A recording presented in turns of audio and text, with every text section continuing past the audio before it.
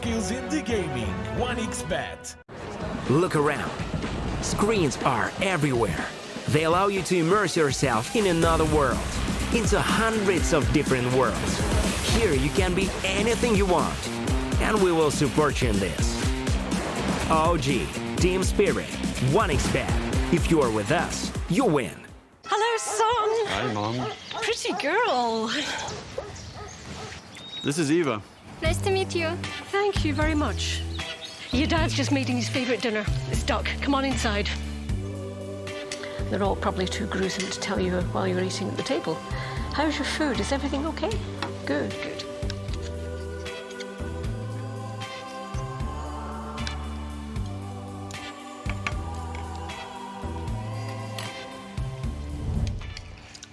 You seem to know each other.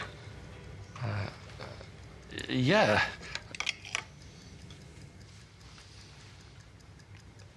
This is the new ambassador for 1xBet. Oh, I see.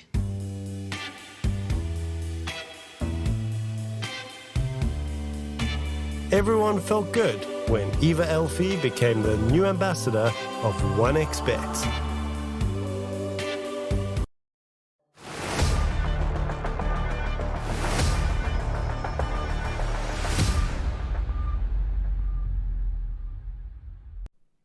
Welcome in everybody to the final day of Group B here for the South American action for the RES Dota 2 League and Bowie. We're going to get straight into it here. I think we're going to be able to take a look at what's going to come up today. We do have, again, 3 series to come. So the schedule: Midas Club versus Infinity, Infamous versus Akatsuki, South Team versus Demonios. And looking at these 3 series, is the one that stands out to you as the favorites?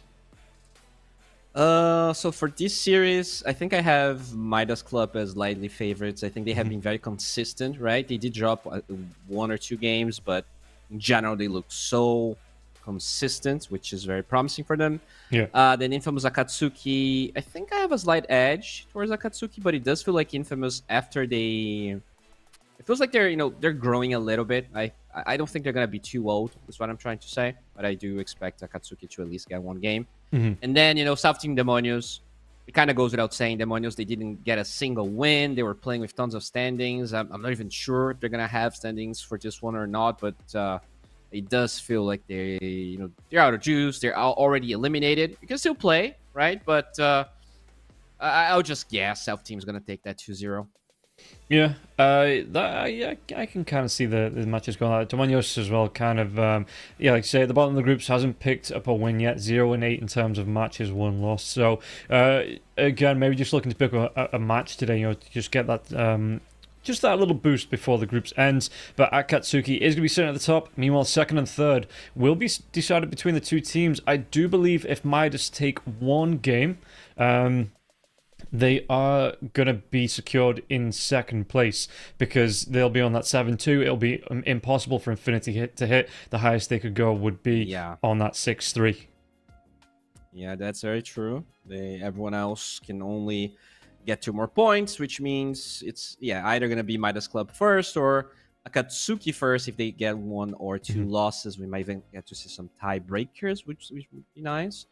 But yeah, I mean, this group does seem to be a bit more competitive than Group A, right? I think South Team and Infamous still kind of fighting for 3rd place in a way, depending on how all of these games go. Obviously, South Team Infamous, they're going to rely on how the series goes. If Midas 2-0 Infinity, they're still going to be at 5 wins, which could give South Team and Infamous a chance back. Yeah, that's the thing, right? That with this series being first between Midas and Infinity, it will set South Team, like you say, it sets South Team and Infamous up to know what they have to do to get potentially play off that 3rd place slot. We look at the Midas Club lineup here now as well. I mean, it was that, like I say, I think it was an independent, the White Dragons, and it's more, I think, out of the players that are playing in the Group B, I think the more known team the Brazilians coming through here. So I'm looking forward to seeing what they're going to be able to do today. I think they've drawn every single. No, they didn't. Right? They've won 2 and they've drawn 2. Yeah. Okay. Of course, that's what they've got. Yeah, and the drawers are South team. They drew literally every single one. Yeah, that's what I was thinking of. So Midas being up there at the top of 7 again. A win today, it puts the pressure on Akatsuki to take the win up against Infamous. Otherwise, Midas Club will be taking that top spot. So it is all still to play for here, coming through into Group B. And Midas Club going to be the ones to kick us off alongside Infinity. And between these two teams, is it a surprise how they've done? Were you expecting Infinity to be doing a little bit better? Or are you kind of happy how both teams have performed? Yeah, I mean, I think I was expecting a little bit more from Infinity. They dropped 2-0 against Akatsuki, which was kind of a surprise in day 1. Yeah. They did seem to bounce back pretty strongly, right? They got 2-2-0s.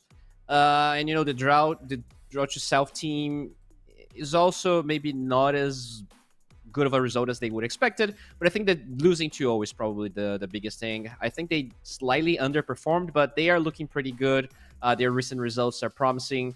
So that's why I feel like they, when you look at their players, they might have the most popular players after Midas Club. PP has been playing the DPC for a really long time. Oscar played, in the Beast Coast and Thunder Awakened for a really long time as well. Genic and Yadomi are big supports. So I think the only name that most people probably never heard of is Wits, their new carry. Looks pretty young, he looks like the standard Peruvian guy that's 17-year-old and somehow has twice your MMR. So it is promising here. But I actually don't think I've cast a single game from them. No, well, you get your first opportunity on the last day, and I can only hope it's only double my MMR that he has there on Wits. But then I think if it was only double, you probably wouldn't be playing Pro Dota. Looking at the teams coming through in the rest of the group as well. Akatsuki going to be playing in that again for that top spot, playing up against Infamous. And if we take a look at this matchup again, I think we thought Infamous would be doing a little bit better than they were. Again, one of the more known brands, and maybe even not if it's not the more known players, but one of the more known brands in South America. But it just feels like Akatsuki. I mean, I think when we talked about it, I think I put Akatsuki as one of the top teams. I had no experience with a lot of the South American teams coming into this one. I just liked the logo, and I was like, yeah, they're going to take top spot. But again, has Akatsuki been a bit of a surprise to you for the groups here? Because sitting on only 2 losses, 6 wins, and again, not the most known players in Group B, so a bit of a surprise to me. Were you expecting this at all? Yeah, I wasn't, to be honest. RoboZ is a really good mid player, and they also have Kyrie and Prada, which have been playing Dota for a while, but they're carrying their offlaner. Were not names I was very, I was aware of Adrian, but I have never seen Shindo play. Now I think his nickname is actually Neko, which goes on brand with Akatsuki, which is pretty nice. But yeah, I think they had promise. I wouldn't expect them to be top of the groups. So that is pretty cool, seeing a kind of a new stack looking as strong as they do. And that's the thing. We're talking as Infamous is underperforming, but in general, it does feel like all of the teams here, besides Demonios, are very evenly matched, which makes this last day very, very exciting because pretty much anything can happen, right? If Midas somehow drops the ball here, loses 2-0, then Infinity gets second place, and South team could tie with Midas Club for tiebreakers for third place. There's so many possibilities. Nothing is really set in stone besides Demonios being out. Yeah, and speaking about being evenly matched, yes, South team, they've got nothing but draws. Do you think they keep up the pattern here, or do they finally break it and take a 2-0 against Demonios in that final series? Yeah, I mean, it does feel like they have a tendency for draws. If they do somehow draw against Demonios, that would be a shame for them, though, because I think if they 2-0, they have, I don't know the exact probabilities, but I would say they're pretty strongly in chance to getting at least a tiebreaker for third place. But if you draw, then you're depending on some really wonky results, right? Yeah, it would be one of the most uphill battles there for South Team. And I mean, again, they will be playing last, so they're going to know exactly what they have to do to be able to potentially secure that third place slot and get themselves into the playoffs. I mean, if we look at the side of Group A as well, just to see what I can tell you through, Invaders taking top spot, so they will be going into the straight into the semi-finals, I do believe, and then Team Silk versus X5 Gaming. No, it's all draws, isn't it? Yeah, it was all tiebreakers on Monday. Oh, that's me just not looking at the actual outcomes. X5, Silk, and Invaders will be going through in 1v1 tiebreakers on Monday. Yeah. And that is just a round robin until we get a winner between the three teams for placement.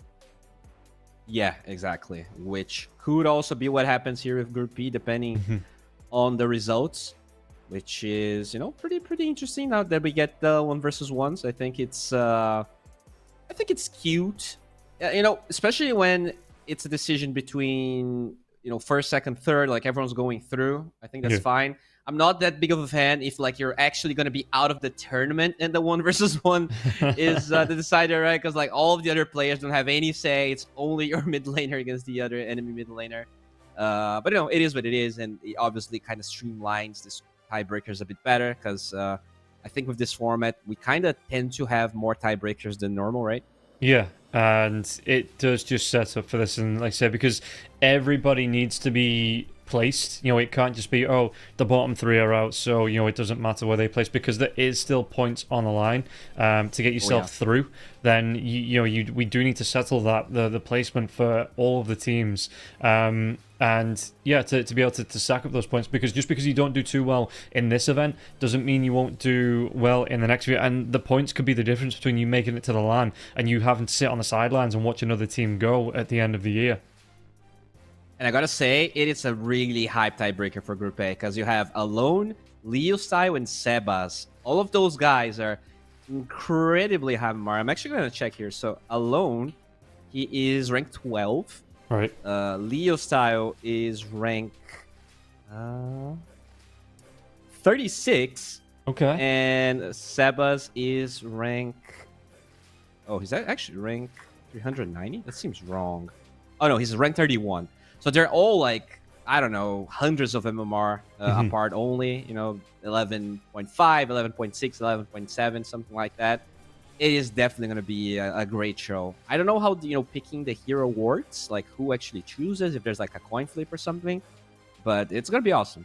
Yeah, I like the way we've seen it before in other events where it's like you get a list of like 10 heroes and it's just, the players eliminate it until they get down to the one. Or, you go for the classic Shadow Fiend 1v1 mid and, don't even give them a choice to say this is what's going to be happening. And the winners come through from that. It's all, well, maybe if they let them know beforehand, they can get some training and get some practice in. But, I'm sure there's going to be a good twist on there to see, who's going to be able to get through and with placement. For anyone wondering, guys, we're just waiting on some lobby issues, so we will be able to get through into the first draft soon. Shouldn't be too far away from getting into that, so just stick with us for a little bit longer. We will be able to get into this first game, and let's see what actually comes through in this draft, because I think it's been a little bit standard in terms of not just South America but teams overall, what they want to be picking up in this draft. But let's see if Midas Club, I think it was yesterday, right?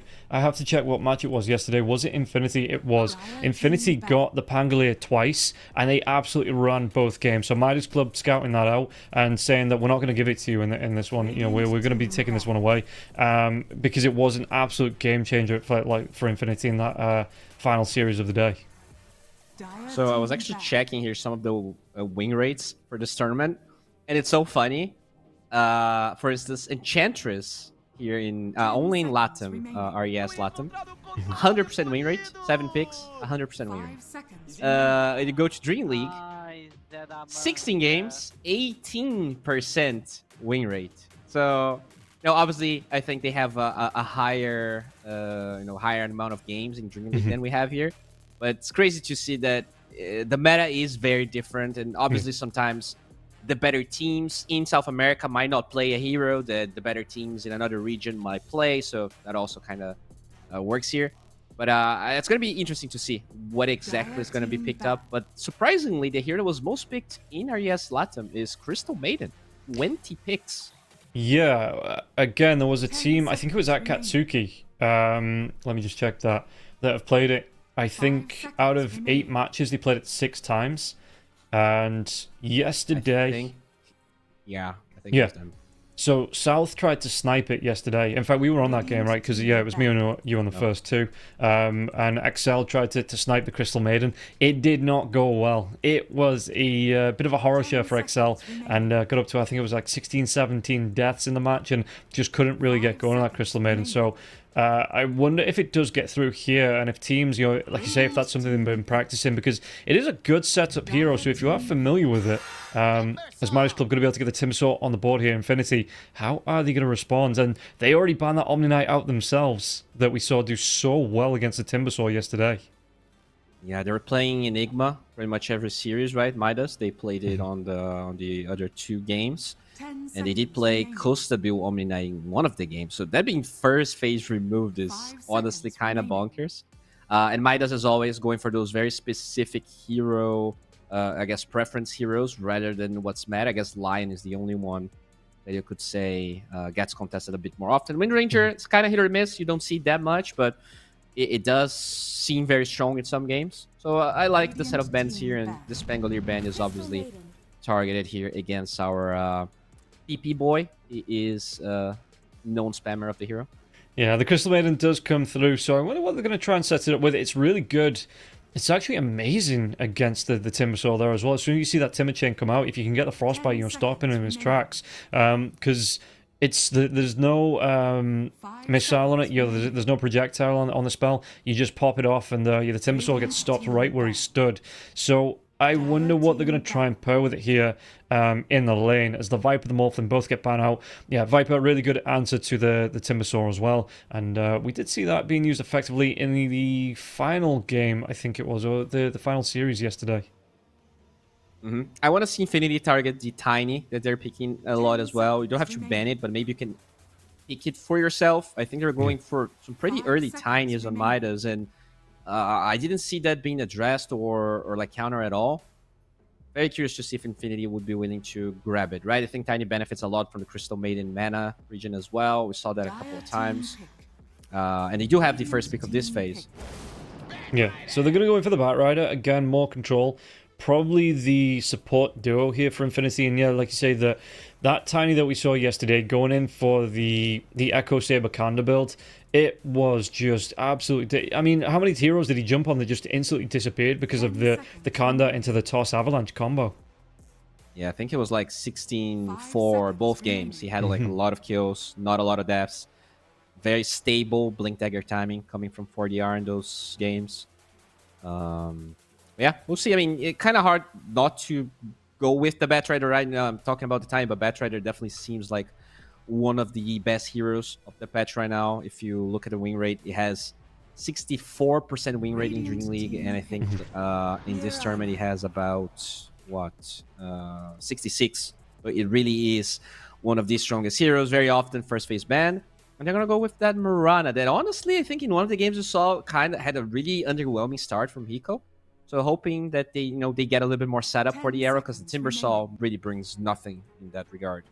Yeah. What are you looking at in terms of setup for the Mirana for that kind of stun? Are you looking at another support, for the rotations to help out, or Tiny coming through? So Toss is going to be there potentially here. I mean, you can flex up between the mid and the position 4, so maybe not going to be the mid lane. Could still look for something like the Ember Spirit, I guess, for the Mirana.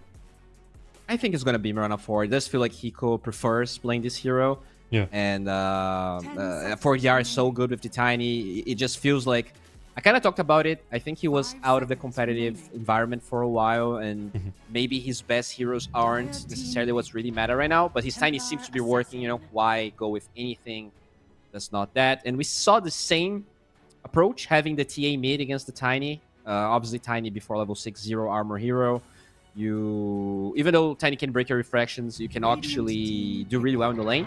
Yes. So I like this approach, although as the game goes, I think Tiny is actually pretty decent against TA just because of the natural armor you get. Yeah, and the fact that the Centaur got so far through the draft here as well didn't. Usually we're seeing it first phase ban out, and both teams ignore it, so Infinity is going to be able to pick that one up. But I suppose Midas could shift the Timbersaw into mid if they wanted to, pick up this Mars here. Hell, even go Mars mid if they wanted to, just to try and deal with that Centaur Stampede, have an answer to that. But in terms of carries, what else are you looking at for Midas? Because the Faceless Void is still there. You've got we've seen a couple of Svens coming out as well, and I suppose if you get a hero, what else could you look for? Unless you wanted to run... No, you wouldn't run that tiny carry. That's not been a thing for years. Nagasaren's still available. Phantom Lance is still available, I guess. Yeah, I think if I'm Midas here, I'm probably picking... Unless they want to keep flexing the tiny, support thing. I would probably pick the other support. Oh, and they go for the Deuces, so they will still, let's say, keep the flex open. Although they don't have overall last pick, I think they're just going to pick their 5 as the last hero. Yeah. For Midas. This Dusa is interesting. I think they don't really have a lot of reach with their heroes, right? TA, not a lot of attack range. Centaur, really hard to land the spells. Batrider, same thing, has to get close, and Medusa loves that. Loves to be able to hit people from afar. And you're going to have 2 heroes, probably this Tiny and Timber, creating a really big wall around her. I really like this, honestly. I just look at Infinity. They're going to need a better way to handle these dudes. And obviously, the Anti-Mage is one. We saw a lot of PL bans when Medusa was being picked when we were casting together. Yeah. So I am assuming that's the second ban, although Slark was also banned sometimes. Yeah, I was thinking about that Slark, because you're not only coming up against the Medusa, you're going to be up against the Tiny and the Timbersaw there as well. 3 heroes that the Slark just likes to stand and hit. So that could be a hero that you look for. Again, the Nagasaren is still available there as well. Just being able to use those illusions, get yourself in on top of the Medusa. So there is still choices here for Infinity. It just depends on which way they want to lean. And Midas Club, they could only ban 1 more. Yeah, surprised they banned the DK here, so maybe thinking that this Tiny could be a support this time. Yeah, they do feel like it's going to be, that 4DR is going to play something else. I'm not sure I agree, but they do have that Mirana, so having an Ember is always, going to feel good for them. As now Midas, you have to choose between those mana-draining bad boys. Yeah. Slark and PL are probably the big ones. Yeah. All right. Do you have a preference? Either way, they ban out the Invoker, EMP. Yeah, if they think that this is going to be the TA carry, I guess. Yeah, TA. Just banning out a mid. Okay. So yeah, is Midas speaking like an Undying sort of hero? Which I wouldn't mind, honestly. I think just having a team fight, having a strong lane would be good for the Dusa. I still think this might be a tiny 4, and we look for something like the Puck on Midas Club here. I mean, the Puck is nice. I think the lane is again a bit hard against the TA, though, if they do play mid-TA. But it is a 4DR hero, so I wouldn't really put it past Midas doing that. Yeah, they're definitely taking their time, so just looking at those mid-heroes that are available, looking at the melee 5s that can go. You even go for like an Ogre sort of hero, just so you get that Bloodlust on the Dusa, Bloodlust on the Tiny. They would be very happy about that. What else did we see yesterday? I mean, we saw the Clockwork coming out for one match here. It didn't actually look too bad, some great protection coming through. Obviously, the Clockwork, one of the best lane bodyguards in the game at the minute too. Even if he's not fully in the meta, like you say, that you still could go for something like the Undying here that can sit forward. It's going to be the Veno, though. Oh, so, yeah, support. I think it's Veno 5, honestly. Really? Yeah, no, I could see that. I was just thinking maybe like the Venom mid, but yeah, you could run that Venom 5, the Mirana 4, and still have this tiny mid. And I mean, you could still flex this depending on what comes up from Infinity as well, I guess. True. Yeah, you can maybe... You could even play the Timber mid, Veno off, right? If you want to, with the tiny off lane. You probably want to have the Venomancer against the TA if the TA is scary. But if the TA is mid, I'm not sure. I just don't like Venomancer mid. I think it's just a weird hero. I would like to see 4DR just being the aggressive player that he is, just creating space for Costa Bill. And I feel like Venomancer, it kind of just doubles down what the Dusa does. You just want to control areas and farm. And I think even though Midas has been very farm heavy and very slow to make moves, I think you still need some form of aggression. They do go for the Slark. Yeah, so it is going to be the TA mid lane and the Slark. So 40 is going to be on the Tiny. Wit's going to be playing that Slark, and again, you've got 3 big heroes. The Purge built into the Dark, the Slark here as well. So with that Dark Pact, going to be able to get some good. I mean, if he gets on top of the Venomancer with a pounce as well, the Venomancer's not going to be able to get away. Really squishy poison banana there for Wits to feast on. 2 big tanky boys that he's just going to be happy to stand around and hit. So I think this was the best choice out of all of them here for Infinity. Yeah, I like the Slark pick. I think the PL is nice, but it takes a long time to get online. I think Slark, that's one thing that I was a bit... I complained a bit when Midas was playing... They played yesterday? Was it... Was it South? No, yeah, was it? No, it They wasn't. played Demonios, right? Yeah, they played Demonios. And I think, obviously, Demonios, the team that wasn't really doing the best in the groups. I feel like they were never challenged Midas. They were being passive and no one would go for any aggressive moves. But I look at Infinity's draft and they really don't need that many items. You get level 6 on Oscar, you get a Diffusal Blade Mage Slayer on the Slark, and they can run it too. This Dusa can die, this Venomancer, as you said, can die. So I want to see Midas not really getting away with the style that they've been playing, which is like, all right, we're gonna farm. We don't care if it's gonna take 4 Aegises. We're gonna take as little risk as possible. Yeah. Because I like that a South American team is trying to play that way, but usually, at least when you see a team playing against a South American team that is really good, you still get punished. So I want to see Infinity try and ramp up the pace a little bit, really put this Lark to use before the Dusa gets too big. Yeah, and I suppose that's the thing, right? That if you are Midas Club, yesterday you were playing to make sure you didn't lose, to get yourself as high up the table as possible. But here you can't just not lose; you have to win. So you have to be playing, like you say, maybe going out for these wins and playing a little bit less careful. If Infinity are going to step up here, you need to be taking the advantage in your own hands. And maybe we do see this from Midas Club here today, and it would be a great showing for the team in general if they can show they can do both. They're not just, like you say, this cautious team that sits back and takes their advantage and just grows it. That kind of Tundra style we saw a couple of years ago. Instead, can be proactive in their rotations and make their own look by taking the advantage of their way. Exactly. That's what I want to see. It obviously...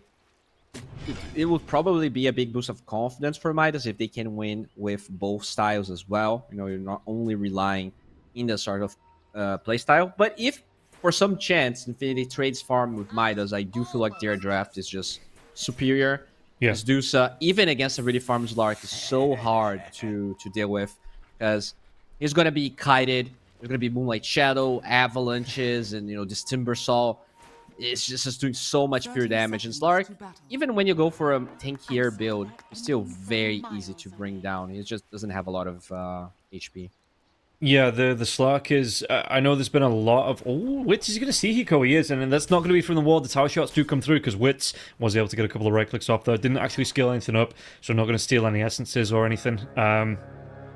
But yeah, Slark just feels like one of the heroes that hasn't been given that kind of health creep, that kind of protection creep that a lot of carries have got, and one of the squishiest heroes in the game, even coming into the late game here. So if he does get caught out, he needs those defensive tools, not just for him, but from his teammates, just to make sure that he doesn't get slain as the fight starts.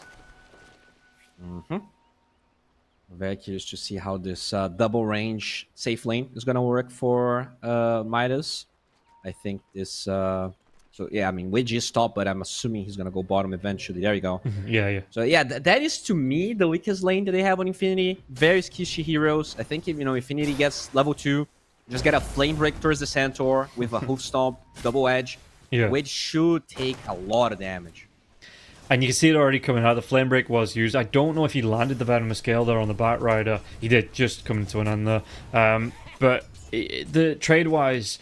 For the first few levels, like you say, I think this is a little bit scary here for the side of Midas, but once this Venomancer is going to be around level 7, level 6, level 7, he's going to have the points into the Poison Sting. It is going to be, I think, a lot harder for the Batrider, especially a support Batrider, to do what he wants to do, being able to get on top with the lasso, because the slows coming through from both heroes on this lane, it's just going to stop the Batrider in his tracks. Yeah, they have a lot of slows, but at the same time, I feel like they don't pressure the center at all. So it is going to be Oscar having a really free game. Whether they're going to be able to kill Wedge in this lane just goes down to his playstyle. Just has to be very careful with his positioning. But, you know, Venomous Gale, usually I like it when you have a high DPS carry, or like your Juggernauts and, I don't know, Ursas, right? When you have a Dusa, it protects the Dusa, but it really doesn't give them any aggression because their damage is pretty lackluster in the early levels. Does he lose his career? He does. I think he got his items delivered just before it went down, but... yeah, I think the big thing here is with the addition of the blood grenades, obviously not new, but it's not like you see the Venomance a whole lot. So being able to get the slow on slow coming out from the Veno in a lane like this, like I say, where both the Centaur, Pre-6 and the Batrider both need to get on top of a hero to be effective against them. Having this hero that is literally just a walking slow really does make it harder for them to fulfill their objectives here. And you can see that level 2 coming out into Wish, and again, just trying to get aggressive onto the Batrider, just chase him away from whatever the Batrider is trying to do, you know, be it trying to get the pulls or trying to get aggressive onto the Medusa in the lane. He really is, you know, just going to make life hell, I think, for Kanek in this, like, early laning stage. Then when we look at the other lanes here, mid seems to be honestly pretty good for 40R. Sometimes those early levels are a bit hard for the Tiny. 16 and 2. Yeah. Not too shabby against Beefy. No, I think it does help obviously Tiny, you know, starts off with a tree throw where a lot of the modern TAs don't want to be going towards those early refraction charges. You know, at the minute I am seeing it come out at level 3 because the meld and the side blades are just so much more important for that early laning stage. They are really schooling PP right now. And, you know, you expect to be able to, like, get a lot of damage with the refractions, but TA just naturally pushes the lane, so Tiny can just sit down, relax, wait for the troops to get under the tower, and then you're gonna, you know, feast. And, yeah, gonna be able to, even at range, you know, be able to secure the last hit onto the range creeps with the tree toss as well. Just being able to get the damage off like that. It's so big for a melee mid laner to be able to secure a range creep without having to commit half of his health to, you know, to close that gap. Looks like in the top lane, the Slark is, you know, doing okay, not great, but no kill so far. I think, you know, this is probably a game where I expect the first blood to be in the top lane. You know, maybe you get an arrow here onto Tiger, and the damage from Midas is enough. I don't think Infinity is going to get a first blood in this game. I would be very impressed. Maybe bottom. As I say that, they're just going for Wedge. Yeah, it's a lot of damage coming out onto Wedge now as well. The tower shot's still coming out onto the Batrider. The Batrider is going to fall, and it's going to be split between the two heroes because the tower did get the last little bit of damage there. So no credit and no official... Well, I mean, I guess that is the official first blood, but no, you know, big first blood banner ringing out here for either team so far. Yeah, big mistake for Infinity. You know, we kind of talked about how Midas doesn't have the damage. They do if you dive tower. So just pressuring a bit too much when they shouldn't. I think, like, you cannot go for plays like that under tower. You just wait for when the lane is pushed like it is now and maybe go for it. But the Batrider did TP mid, so maybe they still have an opening here to kill either Wish or Closable. No, they're going to be getting aggressive onto Oscar here as well. Oscar taking a lot of frost coming out from Wish. And Gannett moving himself back as well. He's going to be spotted by the creeps. The pull did come through onto the neutrals here as well. So there should be this just equilibrium going back. It shouldn't push in favor of Infinity towards that T1 tower. You know, it should even out just a little bit. But there's going to be the flame break coming out on Costabile. And Costabile, he just tanks it with the mana shield. He really does not care from that level 1 flame break if there's no follow-up on that. He already has the arcane boot, so... Very, very tanky at the moment. Mid lane seems to still be in the favor of Midas. So overall, I mean, Midas having a really good game. You even kill in this lane where you shouldn't have any damage whatsoever. The Slark is not having the greatest game. Your Timbersaw is still farming a decent amount. I would say that Midas is having a great time. I think, you know, their draft scales way better in the late game. So if you're just trading even in the lanes or even getting a slight advantage, you're very happy. Coming up to minute 6 now, you know, we're going to get these first non-bounty rune spawn, non-water rune spawning in the river. What are you looking for hero rotations maybe from Hiko on that Morana, you know, to set up for a kill, as he is going to be able to get a lot of damage onto Wits, and with that Starstorm, you know, taking the Slark, low Slark, only level 4, going to be pushed way away from this lane. Yeah, we do see Tiger rotating, so they will secure the rune towards PP. And both mid heroes here with bottle. Sometimes you don't see TAs picking it up, but in this game, stealing them away from the Tiny means a lot. Because before Blink Dagger, the hero is very slow, very mobile. You don't necessarily want to walk to a side lane unless you have haste, unless you're sure you're going to be able to get something out of that rotation.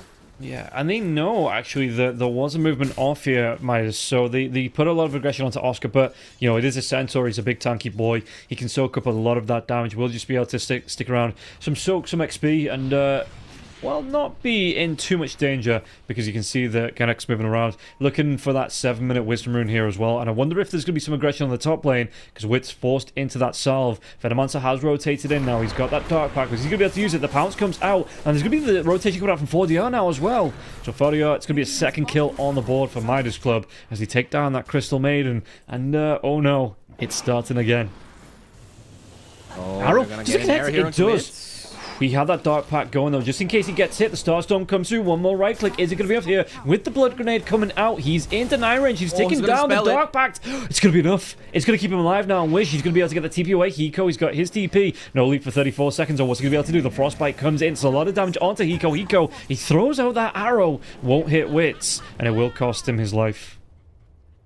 Yeah, I mean, they get some counter kills, but that's still a lot of time. The Slark's not in the lane getting any experience. I don't think you'll mind. The Medusa Costa Bill still farming just okay, and 4DR getting all of the lane experience. Really, really good moves here coming from them. Sure, the Slark's level 5, but FCR just got his level 6. He can actually bully this Slark away, and he has no TP. It's a really awkward position for him to be at. Yeah, Stampede's going to be coming through. Who are they going to try and chase down here? Tiny did rotate in. Do they have any way to stop this one? Where's the toss? It comes through. Mid. No. He didn't have the toss.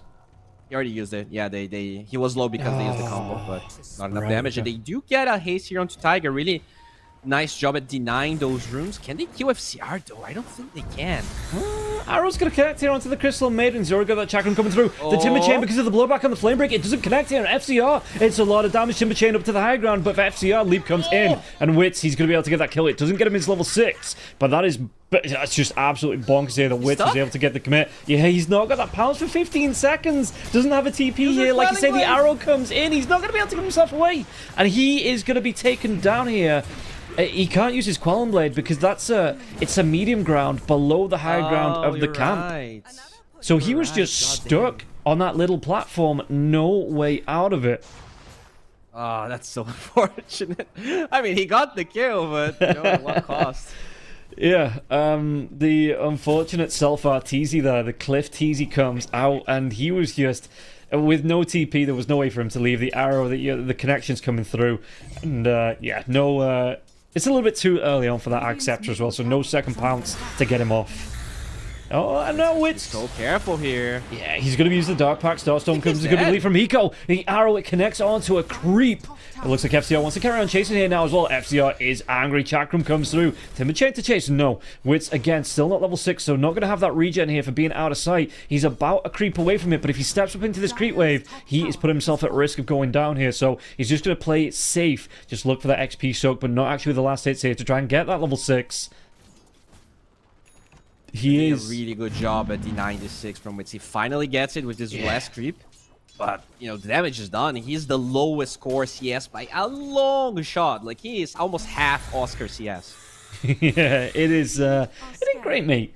But at least the TA, PP, is going to be sitting here at the top of the net worth, which is really what you want to see here from your TA so early on. Chasing down into 4DR, Trap comes out now as well. But like you say, that armor here onto the Tiny, though. But the right-click damage coming out from the meld. He just straight up disappears. Now the leap away, Hiko's going to be taking a lot of damage here. PP doesn't want to chase. He's got those refraction charges.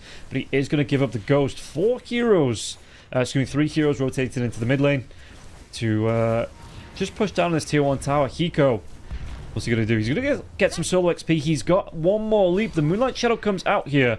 No reveal. So Hiko, he is going to be able to soak some XP from just pulling the wave back now as well. And I don't know. Yeah, there's not going to be enough damage onto this tier 1 tower for it to go down. So Hiko at least pulling that aggression away from the tower long enough for it to still stand as 4DR comes back into the lane. I mean, despite that really good start from 4DR in the lane, PP is leaps and bounds ahead of him. Almost 2,000 gold ahead. Already has his Dragonlance working towards the Deso. really, really good recovery. Obviously, this hero can jungle pretty well, but he even joined a couple of important kills. 2, 0, and 1, and highest net worth, highest CS. Really good job here from people. Yeah, and again, this is what you want to see from your TA, right? That you want this early net worth going away, because you get the actually opting for the Desolator before the Blink Dagger, but that combo of the Dragonlance, Desolator, Blink Dagger, and then you look to get really aggressive around the map. You look to get those rotations, get those pickoffs, and that's what PP is going to be really close to. In fact, with the amount of engage on the Stampede, you've got the Batrider Last or the Crystal Maiden Freeze. We might not even see PP go for that Blink Dagger before he starts to look for the pickoffs on side lanes. Yeah, and that's very necessary because both Oscar and Wits are having pretty bad games. I expected Oscar to do a bit better, but in general, his net worth is pretty low, and he still has a lot to work towards his Blink Dagger. So I'm assuming this is going to be a farm fiesta, and the thing is, I think Midas benefits more from that, and they already have the Blink on Tiny. So they are ready to go for some smoke plays if they want to, and I think that's exactly what they're going to do right now. Yeah, this is going to be under really... a TA trap, though, so I think it was spotted. I think if I take a look at the... Yeah, I think the Tiny was just in range of that TA trap on the vision. So for the... They might know this. You can see the Slark. He's playing defensively in the jungle, but the thing is, he's not playing close to anyone. And yeah, okay, he's just going to back up to the tier 2 tower. He's playing it really safe. The heroes are missing off the map. You've already seen, if you were paying attention, you saw them smoke underneath the wall. You saw them disappear. So I like this from Slark, that he's playing so close to his tier 3, to his high ground, between the tier 2 and the tier 3. So there's more than one tower for his teammates to TP into if he does get gone on by the enemy team. Yeah, they're really aware of what's happening, and even Wits here doesn't want to show in the lane, and now he sees this Moonlight Shadow. He's going to be even more cautious with his positioning. He should be just fine. Yeah. While this is going on, though, it's taken a lot of focus off the Medusa. Like you say, the Costabile, he's just having a really good time. And Oscar, he might not be under threat of going down to a solo Medusa, but he's not really put any aggression onto this Medusa as well. So the Medusa having a really good time here in the game. 13 minutes in, only about 700 gold, 800 gold behind this TA, which now that he's got a few split shot levels online and the Manta style, might not even be, you know, as big a gap as it looks like here coming through for the next few minutes. Yeah, PP finishes that, so I really want to see them using this dash to take either the mid or the safe lane tower of Midas. This has been, you know, nice and all. PP, I think this is a huge power spike that you have to utilize. Yeah. Your Slark can't really fight with you, so I want them to either join Oscar or have Oscar join them. But just looking at the map, Oscar has... Okay, they're going for this Mirana. Well... But look at the stack Oscar is making here. So I'm assuming he's either going to farm that or it's going to be TA stack. I actually don't think they're going to play aggressive, which is kind of giving me some anxiety right now. PP, actually the Venomancer is going to be here. The leap comes in, arrow will connect it. Do they have a reveal? Sentry Ward's going to go down. It's going to be a lot of damage from FCR here. The Chakram, though, it's not going to be enough damage to get the kill onto PP. They will take down Tiger, and now the Bite Rider could be the next target on the chopping block. FCR, does he want to come in with the Timber Chain? He is going to be just hanging around the mid lane. So maybe with the help of the Venomancer here, the Plague Wards as well, they might just... okay, they might actually seek a heck, and there's going to be the Plague Walk on the high ground. Arrow will miss here. Arcane Rune coming out. It's going to be really nice for the Tiny, especially if he wants this blow-up combo to come through. And they do need to get... I mean, this Bat Rider, he's leading them on a merry chase, but there's going to be the toss forward now, right on top of the Bat Rider, and FCR will be able to get the kill with an assist. That fastball special there coming out from the side of Midas Club. Dude, another stack from Oscar. Okay, he actually gave up on the stack. I thought he was going to make another one. Right. But they will give this to PP. I mean, he's gigantic, but I just wish they were willing to actually be more aggressive now when you know this Medusa can't join, when you know that you're actually pretty strong if you have the Stampede and his TA fighting together. Yeah. And this is the thing, right? The TA is, for the most part, that kind of momentum hero, same like a Storm, where you need to get those early kills, you know, to carry on building a lead and shutting down the heroes that would contest you in terms of that net worth. So if you are letting them have free farm, coming into the 35-minute, 40-minute game, I'm not saying PP's going to be completely irrelevant, but I think the hero compared to something like the Tiny, compared to the Medusa, the TA does drop off just a little bit.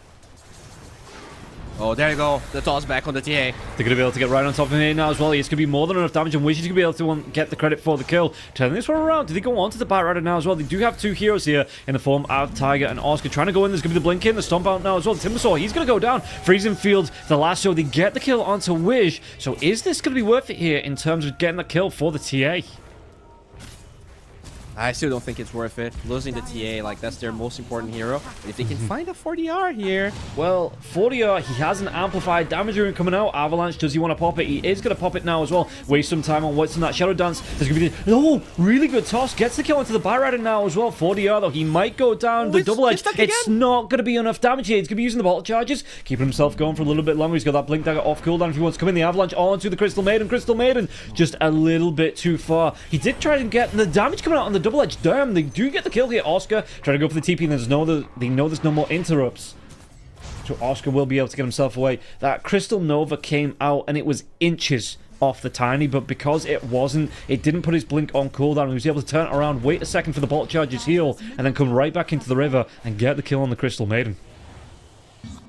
Yeah, I mean, still not the end of the world, right? Because they were able to get the Tiny kill, which kind of survived through all of that. But I still feel like if it's Midas with that draft, making the aggressive moves, they should be in a really comfortable spot. And when you look at the win probability, 77% really kind of just solidifies that idea.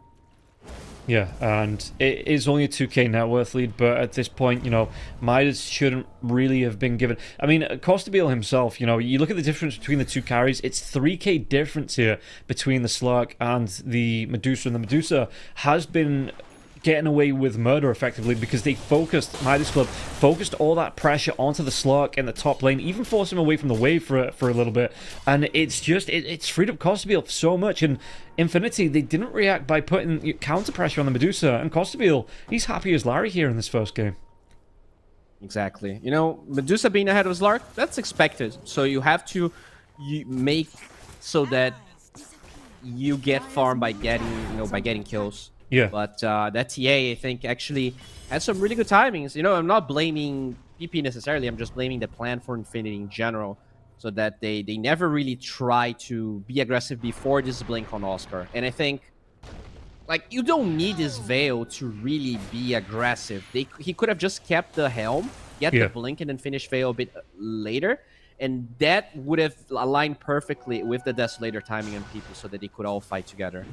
Yeah, but I mean, we are only 18.5 minutes in. This game is going to be far from over. And again, it's only a 2k net worth lead between the two teams. Dive comes in, though. I think if it's fan of the Bat Rider, it's going to be a really nice flame break here. But the arrow, it doesn't connect. It just hits the tail feathers of the... What's not a bat that he's riding there? It's more like an... is it the owl or something like that?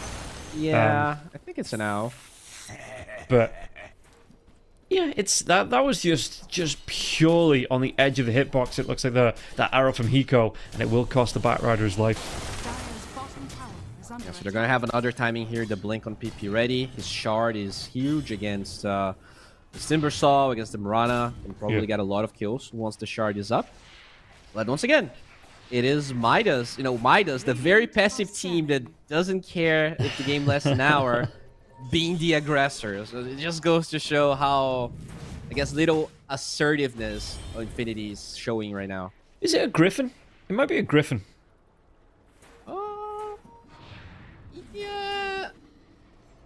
Because it has 4 legs. Yeah. True. Yeah, now it doesn't have... Yeah, you're right. Okay, so they actually posture aggressively here, but... can they really find anything? They have the Blink Lasso. If they can find... I mean, the Medusa's not even going to be pushing this lane. Just be sending the illusions to the tier 1 to get some harass off. And it's not going to be a lot of tower damage, but it is going to be chip damage here onto the tier 1 tower that Infinity, they aren't even going to bother defending. In fact, it's going to be more than chip because he's going to be on the creep wave here as well. Oh, they get the jump out. There's going to be this... the Oscar Stampede comes out here. Doesn't save his life. That is pretty bad. Now, PP going for the Tormentor here. I think he's going to kill himself. Yeah, he can't. Oh no, and now Tiger shows there's going to be the Moonlight Shadow coming through, and I think Constabile, he was shown on the lane as a bit of bait, and it's going to be just the Crystal Maiden that comes in to try and skip the wave. 40R with the TP in, it costs him his life, and now with this Echo Saber up, you can see the Tiny, he's already got that Candor queued up, he's going to be doing a whole lot of damage here with that Avalanche Toss combo once that's out. Yeah, this is just getting out of control. They're gonna steal the Wisdom Rune as well. They might steal the Tormentor just because they're here. TP from the Slark. Okay. Does he really want to contest this here? The full combo's up, Blink Dagger's up for the Tiny in 2 seconds. If he shows... No, the Slark, he's just going to keep himself... And this is kind of the thing, right? Okay, yeah, he's not dying, but he's not farming either. He's put himself at risk underneath the tier 2 tower. And, yeah, 12 to 8 here, Infinity. They just feel like they've hit some good times on the TA, but they've just not been able to take advantage of it. And like you say, it's not PP's fault. It's just the fact that Midas, every time this time has come up for the TA, Midas have been in a position to either contest or put Infinity on the back foot to kind of mitigate these times here for the TA. Smoke. He will get vision of Witch. That's a kill. Forstaff, he's going to be slowed down though. He's going to be alive long enough for the arrow flies through. He gets off all of his spells. He's still going for a little bit longer. He's going to be able to get anything out of this now as well. The Avalanche, it stops that lasso. Flame Break pushback once again. Look at his wits. He comes in to try and get the kill. Even the flamethrower out for SCR. So he went for an early shot here, maybe up against PP. And they're going to be able to do a whole load of damage, taking down 3, maybe even 4 heroes. The chase is on the Batrider, but the Batrider's going to be able to get this blink away. 40R was an Avalanche. Does he get the slow onto it? It connects just again, Burley, and now the toss coming through. He's trying to get away with a Firefly, but he can't. FCR with the damage, and you don't usually see it, but Timbersaw going for that early flamethrower here. It does come out. It does a whole lot of work in that last fight. I love that choice. It's really good against the TA, as you said, but it also does damage on the Slark through his Shadow Dance. Yeah. And yeah, he has a Maze Layer, but you gotta hit this Timbersaw for that to work, and he never really got to hit him. It was just so much burst damage. That Tiny plus Timber combination really shredding all of these, 2 of these agility cores on the side of Infinity. And you can see that Constabile, he's going to have this Butterfly up real early on. Tiger, the illusions, do they still get the kill from this on the Tiny? One more swing each, and the toss from the real Tiny. 40R going to be cleaning up. Moonlight Shadow comes through, but the Avalanche again, it stops Connect from being able to get. He's going to be able to get the lasso this time. And yeah, Wit's coming into this one. 40R is a big tanky boy, but I don't know if he survives against 3 heroes. Yeah, I mean, you kill the Tiny, but he's the lowest net worth hero on the side of, the lowest net worth core on the side of Midas. Yeah. And this is still a 9k goal lead. Your tier 2 tower is falling. This is such a small fry. And they're gonna get Tormentor as well, looks like. yeah, they're going to steal this Tormentor away from the side of Infinity. Morana, got to be careful. Doesn't want to be taking too much damage here. But the other 2 heroes... Tormentor Wish. He's going to be able to pick up... Does he go down to... The ancient from the frying pan into the fire there from Wish, and the neutral's just he's making it personal before he goes down, but Venomancer will survive. Radiant's top tower is under attack. That was one of the most exciting moments this game. Just a support intervention, because not a lot of fighting, had a fair amount, but for South America this is still pretty low on the aggressive scale. Yeah, and how's Wit's looking, excuse me. So he's got the Mage Slayer jump in. So a lot of damage coming through now. What can he do? Stampede, it's going to be used to try and get the Batrider away. And yeah, Batrider no lasso for 8 seconds either. Okay, so, Wit being chased down here, forced to Shadow Dance TP. And that's the thing, right? Because he went for the early... I mean, he's actually going to go back for a Shiv as well, FCR, but it means that he doesn't have anything like a Hex to kind of get the jump-in Hex out so the Slark can't get away and get immediately into that Shadow Dance. But FCR, I mean, his team are ahead by 9k, so he's going to be more than happy with his choices here. Toss comes out onto the TA. PP going to be taking a lot of damage down as well. Chakram comes through. Not going to be able to hide in that meld as the Flamethrower. 40R, they get another kill onto PP, and all this time, and it just feel like... For all the timings, TA's got nothing from it. 2-3 and 2 here on the TA. This is the second time they abused PP showing in lane and Stampede was on cooldown. So Midas, very passive when they can farm, but they really make use of the, even one cooldown being used on the side of Infinity they really shut down this TA. I think PP never really got to play the game, and that's really to Midas playing really well. And I mean, this is the last tier 2 tower. They don't even have an Aegis, and they're already going for this. This is so scary. Like, if this might be a game where they try to go high ground in the first Aegis, just because everything's already gone. Yeah, and you're looking at this Medusa 303. Could it be going into the daedalus? 8,000 gold. Now, the difference between Midas Club and Infinity, like, most of it is between these two carries here as well. And this Slark, he's just had he's not had a great time. 323 on the Slark. Still going towards the Ags, it looks like. He's going to be about 500 gold from finishing it up. But even when he gets this Ags, you've got a Medusa that's already got the Butterfly up. He's got the Skadi. He's going to have the Chrysalis. It's a whole lot of damage. And a lot of survivability here with the Butterfly, and the Slark and the TA, I don't know if they have it in them to get the kill now. Stampede coming away. Oscar's trying to run himself away from this combo here, whereas the Arrow, it's going to be, if he wants to throw it out, just looking for the vision, but he goes the wrong way. Oscar's going to be going down here through the south part of the corridor, and he goes still on the chase. Oscar just have that TP if he can get himself away from this one. But how many times have you seen an offlane Centaur go for a Philosopher's Stone? Because the start was just not that great. Yeah, I haven't seen that. This is really bad. And yeah, I mean, that's it. Stampede on cooldown. So PP, he has to be very careful. We might just see the same move they've been doing the entire game. Toss this TA back and get the kill. His BKB is still very far away. He ended up going for so many intermediary items on this shard, the Crystallis. And they're not really putting that to use, so he's still easy prey. At least he's close to his supports now. But Midas, I mean, I'm pretty sure they're not scared of starting a fight when Stampede is not ready. No, absolutely not. In fact, they're going to be able to go on the Crystal Maiden here now as well. The arrow does come through, but was it a little bit too early there on the Yule Scepter? Because the Crystal Maiden didn't get stunned from it. I don't know what happened though. Yeah. Oh, the Crystal Clone. Of course, the Crystal Clone. I didn't see the shard coming up with the Maiden. Was able to get that pushback. Thank you, production. Okay, so it does tank the arrow. I didn't know that. Yeah, I think it tanks, like, everything. Okay, alright, that's pretty cool. Haven't seen that too much, but regardless of that, this is still going to be a free Roshan here for Midas. Stampede is back up, but Oscar away from everyone. Infinity just all over the place. Very disjointed game from them.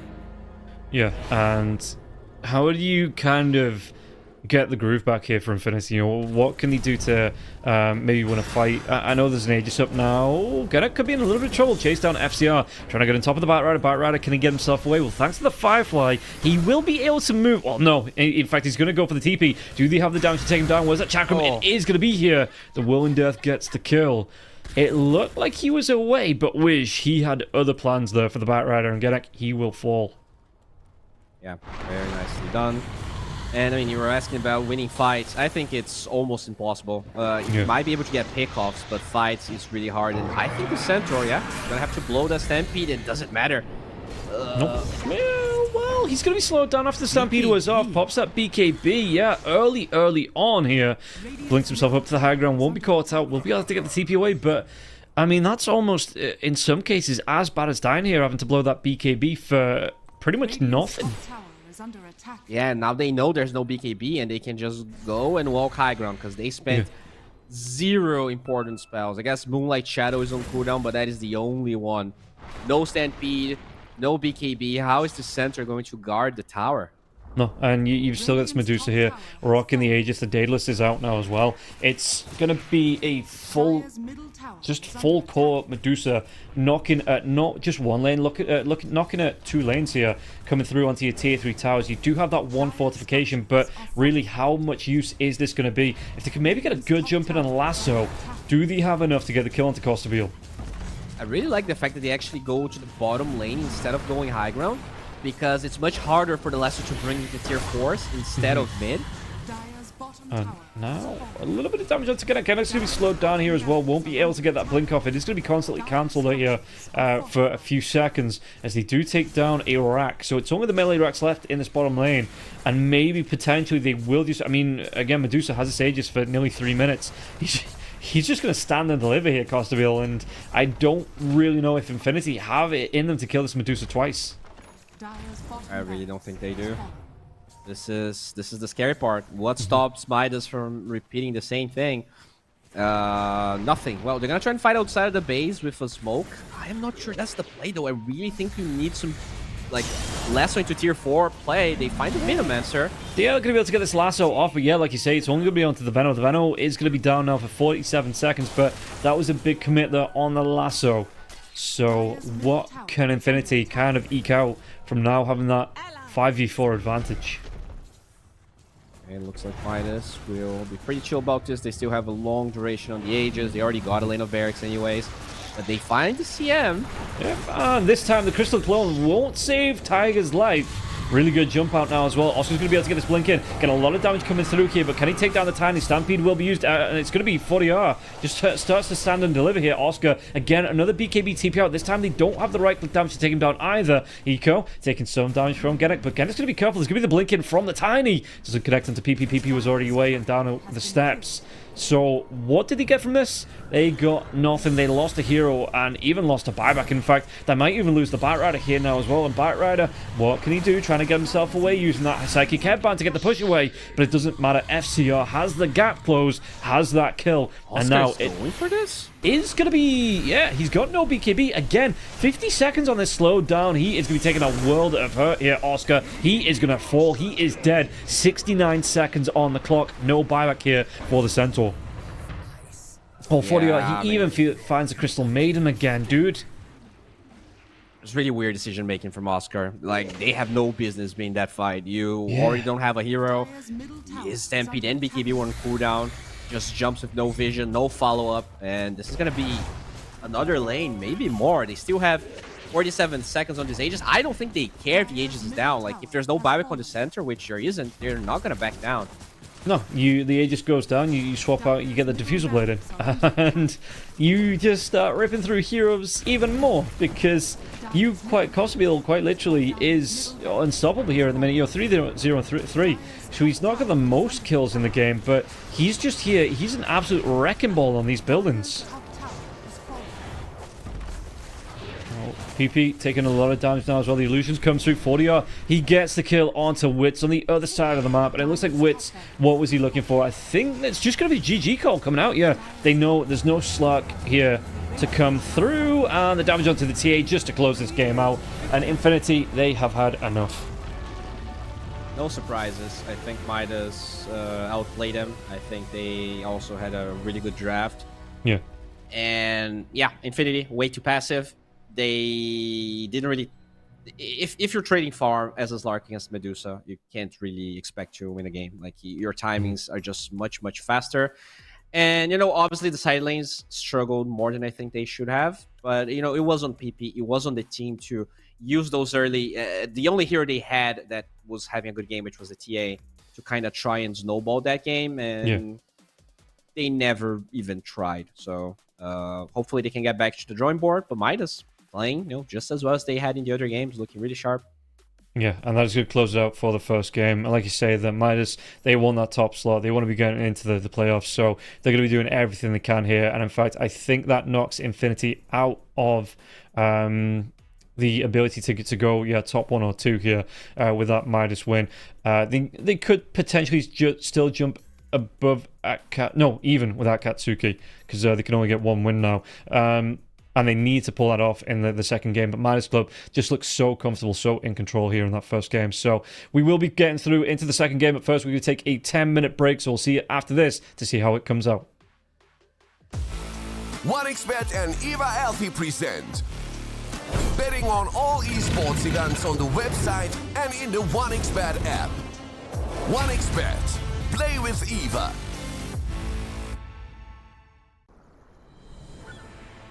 What if Kunka knew that he could not only play Dota, but also place bets? Better the best black hole.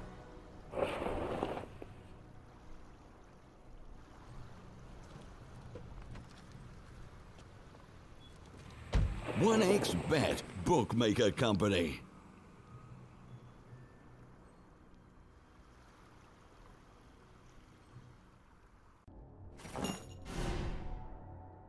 Chances of breaking items in a tournament match are non-existent.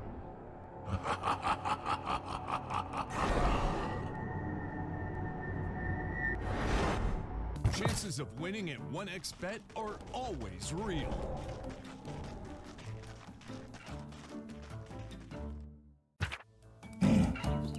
Join with me. At your service. Stealing Aegis from Roshan is very difficult.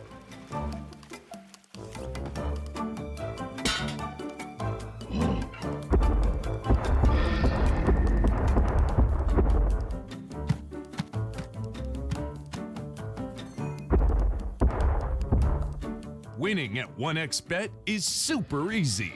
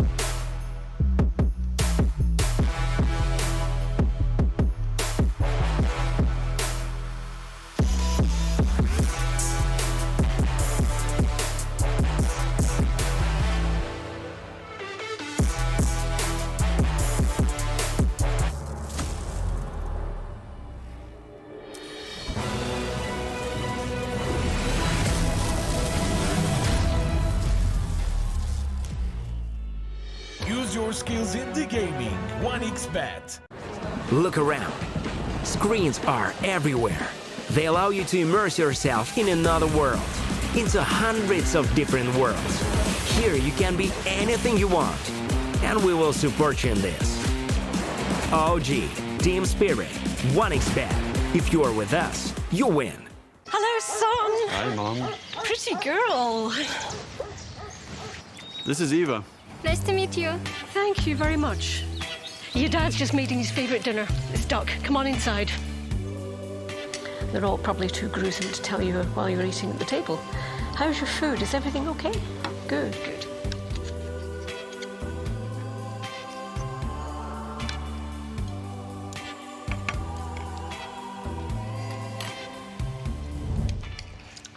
You seem to know each other. Yeah.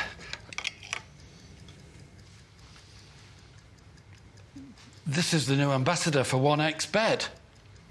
Oh, I see.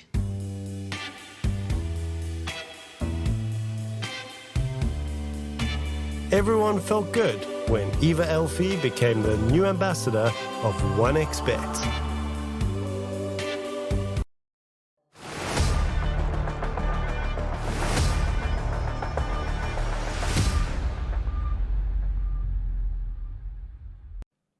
Welcome back in, everybody, to the second game here between Midas and, I keep getting it wrong, I keep wanting to say Infamous, but it's going to be Infinity versus Midas coming up for the second game. And, Bowie, in that first game, you wanted it, and Midas took complete control, you know, got aggressive, and were able to take the timings away from Infinity. So, what do you expect? Is it more of the same here, do you think, in the second match?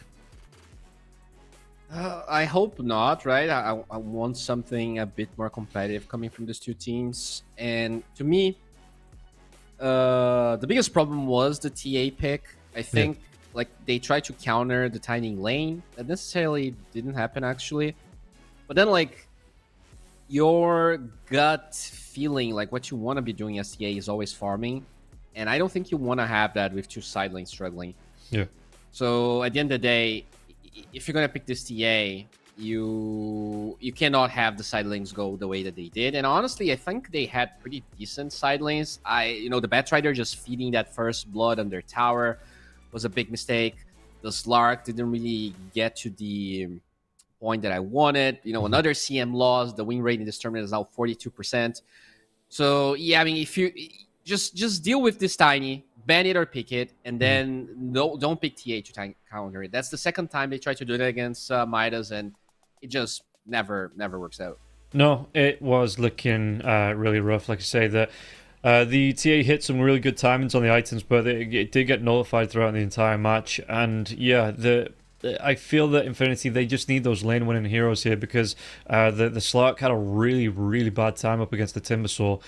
He got pushed out of the lane not once but twice. It felt like the damage coming through from the Timber. I mean, there was the rotations coming in from the Marana as well, so there was a lot of pressure, a lot of power coming through. And it just felt like Infinity, I don't think they won a single lane, to be honest.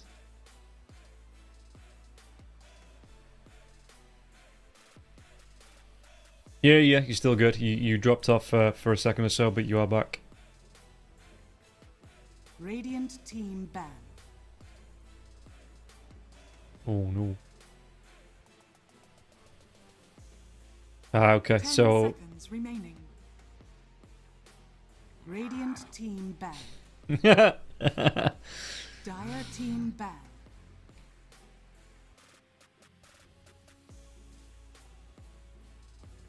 yeah, maybe just give the 10 seconds VMix a refresh. Am I here? Am I back? 5 seconds remaining. All right, there we go. So they do ban the Tiny, which I love. I feel like that has been the real problem. 4DR he has not been playing competitive as much as the other players recently. I think the way to deal with Midas is put him in a hero he doesn't want to play or he's not that comfortable with.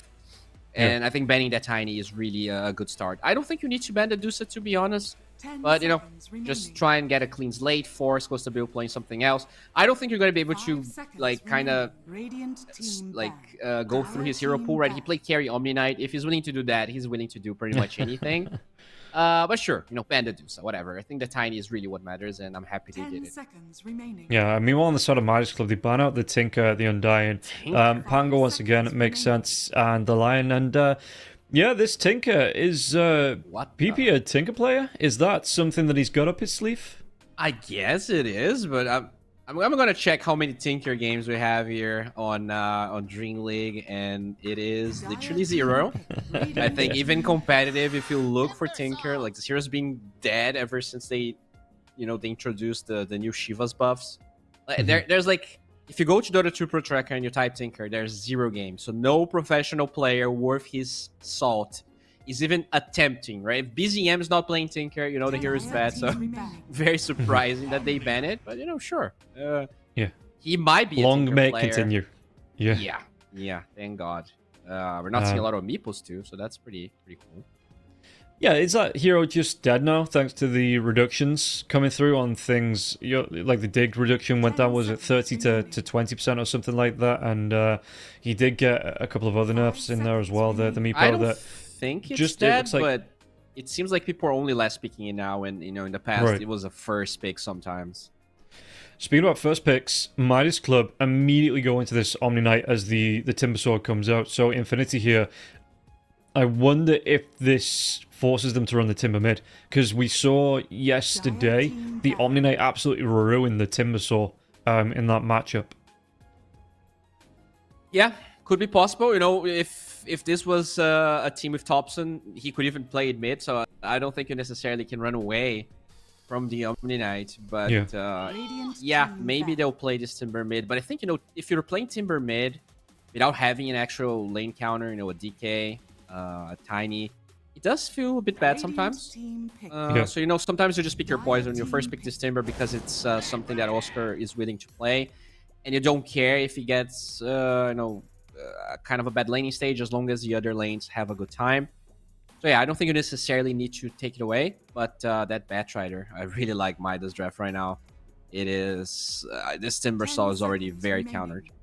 Yeah, it's a lot of control. It's a lot of damage coming out, like say, from the Omni Knight. I would like to see maybe the Bat 4 and Stun hero in the lane, which, okay, Infinity, they pick up the hero I was actually thinking of with the Venge. And if they wanted to here, they could go straight into this Alchemist pick as well, which has been a really deadly combo. But the fact that they get the Venge in the first place when the Bat Rider does come out from Midas Club means you're going to have the swap for the lasso, so some instant protection here for Infinity. Yeah, that's nice. I wouldn't mind the Alco, though. It is still pretty early into the draft, so maybe Infinity trying to hold their cards for now. Out of the really, really popular supports, what is still in the pool here? Lion did get banned. What about a Hoodwink here? Yeah, still available, untouched in the draft, completely untouched in the draft actually, because Infinity went for that Tiny Medusa first phase ban. It might be something that Midas go for. No, it's going to be sniped out by Infinity. So some top tier supports here for Infinity, both of what I would class as like those top S tier supports being picked up here for Infinity side of Midas Club. I don't know what they want to go back for. Maybe they go back for the Crystal Maiden themselves. Yeah, they've been playing a lot of Mirana, so I wonder if that... Nope, they go straight up for a Monkey King Viper. So, I mean, yeah, if that Timbersaw wasn't sad, he is now in shambles here. You're gonna have that break. Really tanky hero, this Viper, and it is flex because it can be off lane. Yeah, it could also be mid. You also have no idea what this Monkey King is supposed to be doing, right? Because you expect that the Omni is gonna be carry again, but... It could also be close to Bill's hero if they want to play this Omni somewhere else. Yeah, I think Midas Club have looked at this Timbersaw and they've got an answer in every single lane. Because you can match it up, no matter where this Timbersaw wants to go now. I think those are going to be 3 cores, the Omni Knight, the Monkey King, and the Viper. And no matter what lane this Timbersaw is going to go in, he's going to have a really, really bad time. Yeah, Midas, they do have overall less picks, so I kind of have a feeling that Monkey King might be a support here. Yeah. But regardless, they're their drafting style is very scary to play against because you don't really know what you're going to be playing against. And, because they have all that flex in between their cores, like you do expect carry Omni Knight. And if you expect that, you can pretty much expect anything. Yeah, the Viper can flex between that mid and the off lane here as well. It is pretty much a lane winner in its own right, the Viper. I don't think there's too many awful matchups for him. No matter which lane he plays in, so the Viper going to have a really good time. And the Monkey King just runs any melee hero down and just makes absolute salad out of them.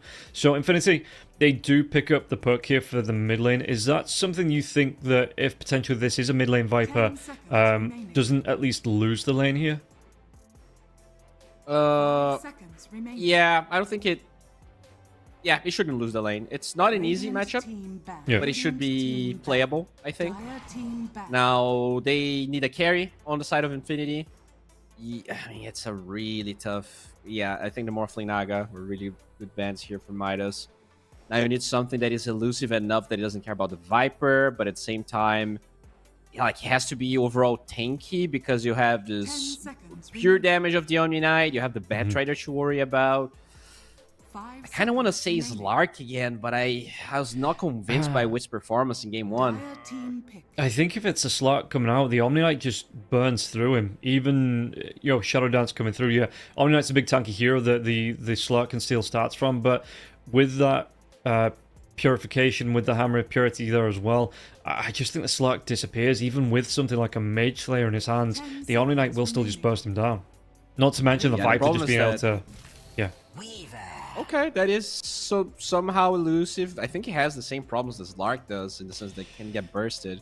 Yeah. But I like it, it's a bit different from game number 1. And overall, I think the laning stage is very strong. You have the minus armor of the Weaver and the Venge together. Weaver is definitely a hero that kind of feels stronger in the lane than the Slark. So I do like it's probably one of the better options that they had here in Infinity. A little bit non-meta hero, but still good this game. Yeah, and Midas with this final pick, we'll see actually what they want to go for. They've got a lot of reserve time, so they can take the time to think about this one and come to a decision. I think, yeah, I mean, I still don't know where they want to lane any of these heroes, so that kind of maybe confuses Infinity a little bit too, but for me, I think you're looking, like you said, that Monkey King support, the Bat Rider support here, and then potentially a mid lane. I suppose you could throw the Viper in the mid lane if you wanted to up against the puck. Not a bad lane for either side. So, what do you think off lane that takes advantage up against this Weaver? Yeah, I would like to see them picking the offlaner right now because I think Viper is going to be pretty good mid. And just looking at the 4DR heroes, I think he's going to be happy with this Viper. It's not as active as, let's say, the Tiny. But it should win the lane. It should get, fast timings. Oh, there we go. That's my favorite hero. This hero is so underrated, bro. This hero is absolutely underrated in this patch. Okay. I don't disagree, to be honest. I think, with the smoke coming out as well, you get yourself on top of the puck with the backstab jumping, you're going to have that smoke screen until PP has some protection, like the BKB coming out, not going to be able to get away. Yeah, really good. You are going to be relying on maybe a Tiger Swap or a Force Staff coming out from either supports. Going to make the life live in hell here for the puck, and it will be FCR on this Ricky coming out, 40 on the Viper. So yeah, Costabil going to be playing the carry Omni Knight coming up against that Timbersaw. The amount of MMR I won with mid Ricky against Puck is not... it's big, and I love it. It's not going to be Ricky mid, it's going to be FCR on the Ricky, but I still like it a lot. It heavily counters both the Puck and the Weaver and the Timber. It actually has a much better laning stage than a lot of people give it credit for. Yeah. And, I just got to applaud Midas. I think for a team that is recently formed, they have really wide hero pools. I think they're a very scary team to play against because they're not scared of flexing, at least in these early stages, right? Maybe if you do that and you start losing, then you might not feel as impelled to keep doing things like this. But because they're winning, I think it gives them a lot of confidence to do stuff like this, and it's very refreshing. So I give them like 90-10. I think their draft is much better. If they were the weaker team or a team that didn't really have a good track record, maybe I would give them a bit less. But they're winning with the normal stuff, and I think they can actually pull this off. Yeah, it is an interesting lineup to come through, and like you say, that maybe teams are going to start to look at games like this and see that it's not scary to let that Timbersaw through. And yeah, you said it, Midas Club is newly formed. I remember you saying as well, the full Brazilian teams don't usually work out too well, so that's where I guess Midas Club have gone right. They've picked up Wish, the Argentinian, and yeah, they're going to go four Brazilians into this one, and it seems to be the balance is correct. So we'll see if they're going to be able to pull it off here, get this 2-0 against Infinity, who were desperate for this win to at least try and contest in that third place. But for now, as we move through, it is going to be Midas Club with the advantage on this one, and I think the better lineup here too. Yeah, I'm very curious to see how FCR is going to itemize, because there's like two schools of thought when it comes to Riki. Some Riki players go for a lot of intermediary items, so like double Wraith Band, Orb of Corrosion, Shreds, and then you get like a 16-7 minute Diffusal. Me personally, I do prefer the early Diffusal, especially into these heroes that you can counter heavily. Your Weavers, Pucks, just because of that early slow with the... Because, like, you don't really need to be doing the damage yourself. If you have anyone else, having that Smokescreen plus the Diffusal slow is more than enough. Yeah. But it is a game with Avenge. So if, this is a game where Tiger gets an early level 6, you might just actually go for those intermediary items, because you don't get in like a 100% kill if you go for a core, just because the bench could always be there for the swap. Yeah, are you relying on maybe you get that jump in, you get the smoke screen off onto the bench first, you get the kill, and then hope that the Batrider is the for the lasso lockdown on the Weaver? Yeah, that's definitely possible. So that's why I'm really curious to see how FCR is going to itemize. He is against, kind of a scary lane, but Riki's also here with a lot of armor, right? 6 armor level 1, so you don't necessarily care that much about the Wave of Terror, about the Sukuchi. You can always disjoint the Magic Missile as well with your E. So I expect FCR to actually get some good timings on his items. Every lane they have is honestly really strong, right? Viper into Puck, you expect the Viper to win. I don't think the Riki loses to the Weaver. And we did see Omni against Timber. It's exactly why they picked Omni the last time, and I feel like it's still going to be on favor of Midas. And do you not think it's a bit of a worry, the two melee heroes from Midas Club coming up against the two ranged heroes? Is that not a risk? Do you think the Monkey King supports the Riki well enough in the lane? Yeah, that's the thing. It is a wonky lane, but if you can always kill the support, right? You're definitely not going to kill that Weaver. But if you get on top of the Venge of the slow and you follow up the Riki, you should be able to kill Tiger. So it's really a question of you probably bait the Magic Missile as Riki, you dodge it with your E, and then you jump the Venge. Whereas Infinity, if they're just poking, they should have the advantage. But Midas can abuse the poke and then get a kill if they whiff their spells, if they're not careful, with the Sukuchi usage and all. So it does go both ways.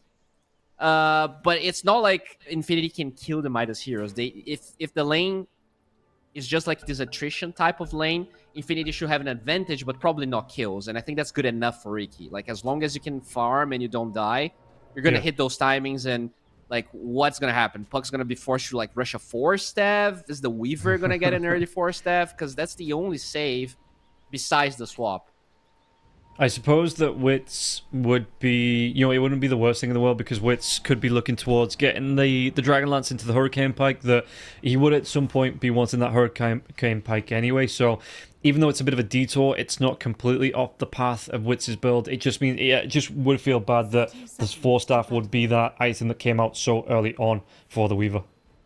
Yeah, you wouldn't really get any farm, so you might get it if the game is like disaster level, but ideally you do want to skip it. And sometimes in that greed of skipping it, you die 3 times just because the early Diffusal comes through. Yeah, and we can see that teams start to stack up here. There was a bit of a pause as the game went on because of lag spikes. Costabile can be focused out here. It's a little bit of damage coming out from Genic, and the little wolf squirrel thing here will take a flame break to the face, but it's going to be enough to push Costabile away from the bounty runes. In terms of those bounty runes, it's going to be a 3-for-1 going the way of Infinity. So a good... No, dude, don't do it. Don't. They need to change this. They need to change it so towers detect this Monkey King, because this is just straight up gross, being able to do this. Looks like he's not gonna find anything. Everyone is aware of this possible. Oh, but Hiko is there. He drops the ward. He's very patient.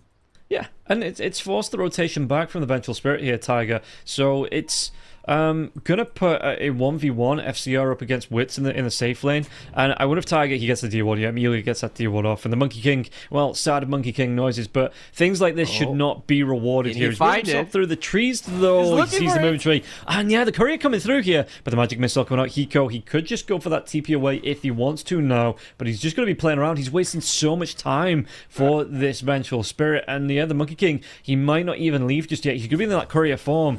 What am I watching right now? It is clowny, my dude. It is clowny. And this Chief comes out once again, but he is going to be magic missile up. He's just again. Oh, this time, does he take? No, he's going to be going in between the towers. So he doesn't actually take the tower shots here, Hiko. Magic missile comes up in 2 seconds. Hiko taking a lot of damage. He's going to wait, maybe, but the right click's coming through here. Hiko, magic missile. Surely he goes down to this. What the hell is this? He could have actually TP'd. As soon as the second magic missile came through, he could have TP'd, but very greedy, just trying to get that tree dance away. I think he's dead, honestly. I don't think he's going to be able to get the tree dance. He doesn't have... yeah, like he can either tango through, but even then I feel like he's going to be found. Well, he's got one tango left here. He doesn't want it to go to waste, so he needs to wait. He needs to buy himself 3 seconds worth of time. We'll see how this is gonna go. Or is this gonna be the clowniest first blood we ever do see? 1 second. The tree dance. He's away. He is away. But here's the question: does Tiger TP away here back to the lane, or does he feel unsafe? Does he have to guide away these couriers? I think you TP away. I think you TP away, because now this Monkey King has a choice. He has to go back to the lane having almost no resources, or he has to go back base. And anyway, oh, Tiger actually still in the base, huh? Just a little bit here, making sure that the couriers are Costabile, though, fine. he will go down. Oscar picks up the first blood onto Costabile, and with the help of the Hoodwink, it was more than enough damage here. So that wasn't the start that I was expecting here for the Omni Knight, but Oscar, he will pick up that first blood. Yeah, I'm not sure if they had the Batrider support in that game. I think they had a stronger 5. Yeah. And yeah, definitely abusing that lane, making sure that Costabile's not gonna have. Oh, look at that, the damage. Yeah, it's stacking up here. Body blocks coming through from Wish, and it looks like Ganak's going to be burning down to this Firefly here. Costabile, can he get in range? Or use that Hammer of Purity? The Purification comes out. The one more right click, and Wish should be able to get it through the trees. No, surely not, my dude. He doesn't get the kill. Couldn't find the vision. And it's going to be, well, it's going to be the Monkey King in the base, again, being an absolute pain in the arse. In fact, he might find the Timbersaur's boots. It's going to be big if he catches up. It's going to be close. He will get it, and he dives himself away. Is he going to go back in here for the Hoodwink's courier as well? He's going to be able to get himself down into the trees. He does. Has been killed. My dude. All right, that's crazy. Who needs bounty runes? And look at that. FCR, you know, I was talking about Ricky's lane being good. He's been alone this entire time, and he's third CS. Just because this hero has great HP regen, great armor, and you just get CS with Blink Strike, you get out, and he already has 2 Wraith Bands here. He's having a really good time. Yeah, he's going to be picking up solo XP as well. The big thing is we've still got a level 1 Monkey King, so he's moving around the base. He's looking for Curry's coming back, but if this is enough, right? No, they get another kill. It's going to be the... again.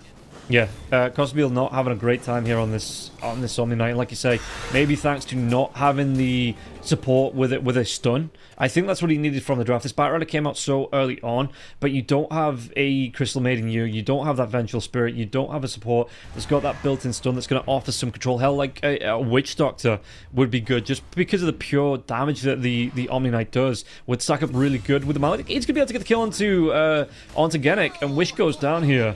But Oscar will still survive, even bootless. Alright. Still a pretty decent start for this Timbersaw. The Puck, you know, is struggling, but still at a decent level. 5 CS behind a Viper, you know, that's more than expected, I think. And Yeah, I wonder if the Viper's going to make, especially with Costabile going down twice here, if the Viper, once he hits the 6, makes a rotation towards the bottom lane, just to try and put this Timbersaw on his back. Rotation from the Venge in the mid lane here. He's going to show up. Oh, gets the ward. In the other lane, we do see FCR finally dying. Yeah, this is just full cheese here for Midas that isn't really paying off for them with this Monkey King, with this Omni Knight pick as well. You can see that, I mean, it was an alright lane for the Riki to start off with, but it just feels like with another courier. Yeah, he got the Puck's courier. He's going to be able to get the Timbersaw's courier now. This is supplemented the goal that they're losing from losing these kills here on the side of Midas Club. You actually don't get any experience from couriers, huh? Because I expected maybe, because you get from wards, and I forgot that the couriers don't give any. So it's still zero experience this game. Going to be 3 heroes. The rotating Costabile is going to be taking the brunt of this damage. He's going to go down again, and this is great. That they know that they're losing couriers, but because of the way the Monkey King's playing, he is just creating a bit of a disadvantage here for his teammates that they are being aggressed on in the lanes. Yeah, and you know, I love the fact that they rotated Tiger, because the Weaver is now also getting free experience, is ahead of that Riki. So, yep, this Weaver is going to have a really good game. The Viper is having a free game. It's only Costabile that's struggling. And, you know, that's fine. If you're still winning 2 lanes, I still feel like they should have a pretty decent advantage. But Dota Plus, giving a 5% here for Infinity. Hook is going to be a little bit danger now as well. The TP away from the Hoodwink, but the Monkey King, I mean, he's level 1. Oh. The Batrider takes the tree from underneath him. It's not like he's doing anything else here, this Monkey King. He had time to hang around for a little bit. Yeah, the anti-synergy there. Gotta be careful as the Batrider. Yeah, still pretty normal game, let's say. I guess normal might be stretching it a little bit. And look at Tiger. He wants to get the rune, but there's a banana chasing him. A banana with no stun, mind you. So ideally, Tiger can still get the rune unless someone else comes. Yeah, I mean, again, he goes level 1. What's he going to be able to do? The Batrider's going to rotate over here, TPing into this one, so they might be able to get a kill from this one. And Tiger, Magic Missile will come through. But again, the backup from the Batrider and Tiger. What's he going to be able to do? Even the rotation into the Riki, he's not too far away from his. He's not going to be able to pick up the Wisdom Rune. And do they give it over to Hiko? I mean, Hiko, he was going to get that XP no matter what anyway. But yeah, it is just a nice thing to give it over to the Monkey King. Optics, it looks good. Yeah, but the thing is, now they rotated everyone to try and secure that Wisdom Rune. Mr. Costabile is by himself, and that's a dominating streak. And this, I mean, you're going to have to go Midas here on this Omni. I don't think you can just play a normal game anymore. This is way too big of a disadvantage Oscar created. Yeah. I think they needed to pick one. Oh, they're going to be able to get a little bit of damage coming out onto the Venge. Venge is going to go down again. It's going to be the 3-man Dream Call, though, into the Bushwhack. Really well played. And the damage coming out, Viper, he should go down here, actually. Is he going to survive? Barely. He barely survives this 40 Viper. And no bottle. It is going to be empty PP. What's he looking at? Another empty bottle. But again, yeah, this is where FCR, he might actually look for a dive. Does he get on top? As we're going to see another courier going down. Hiko's going to suicide to the tower. But PP, he is going to be forced away from these runes. FCR, he's going to be seen underneath the sentry ward, I think, as he does pick up this double damage rune. What can he do with this at level 6? Radiant's top tower is under attack. A lot of pressure here from Wits in the top tower. Already half of the HP being done. Rotation from FCR didn't really do that much, but he's now on the way to his Diffusal Blade, and you know he's still having pretty decent CS. There's been so many fighting in this game that even the highest CS is a little bit low, but he's in a decent spot. Yeah, and if you're looking at this now, I mean, the Monkey King, he's level 2. You know, on the side of Infinity, are you looking to take advantage of the level disparity between the supports and try and make some aggression happen? You're getting these rotations in, as we might see another courier going down. And this is kind of thing, it's cute, you know, it's building up gold for your team, but you're a level 2 Monkey King coming up at 9 minutes. Yeah, I mean, he's still... Because even if he is level 2... the fact that all of the gold, like the net worth advantage becomes an illusion, right? Because all of that gold is in couriers that are dead, and it doesn't show, and that's actually another dead courier. Yet Oscar's courier, holy moly. I think we probably saw more courier deaths in this game than we maybe had in the entire group stage, just because of how crazy this Monkey King is. And he's back in the base. He's there. He's just waiting. But again, it's going to cost Costabile his life because he has no support to back him up. He's going to go for the TP, so there is no cancel. But this is kind of the thing that you picked a week 5, you've got a non-existent 4.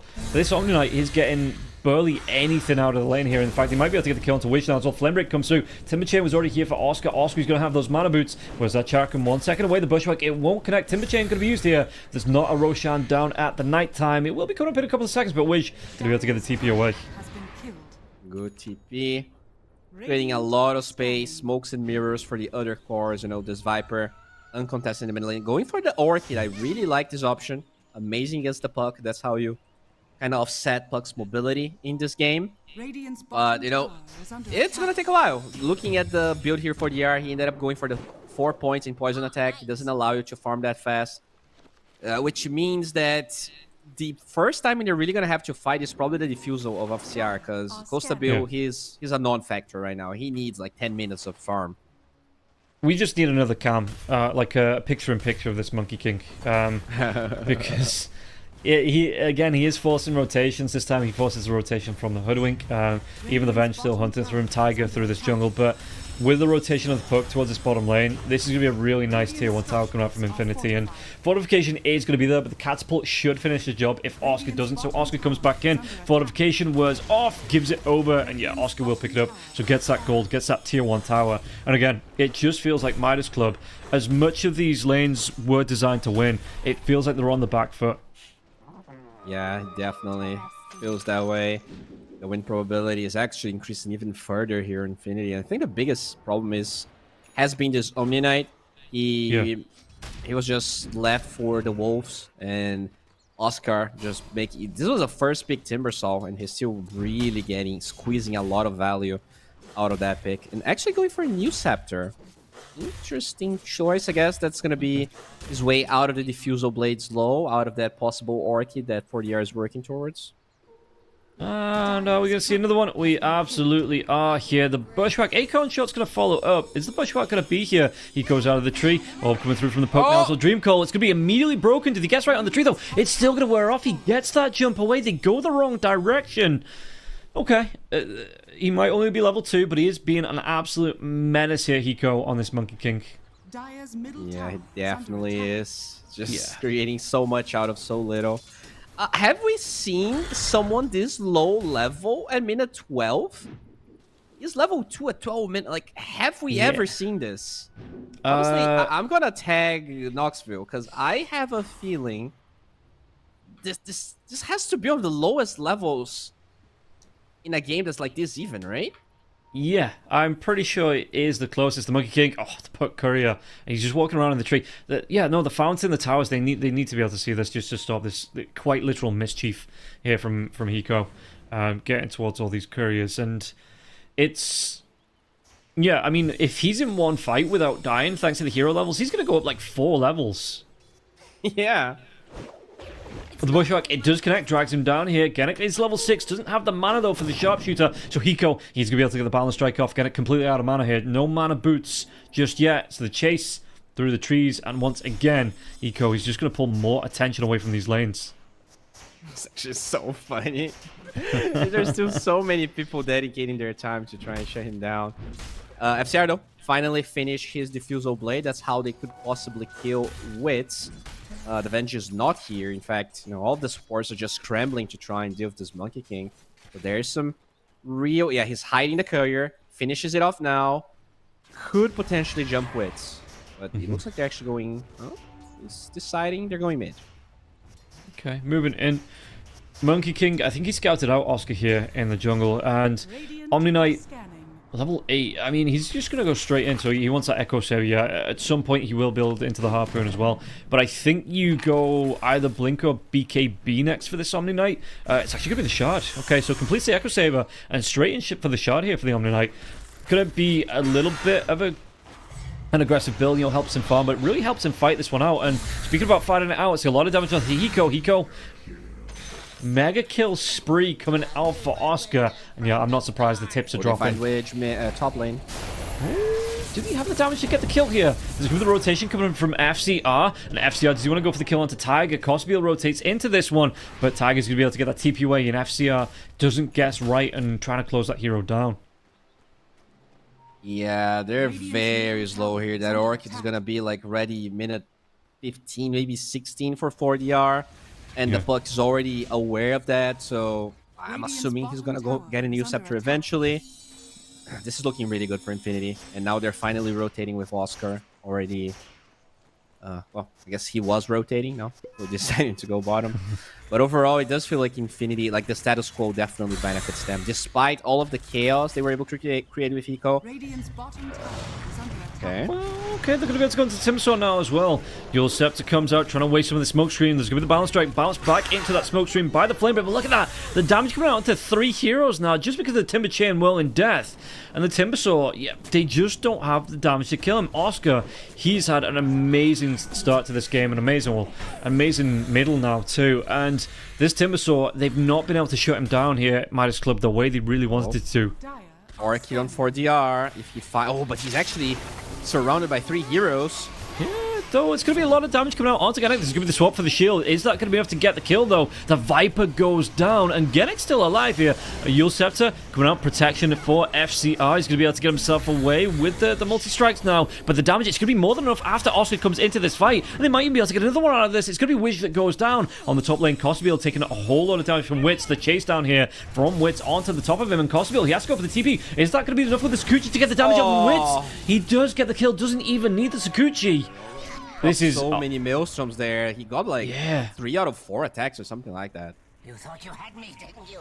This is 16 minutes in. This is falling apart for Midas Club. I got the idea from the draft. Like, I liked it in the draft, but the execution, genuinely, I don't want to put all the blame on the Monkey King, because it's not the Monkey King's fault, but it just feels like they didn't get... They had the ideas for the winning lanes, but because he wanted to get cheeky with this Monkey King like this, it's going to cost them a lot more than they're gaining. Yeah, I think, you know, the idea is nice, but I think he doubled down too much on getting the couriers. Like, yeah, if he just played one of the lanes and eventually ended up going for that again, but like he became a problem. Despite the fact that he forced so many rotations, all of the cores in Infinity were happy with the status quo. Oscar, you know, just getting that free game, and that Orchid, oh man, he's gonna be found here. Silence just come out, but the Viper, he is gonna go back in his box, it looks like, and yeah, the damage, it's more than enough onto the Viper. Now, the bench will fall in the end. Do you get the chase down onto Oscar? It is level 8. They're going to have that lasso drag back here onto the Timbersaw. The Timbersaw will finally go down. Wish, he has the damage with the Firefly, as well as the rest of his teammates to get that kill.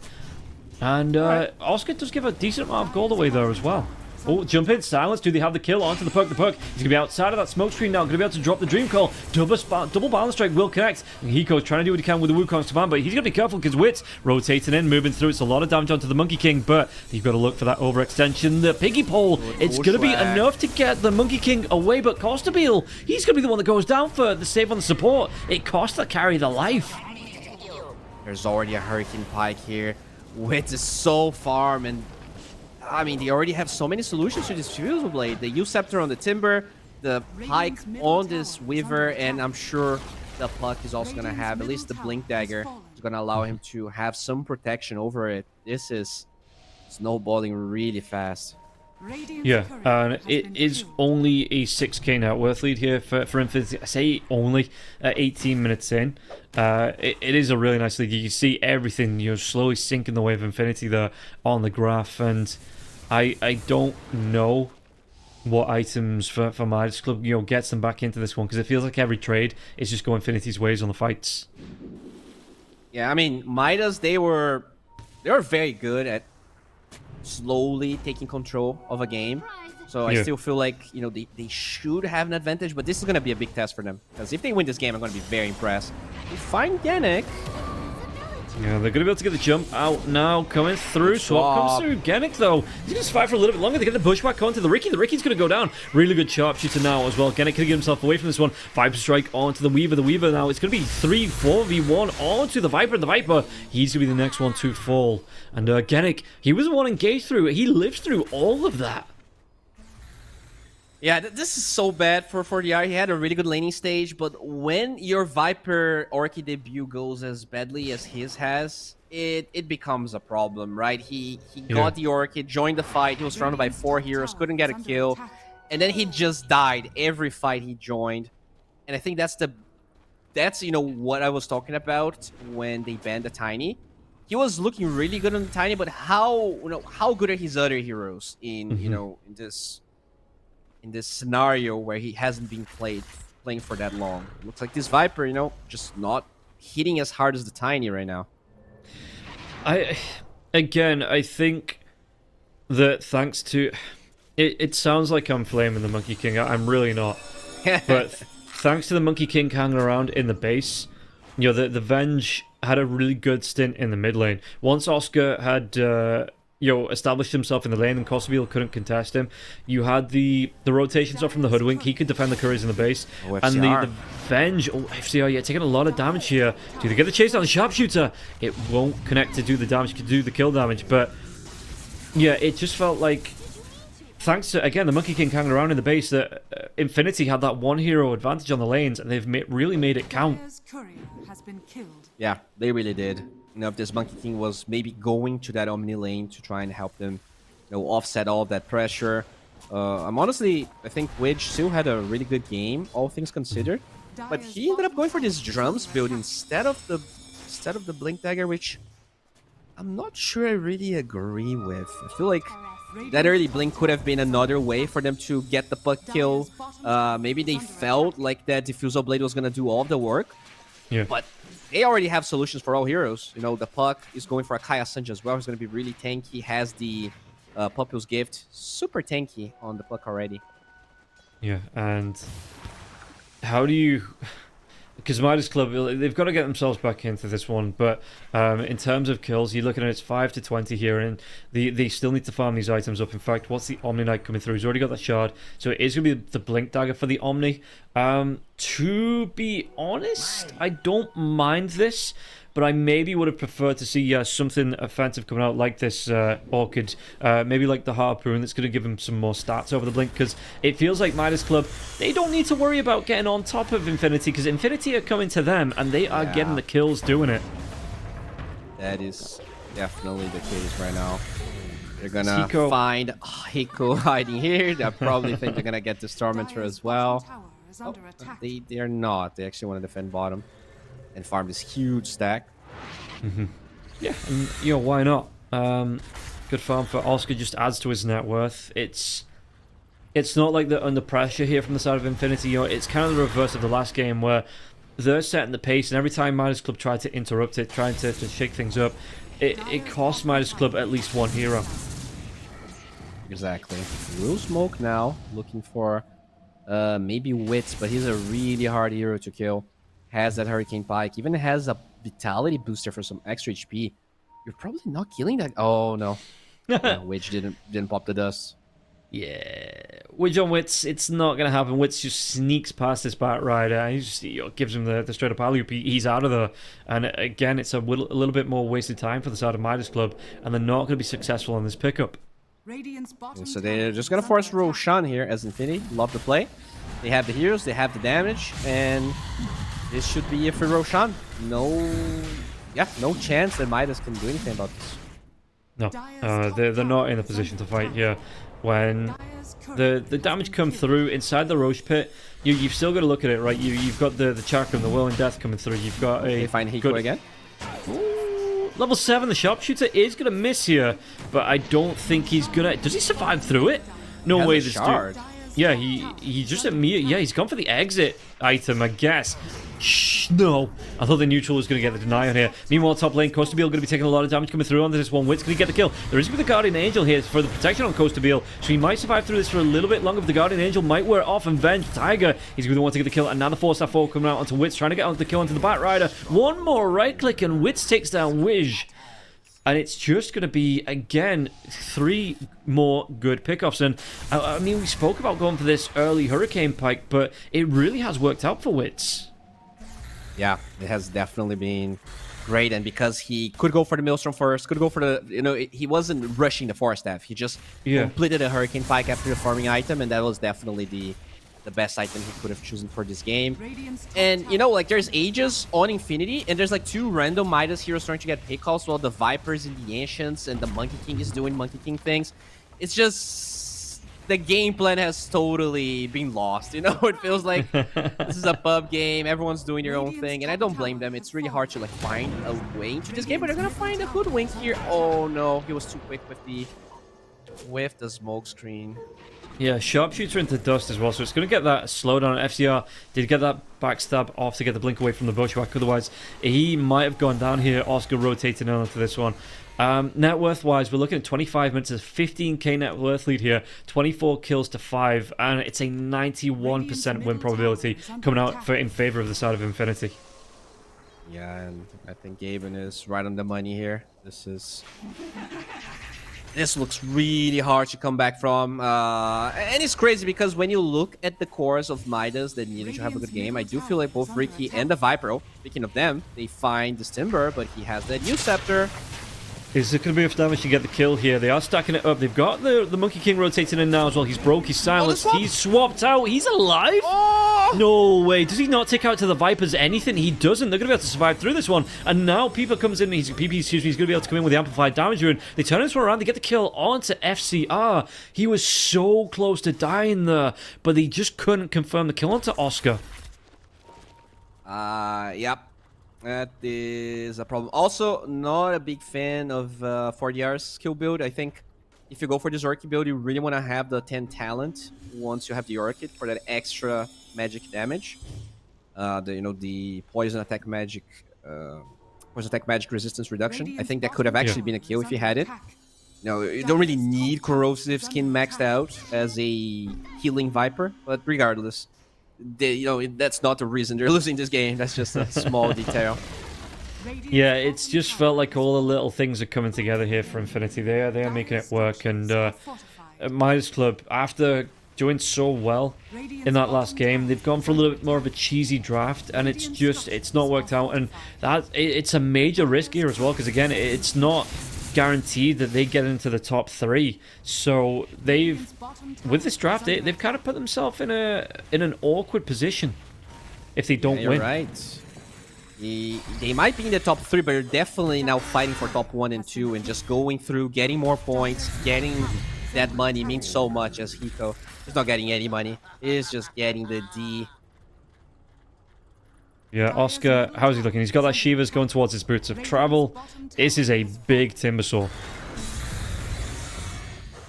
And they're getting barracks with this Timber farming Ancients, bro. I don't know what to tell you. Like, this game is totally out of control right now.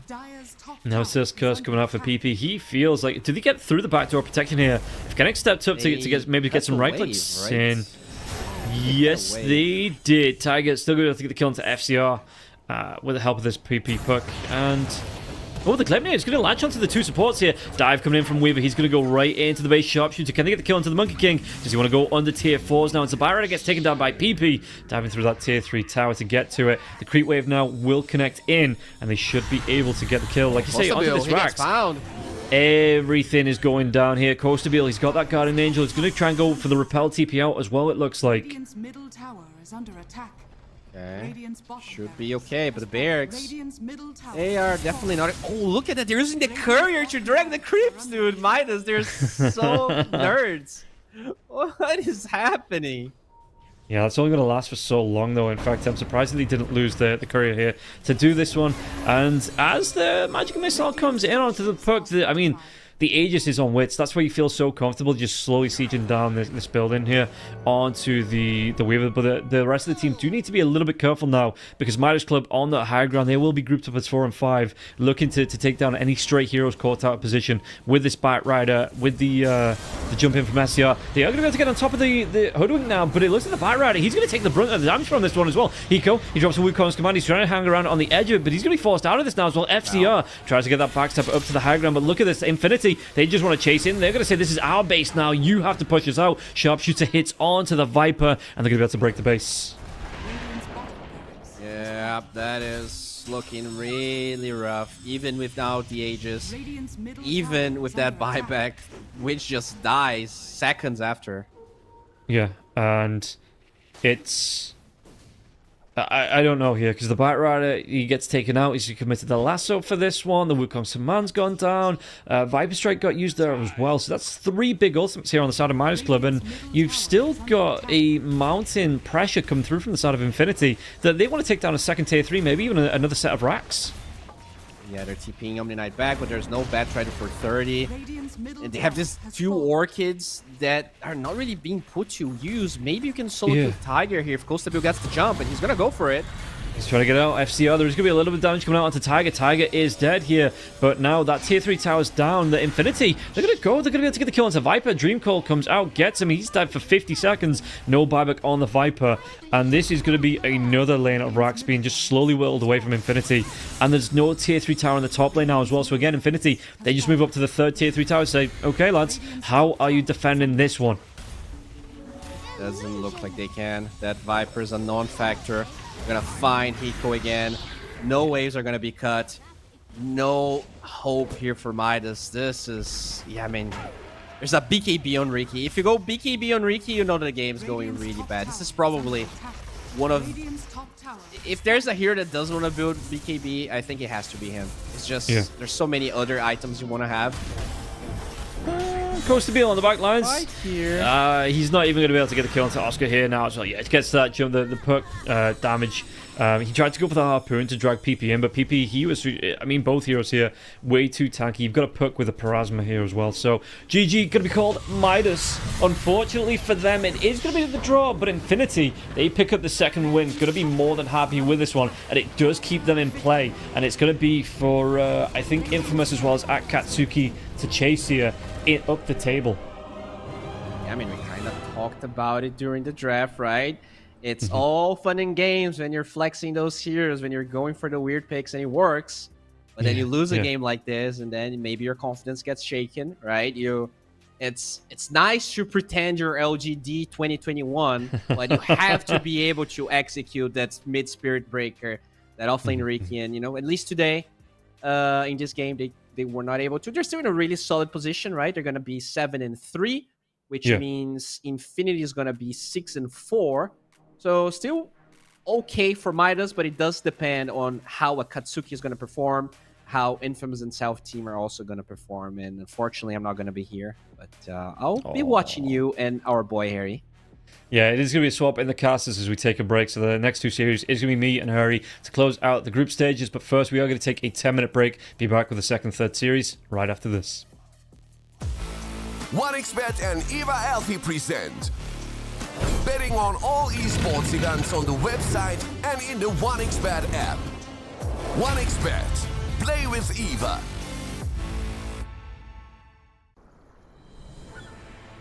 What if Kunka knew that he could not only play Dota, but also place bets? Better the best black hole.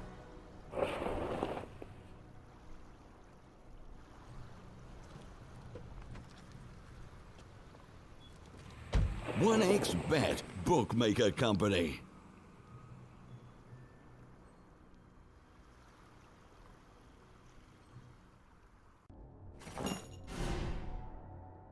Chances of breaking items in a tournament match are non-existent.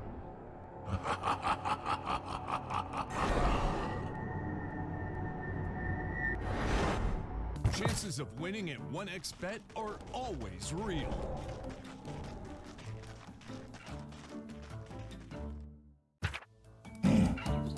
Join with me. At your service. Stealing Aegis from Roshan is very difficult.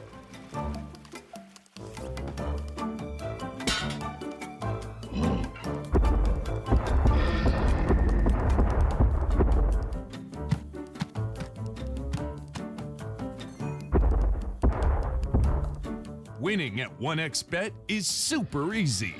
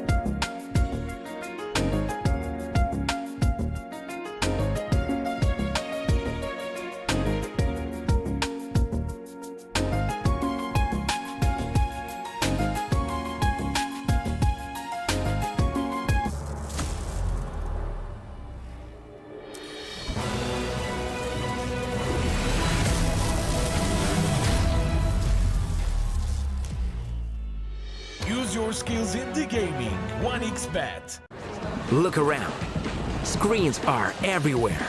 They allow you to immerse yourself in another world, into hundreds of different worlds. Here you can be anything you want, and we will support you in this. OG, Team Spirit, 1xBet. If you are with us, you win. Hello, son. Hi, Mom. Pretty girl. This is Eva. Nice to meet you. Thank you very much. Your dad's just making his favorite dinner. It's duck. Come on inside. They're all probably too gruesome to tell you while you're eating at the table. How's your food? Is everything okay? Good, good.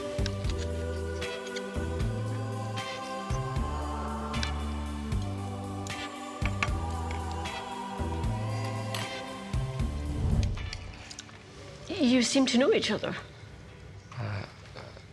Yeah.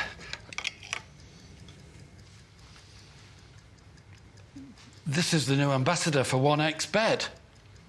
Oh, I see.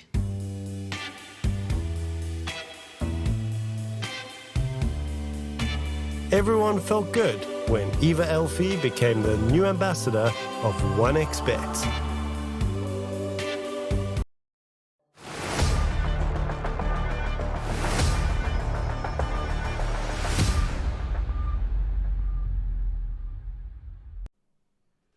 Well, welcome back, everybody. We're going to start it with the second series. I'm going to be joined by Hurry Freak. Hurry Freak, we're here for the final two matches of the groups. How are you doing, bud? Oh, I'm doing pretty well, actually. Got a little bit of a nap in while you guys were casting. Got to watch the game 2, a very interesting Monkey King game 2 there that, again, you and Bowie were bringing us the fun of. And now I get to watch some Dota and give you the in-depth analysis, right? Good, good. Yeah, the nap as well. Oh, okay. You're just showing off at this point. It's going to be an interesting match at this one, I think, because at Katsuki, no one was expecting them to be doing it as well as they are at the top of the table. Infamous, I think everyone was expecting them to do a little bit better here as well. But at Katsuki, if they win the series 2-0, they close out at the top of the table, and I don't think there's any way for anyone to catch them up then. No, it's over if that happens. If it's a 2-0 for them, they are number 1, and they're going to be going directly into the semifinals, which is huge. If, by any chance, it is a 1-1, then them and Midas Club are going to be getting themselves into a tiebreaker to find out who's going to be first and who's going to be second.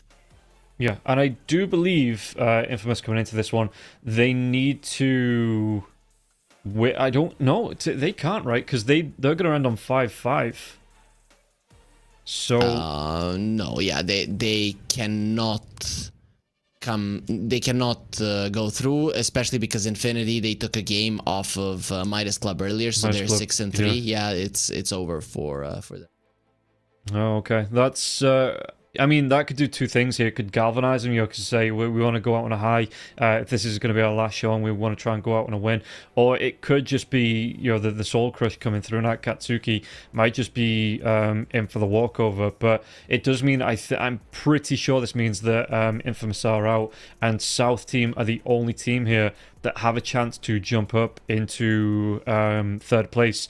In fact, maybe not even jump up. I think they could potentially go into tiebreakers with Infinity if they 2-0 their final series. But yeah, for now, the two teams, Akatsuki, looking to take their top spot back away from Midas Club, and Infamous, like I said, trying to go out on a high here in the final series.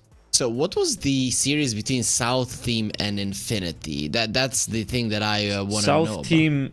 South Team have drawn every single series. Okay. So it was a 1-1. Okay. Yeah. So if... But no. I actually think Infinity are certain to go through because it says tiebreaker rules. Head-to-head, number of 2-0 series, and then 1 versus 1 tiebreaker. So that means that the South team actually cannot go through even if they win 2-0 versus Demonius. Oh, no. Yeah, because they only have that one... Excuse me, they don't have any 1v, any 2-0s. They've 1v1'd every single series. So, is that it? Are we wrapped up? Is this just for placements now between South Team and Infamous? No, between Akatsuki and Midas Club. If Akatsuki As wins well, this one 2-0, that's it. And no, South Team Infamous, that doesn't matter. Yeah, the placement for them is really not that important. It matters in the sense that, you know, they still get points, so we need to see who finishes 4th, see who finishes 5th.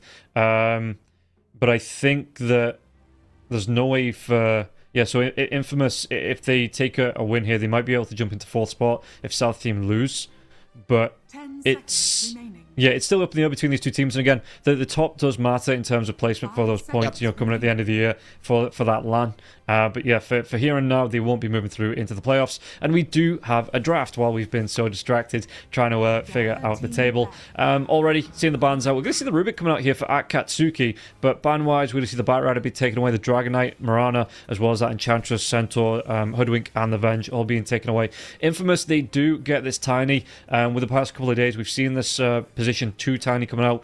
The Echo Saber into the Blink, into the Kanda, and he has been blowing up supports left, right, and center.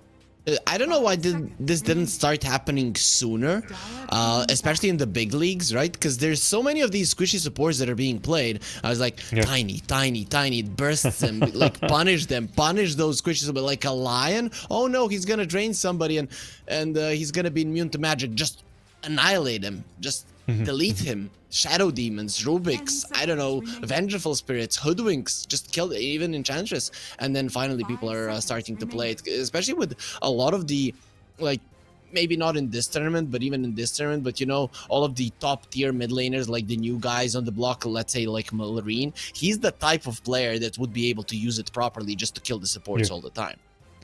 Yeah, it's one of those things that maybe wasn't, you know, looked upon like as a worthy pick, but then one person does it and it just explodes out, right? Everyone starts doing it, and all of a sudden you kind of get sick of seeing these Tinies popping up all the time. But yeah, for now we are going to be seeing another one, and it can still flex. I think that's the thing, right? That with the rise of Puck, no one considered the Tiny until Puck was pretty much a guaranteed pick for mid lane. So, you know, teams like you say, they're going through for this Tiny counter in the mid lane, and all of a sudden they go, oh, this is actually a really good item build to go up. And like you say, now supports have just started to disappear whenever this Tiny comes out. Yep, that's just the case, right? And you mentioned the Puck. Usually people would pick a Kunkka or a Dragon Knight versus the Puck to destroy him in the mid lane. Now the Tiny as a flex pick is also kind of a deterrent that the enemies won't go for it. Because again, you can just get bursted down. Nobody wants to be building a Sanjin Kaya early on the Puck, even though now you can because of the buffs in the C patch. It's still not the optimal build to go for. As Akatsuki, they start off with the 2 supports, both of which can kind of move between 4 and 5. It's going to be quite interesting to see how that helps them in setting up the lanes. And well, maybe this is going to be that Rubik position 3. You know, just straight up Dagon. Mid. Yeah, the mid Rubik coming up against the Tiny. I'm sure that's an even and fair matchup between the two heroes. Yeah, for sure. I mean, Tiny is like the little pebble guy. This guy's slapping him around, and he starts growing. And then you kind of understand that you've made a mistake. There will be a Pugna coming out. We have seen a little bit of a step back from the Pugna. If you remember, just 2-3 months ago, it was like first pick for every team, using its movement speed to actually do well in lanes. It was the meta when everybody would pick Tekis or a Pugna, and those were like the first supports. But as time passes, always people get used to the hero, and it's just not going to be as good. Plus, in some latter patches, it's going to receive some nerfs that will definitely impact its ability. So I'm kind of happy that we get to see it here. Yeah, and it is quite nice up against the 2 heroes that have already been picked out. You know, big spellcaster heroes that this Nether Ward comes through. It's going to be a massive pain in the arse for even just the 2 supports to play into. And then, like you say, you've got this life drain. Maybe, you know, Infamous tinkering with the idea of coming out. Okay, Death Prophet going to be here as well. But yeah, maybe tinkering with the idea of getting that Medusa in here as well. So going to have the potentially... No, because you've already got the Tiny, which is probably going to be the mid lane, so no Storm Spirit here for them. But yeah, generally just a pain in the ass hero to deal with here. So at Katsuki, they have to be the ones coming up with an answer for him. And this is pretty cool, right? Because the Tiny can still be flexed to a 4 position, and the Death Prophet can be between mid and offlane, and even a 5. So now if you are thinking, okay, let's counter this Death Prophet with a lot of burst damage, which you already kind of have with these 2 heroes, but maybe with a core like a Queen of Pain, then you can get a Tiny in the mid lane and still suffer. Then on the other hand, if you are thinking, oh, let's get something that's going to do well versus a Tiny, then those kind of heroes might not be good at stopping the push of the Death Prophet and bursting her down. So I really like what Infamous are doing. I just don't want them to get pulled into this flex, flex, flex, and then you don't know what you're doing. So I would at least like for them to have the general idea of what they would prefer to do with these heroes. And it's... yeah, I mean, it's a lot of damage now as well. Like you say, you've got the Siege coming out from the Death Prophet. The Tiny going to be able to blow up heroes that I imagine it's going to be a similar build to what you go for as a mid, just a little bit slower on that position 4 if it is the Force. So I think they've got a solid lineup. Oh, the Doom coming out though. This absolutely messes with the Death Prophet here. Well, I suppose you could put it on anyone that's getting the redrain coming out from the Pugner as well. You just stop that life from being given back. And this is, yeah, especially with these 2 heroes for Infamous, I'm surprised they didn't ban it out instead of someone like the Tusk or the Mars coming this far into the draft. Yeah, still, there is a problem with this kind of an approach. You don't really have a classic frontliner if you're a Katsuki. You don't want your Doom, even though he can be tanky, to be standing in front, because if that happens, then he's not going to be able to get the best Doom target that he's looking for. And then who out of these other 3 heroes is going to be able to stand in front to actually give you some info on what's going on? None of them. So a Katsuki's vision game is going to be needing to be top-notch for this type of a lineup to work. Well, yeah, no, just looking at the build, because usually we are seeing the Morphlins go into the Kanda as well more and more, just because they're able to get that burst damage off. I'm just looking at this Morphlin thinking he wants to copy that Tiny. You know, he wants to make himself into the Tiny. He can kind of be that when that is up. He can kind of be that in and out frontliner himself. Get himself in, get that toss out, because, like I say, he's going to want that the Kanda coming through. So that burst damage comes right back into Infamous's face. I'm not saying that they wouldn't, you know, maybe you do go for something. I mean, the Dragonite is already banned out, so maybe you do want something that can just stand on the front lines, take a lot of pressure, as the AM does come out here from Akatsuki. So I wonder, the AM comes out for Infamous, and I wonder how Akatsuki are going to answer back into this with one more hero pick. They're going to be needing heavy physical damage or really good catch for the anti-mage. That's where the Kunkka kind of comes in both of those, because you get the X onto the anti-mage, you use the boat, you use the Torrent Storm once you have the Aghanim Scepter, and the anti-mage can just die sometimes. But it's really good. You have the counter spell for the Doom, you are a direct counter to the Morphling. It's actually a perfect pick here for Infamous. And the thing is, they're still kind of flexible. You can see that Akatsuki is banning mid laners. And you have 2 potential mid laners on Infamous, but also this could be a 5 Pugna and an offlane DP with a 4 Tiny. So it's everything is still open for the Infamous fight. Lucky for Akatsuki, they do have the last pick, because drafting for Infamous in this game, it has been like top notch, no mistakes whatsoever. And I wonder what they're thinking of, like you say, as this final pick. Physical damage, or hear me out, or mid pudge. Okay, yeah, report Rob. Fair enough. I mean, they do it in my pub matches. Why can't we do it in the pro matches? It's not too bad, to be honest. Puck burned out, so it's not going to be a Tiny mid, most likely.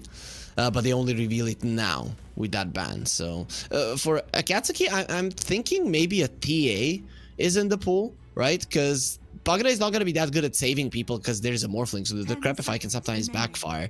And then you have this TA that ramps up the tempo. You have the traps for vision for the Doom to actually play a little bit better. And then you have the mines of the Techie, so you're kind of covered when it comes to map control. So I think a TA would be pretty good for them. Is that not a little bit too greedy, do you think, with the Morphin already being there? Do you think that they kind of overlap on the areas where they want to farm? The Techies and the Rubik are pretty good at shoving out the waves, so I think that you can get away with it. Okay, and we'll see what it's going to be for Akatsuki. They've got themselves a minute and 15 left on reserve time, as well as the 18 seconds they've got on the clock here. So the Void Spirit coming out here is going to be that mid lane, so you are right, it's going to be that position 4 Tiny, looks like more than often than not. And the offlane Death Prophet, safe lane Anti-Mage. So Akatsuki, they've got one hero left to pick up, and Ember yeah, or maybe TA. Ember or TA. I don't see anything else, I think. Okay. I don't mind the Ember. TA, you've got to be a little bit careful, obviously, with the remnants coming out here from the Void. If you do try and get in with the meld, and they know where you are going to be dragged back. Even the refraction charges won't save you from that. So at Katsuki, we'll see what it is going to be. I'm looking at maybe the TA more than the Ember, I think, actually. No, they are going to go for the Ember Spirit. Okay, that's kind of how my my predictions go. I'm just always wrong. No, you're not always wrong. You just are going against me, and then you lose. But you can definitely agree with me, Rob. We know each other for a long period of time. We've cast so many games together, and you need to believe in me more. Okay. Well, you said TA first, so I was agreeing with you. I was leaning towards the TA. Before I saw the Void Spirit. Before I saw the Void Spirit. Yeah, that makes a difference. As the thing is with the Void Spirit, he's pretty easy to catch with the Ember, right? Sleight of Fist chains, and then even if you remember the Yule meta, and it's kind of coming back, but I don't know if Void Spirits really want to go for it. You would get yourself up in the Yule, but then there would be a stun waiting for you, and there is a Rubik, there is a Blast Off in this game, so it makes it very, very hard to play versus the Ember, because even with a item that saves you from that, it just sets you up for like certain death. So that's why the Ember is kind of the best one versus the like the oldest of the four brothers. Yeah. And you're looking at this now at Katsuki. They've got this Doom, but with the Void Spirit, with the Anti-Mage, with the Death Prophet here, who does Adrian want to be focusing down with his ultimate? Because to me, all three of those targets are looking really tasty, and you are only able to get, well, unless you get a refresher, but for the most part in these fights, you're only going to be able to focus down one. So who is the best target here for Adrian to be looking to get that Doom off on? DP is the easiest target, that's the thing, and in the early stages of the game, Hyde is gonna be the one that is going aggressively onto the towers, and he's gonna be revealing himself, so that does give him a pretty clear jump target, because what Infamous wanted to do was be behind with the Pugna, this DP gets initiated on, and you heal her, everybody just dies, and you win the fight, probably the game, right? That's how we wanted to go. With the Doom being present, you have the burst damage necessary to kill the DP. Your heroes, Rubik, Techies, Morphling, even the Ember. Ember is more of a poke hero, but all of them contribute quite a lot to the damage department, so Hyde can die. I'm pretty sure if the DP is pressuring the towers every single time that the Doom is available, they're just going to use Stunner. Okay, yeah, and similar cooldowns as well, having the ultimate up from the Doom. Was it 140 on the Doom and 150 on the Exorcism? So even at level 1, you are going to be able to match that pressure here every time that Exorcism comes out from the Death Prophet. So looking at these two lineups, we've got our heroes, we've got our draft, we've got our two teams.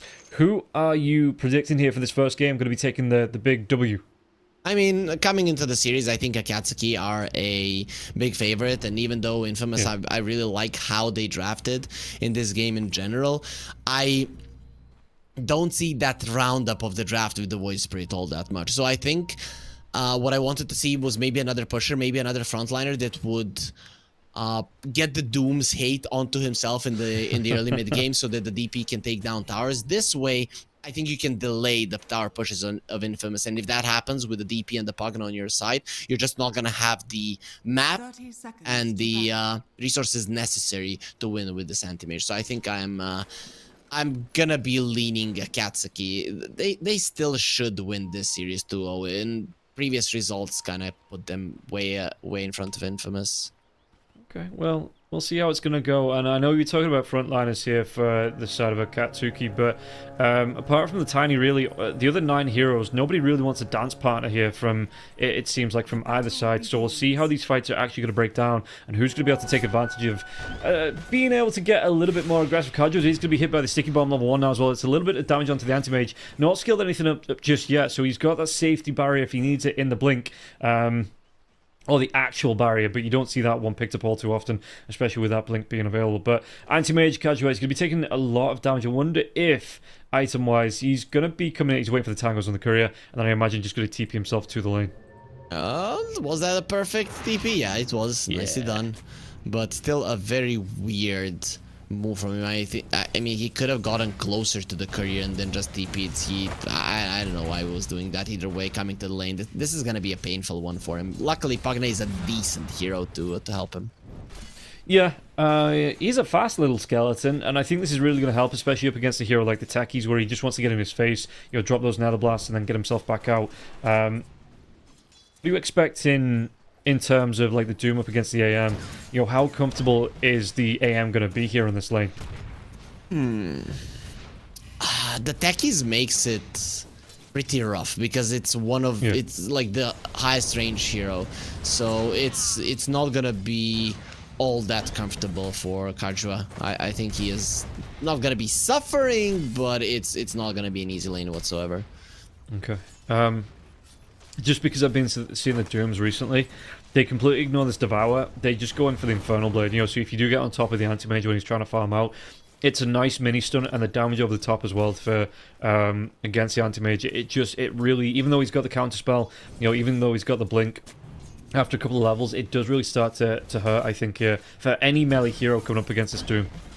Yeah, for sure. We'll see how it goes for Adrian. We can see the Kajura is really suffering in terms of damage that is being dealt to him. Plus, it's no longer the Ring of Health meta, right? Cornucopia. Oh, he's dead. Oh, did they get the kill? Bass, yeah, this is going to be first blood. Surely it is, yeah. He tries to get a little bit of damage with another blast, but Kiri, he'd already been just enough to be able to secure the kill onto Bass.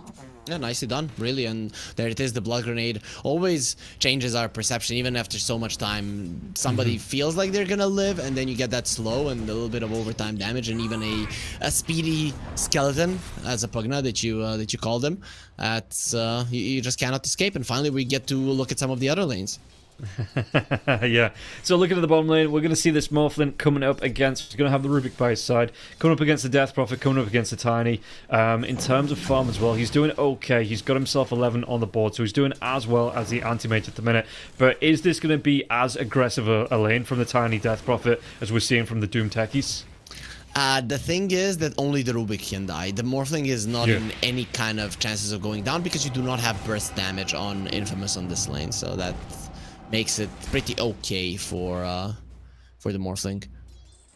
Okay, we're going to see the Spirit Siphon coming through, but he is going to get the shift off mid lane as well. We do have the two Spirit Brothers coming up against each other. Siren Chains into... Well, Rowan's going to get a little bit of trouble. No, his creeps... I didn't see that last creep underneath the tower. I thought he might have been taking tower shots there, but yeah. Brother against brother in the mid lane. And for the most part, it seems like the Ember Spirit is winning this lane in terms of the CS. Yep, it's going really well for him. There is a dive on the top lane, however, and Kajura is gone. Oh, damn, he's dead. Yeah, the Nether Ward comes out, but I mean, Kiri, he's playing on the edge of it. They are going to be able to get this Nether Ward down here, and Bass couldn't get in to finish the job onto Kiri because he was just too close to the tomb, and now we're going to see the TP away. Okay, so the Rubik, yeah, like you say, a little bit at risk, but Prado, he was quick with his fingers, gets that TP out, and if there's no Tiny there for Interruptor, the Avatos combo's already come through, then it is just that, it's no decision. You just go for that TP straight away. He is trying to find him. Level 2, not really. But, yeah, the Tiny was super low, so he was sent back. Now they go for the DP. That's going to be a lot of damage taken. Yeah, Hyde coming through. There isn't going to be a waveform. It's just going to be the Adaptive Strike coming out for the Morphin. So Shido can't pick up the kill. But yeah, this is going to be... I mean, the Death Prophet, he's got the 2 points into the Crypt Swarm, or he wanted the Spirit Siphon, so it's not going to be the healthiest hero in the world here, even with that point in the Spirit Siphon. The raindrop, that's kind of the only reason that he lived. On the top lane, both of the supports were super low. Everybody's super low. It's kind of tense on the map for us to catch all of the kills.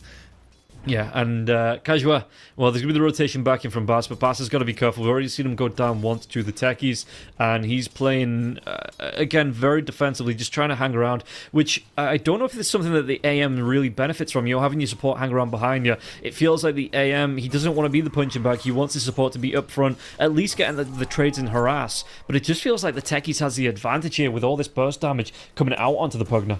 And Bass going to be able to trade it once again. It's going to spot a little bit here. Well, with another one going down here, Kiri, does he actually go through with it? There is going to be the Nether Blast. It's not the kill. And now the rundown coming through. Yeah, this is going to be a really good one. And the Doom picks it up. They're even going to be able to farm with this Nether Ward once again. So a little bit more gold going the way of Akatsuki. Looking pretty good for them. The top lane is working out wonders. The Doom is farming better than the AM, and plus they're getting kills. Kind of the same is happening on the bottom lane and mid lane, just in terms of CS. The Ember Spirit is winning, and we all know that younger siblings are always stronger. Do you have any siblings, Rob? I don't think that's true. You're the oldest. Okay. The older, yeah. Okay. No. You guys just when we're little, then you exercise your ultimate power, right? Because you are a couple of years older. But then the time comes, our time. No, I don't think that's true. I do believe that the older brother entitles you to be the stronger brother, the one in charge all the way through. So I don't know. Maybe it makes sense. You're right. Yeah. Maybe it's a culture thing between our two countries. Maybe because it's like, when the snacks come out, the older brother gets gets to decide on who gets what, and they get the benefits just a little bit more. I think. Okay. Blood Grenade coming through here. They're going to be able to get the kill into the Rubik. Telekinesis comes out, trying to break that Spirit Siphon now as well. And it looks like Hyde. The chase coming through. Yeah, the Pugna rotation. Bass will get the kill into Prada.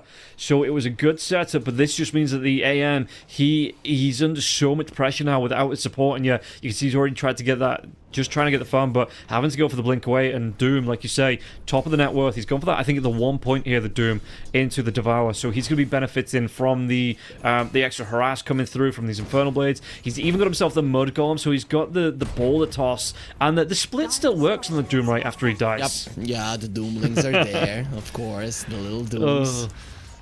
The little devil. Yeah, that's just such a, you would never think in any other game that wouldn't be a mechanic, but in Dota, of course, it is. As the toss comes in, there's even going to be a rotation here for Siren M. He gets the kill onto Prada, but the Ember Spirit is going to get the dive back into the mid lane, so going to get some farm out top lane. Kajua, once again, where's the Infernal Blade? The blink, it comes out just mid-animation there, it looks like, for the Doom. But the Doom's going to be able to chase him down now. Yeah, he's going to be getting that little bit more of the movement speed. The ones, the Sticky Bomb, though, he gets another blink out because he's had to go for that level 3 in the blink now. But it looks like, the Doom, he's still able to get the Infernal Blade damage off. And Kajua, does he go down here now? One more right click, it's not going to be enough. But the techies, he's waiting. He was in the right position for the blink. He was able to get the kill onto Kajua. And this is going to be, the third death of the AM already. Second death. This is not looking good. In fact, Bass, yeah, he's going to go down here. And the Doom says, I don't need to cast spells, I just right-click you to death. Scorched Earth going to do more than enough damage here on the skeleton, and it just melts him down. Oh, this top lane has made the game almost impossible now for Infamous. We talked about who the main hero is, right? In the early stages of the game, and even throughout the game is the Doom and him fighting the right targets. If you get a start like this, you can just continue running towards your enemies. I'm expecting like a Veil. We can see that the Shiva's Guard is queued up, but I think Veil into a blink, and then every single time this Death Prophet thinks about pushing a tower, you just Doom her and make her life a living hell, because the Anti-Mage's life already is. Without the tower, he's not really going to be able to farm that Battle Fury in any reasonable timing. No, and you can see that, the Doom's going right back into it. He has his ultimate now as well. If he gets on top of the Anti-Mage, does he throw it out? The Doom comes through. Yep. Infernal Blade's going to be there now as well. Scorched Earth just running him down. He is dead again, even through the mana burn here. Yeah, the Techies jumps in, secures the kill, like all good supports should do. And yeah, it's just a good rundown. And again, this nerf to the Doom. Oh, they might be able to. It's going to be a good chunk of gold if they get this kill now. There's going to be the Astral Step in with the toss up into the Earth. Doom, he will go down, but it's going to be Bass that picks up the gold. Maybe not. I said, support securing the kills, but maybe not the hero you wanted to get that particular kill on here for the side of Infamous. And the TP away and the interrupts. No, Kiri's going to be away. Yeah, in these kind of situations when the mid laner is wasting so much time, it's kind of needed for him to get the kill. Usually in Dota, it doesn't really matter. People are putting too much emphasis on it. It can increase the speed of some heroes. Let's say Anti-Mage stealing a kill so that he gets a faster Battle Fury actually counts for something. But when you're losing so much time and not getting creeps, it can be a problem for a mid laner not to get the kill. Oh my dude, Telekinesis is going to be used now to blast off. I was half a second too late there from the techies, but I was just watching the Rubik using the Fade Ball into the stolen Nether Blast there with the 1 point in the Arcane Supremacy, and Anti-Mage lost half his health from that one interaction there, and I think if Kiri lands that blast off, Anti-Mage is dead again. True. Either he lands the blast off, or the Ember lands the Sleight of Fist chains. Both of those things would have just ended his life. And That is going to be, again though, it's just the fear of God being put into the Anti-Mage. You look at his net worth, we're coming up to 10 minutes in here, he's not even started picking up pieces for the Battle Fury. He can get the recipe. that would be pretty good. Well, he has the Quelling Blade. Oh, yeah, okay. I lied. Yeah, he started picking up the pieces from the start. Diving in the mid lane, they are going to be able to get the kill onto the Rubik now as well. Can they get the kill onto the Techies? Techies, he's going to go for that mid-air blast off, but Ember Spirit does get that dive away to his Remnant on the other side of the river. So you take down 2 supports. Pamplona is going to be the one that gets these kills. And that's going to be the mana boots here for the Tiny. It is that support Tiny though. So, Kiri! Bass walks himself into the river and he doesn't check for mines. And boom, that is going to be the skeleton just scattered all over the place. Bones for days. Yeah, we'll see if they fossilize. Overall, though, that is the mistake of a Pugna 100%, right? Because you are a super speedy hero, you can get yourself away. So definitely just wasn't paying attention. Tiny getting kills is not too bad, because in a game where things are going south, having a repositioning ability is quite nice. So he gets the Arcane Boots. If he gets a blink at a reasonable timing, that could be your way out. But losing the mid lane tower, not opening the bottom tier 1, all of those things are kind of the main things for Infamous. They needed to go well. Anti-Mage has a decent laning phase. Mid lane tower survives for a longer period of time. You get the bottom tier 1 with the exorcism. You didn't do a single thing. So early game, as bad as it gets for Infamous, as good as it gets for Akatsuki. Yeah, and this is the thing now, the Doom is back up on the Doom, so he's going to be able to use his ultimate here. If they try and go for a little bit of late pressure, mid into the river. RoboZ's going to be able to get the dive away. In fact, he's even going to be able to pick up the rune from this one, so he gets really lucky that, first of all, the overlap from the stun into the Remnant, the stun from the Tiny into the Remnant, doesn't actually latch, so he was able to get that dive away. And secondly, the fact that the rune spawns top there as well, there is no Infamous heroes waiting for him. He just gets the best of both situations from that. Yep. Fast fingers, and then we all know that luck favors the brave. So RoboZ, he gets everything he wants, and it's just the lead is gonna continue to increase. The time when Infamous can start farming maybe at the similar pace as their opponents is when the Anti-Mage gets a Battle Fury. That is ways away. Yeah, Techies could be in a little bit of danger. Sticky Bomb's going to come out here onto Saranam. It's a lot of damage, and the Tiny rotates in now as well, just to make sure the Techies can't get away. The double mines, just as that goodbye present there for Saranam. But again, it's how much time are you committing to get these kills onto the Void Spirit, while RoboZ's still farming in the mid lane. It's a Techies kill. It's not the biggest kill in the world. You've still got this Doom farming uncontested. Anti-Mage doesn't really feel safe. He's pinned back into that last little bit of the farming corridor here, this Anti-Mage. In fact, RoboZ, he's going to make a rotation here within this rune, look for this kill onto the Anti-Mage with the help of the Doom. It's the only thing that you have, though, if you're Infamous, getting those support kills, so it's pretty solid, and the Void Spirit is going for a Dagon, so that's quite interesting. Plus, they got scanned, so this is a really good sequence of events for Infamous in general, probably the best 3 minutes that they've had in this game. Yeah, and do you want to see the Doom start to leave this lane now? Because the Anti-Mage is fairly elusive. Do you want to see the Doom joining in on like ganks around the map, protecting towers? He has a blink, so yes, he's got to be doing it. As soon as he sees the exorcism, he's TPing 100%. Radiant's bottom tower is under attack. Okay, well, we'll see. I mean, he's just going to get this last camp. It looks like, yeah, he's TPing himself down to the bottom lane. Making this dive in, and like I said, I think this is the reveal on the blink. They did scan him out, but they didn't see what items he has. Even the Rubik TPing into this one as well. So, dive comes through. There's going to be the Centaur Stomp into that Doom ultimate, and this is going to be a Storm Crypt Swarm, in fact, as well for the Rubik. 4 heroes around this one. Is this going to be a bait? I think that there's still going to be the death of the DP. He goes down. Adrian gets it from the grave, but he's going to be able to jump in, get a kill in a 4v1 situation. Now the Emissary are getting involved. Slide Fist, Searing Chains comes out here. A lot of damage onto the Tiny. Tiny's going to be able to drop the Avalanche. There is going to be that Remnant again, but the Slider Fist come through. Prowler gets a kill with the Fade Ball, and now Siren trying to get himself away. Astral Step comes through. Remnant dive forward here from RoboZ. Searing Chains once again. They're getting the lockdown here onto Siren. Siren, the Blast have come through, and that's going to be another kill here for RoboZ. It was a great setup on him from his teammates, and just the conversion there from the side of Akatsuki. They take 3, only lose the Doom. That is well worth the trade. They even get a tier 1 tower from that too. You can see the indecisiveness of Infamous there. You kill the Doom. At that point, it is a run the hell out. Any kind of rotation, you losing any more heroes there, it is a disaster, right? Because Doom was used, the Exorcism wasn't used. You can go and push now. If you have the position, if you have the tower, and you just blew it all. This is going to be... I think that was maybe a little bit of a mistake there from the Doom. It's not a costly one. He pops the Veil when there's no one around. They're going to be able to get the jump onto the Anti-Mage. Do we have the stun lockdown? Okay. He gets the counter spell, gets that blink out. And maybe something like a Veil would have given them enough damage. But it was on cooldown. And mid lane, Kiri. Dive comes through. They're going to have the lockdown with the Remnant coming through from that Void Spirit. The Taser is to be used here. Double Sleight of Fist lockdown, though. Big pick up. The Silence comes through onto the Ember Spirit from the DP hide. Can he get himself away from this one? Didn't use a Crypt one because he did get Doom before he came out. And now Avalanche toss up into the air. They should be able to get the kill onto the Rubik. It's only going to be a matter of time. Adrian does rotate in this one. Yeah, it's going to be a big drain coming through now. Exorcism has been used. Doom, can he get himself away from this one? The Spirit Vessel coming out. It looks like he's going to be fast enough to run himself away from it. So that's going to be Exorcism and being committed. Can he get a tower? Can he get the kill from this one? Because RoboZ's even going to be able to get himself away. Slider Fist comes back in from the Ember Spirit here onto the DP. DP taking a whole load of damage. And RoboZ, does he have a Remnant to jump to? There's going to be the backline protection coming in from Pamplona. And yeah, Hyde, it looks like he is going to survive. But that's an Exorcism for what? Anti-Mage took the tower in the bottom lane, so that's solid. At least you were Okay, being annoying enough. But Doom jumped in. He's straight up dead. Hyde, yeah, he gets that revenge kill from the gank in the bottom lane. And Doom did have his ultimate available, didn't want to throw it out. It looks like, maybe just got controlled long enough that he wasn't able to get it thrown out. Pamplona going to take a mine to the face here. Kiri once again with the taser. There's going to be sticky bombs and mines flying through the field. Do they have the damage? It looks like the side of Akatsuki. They might just want to exit this one. 2 heroes down. Really good Searing Chains coming through. RoboZ is going to be fast enough to run himself away from that life drain.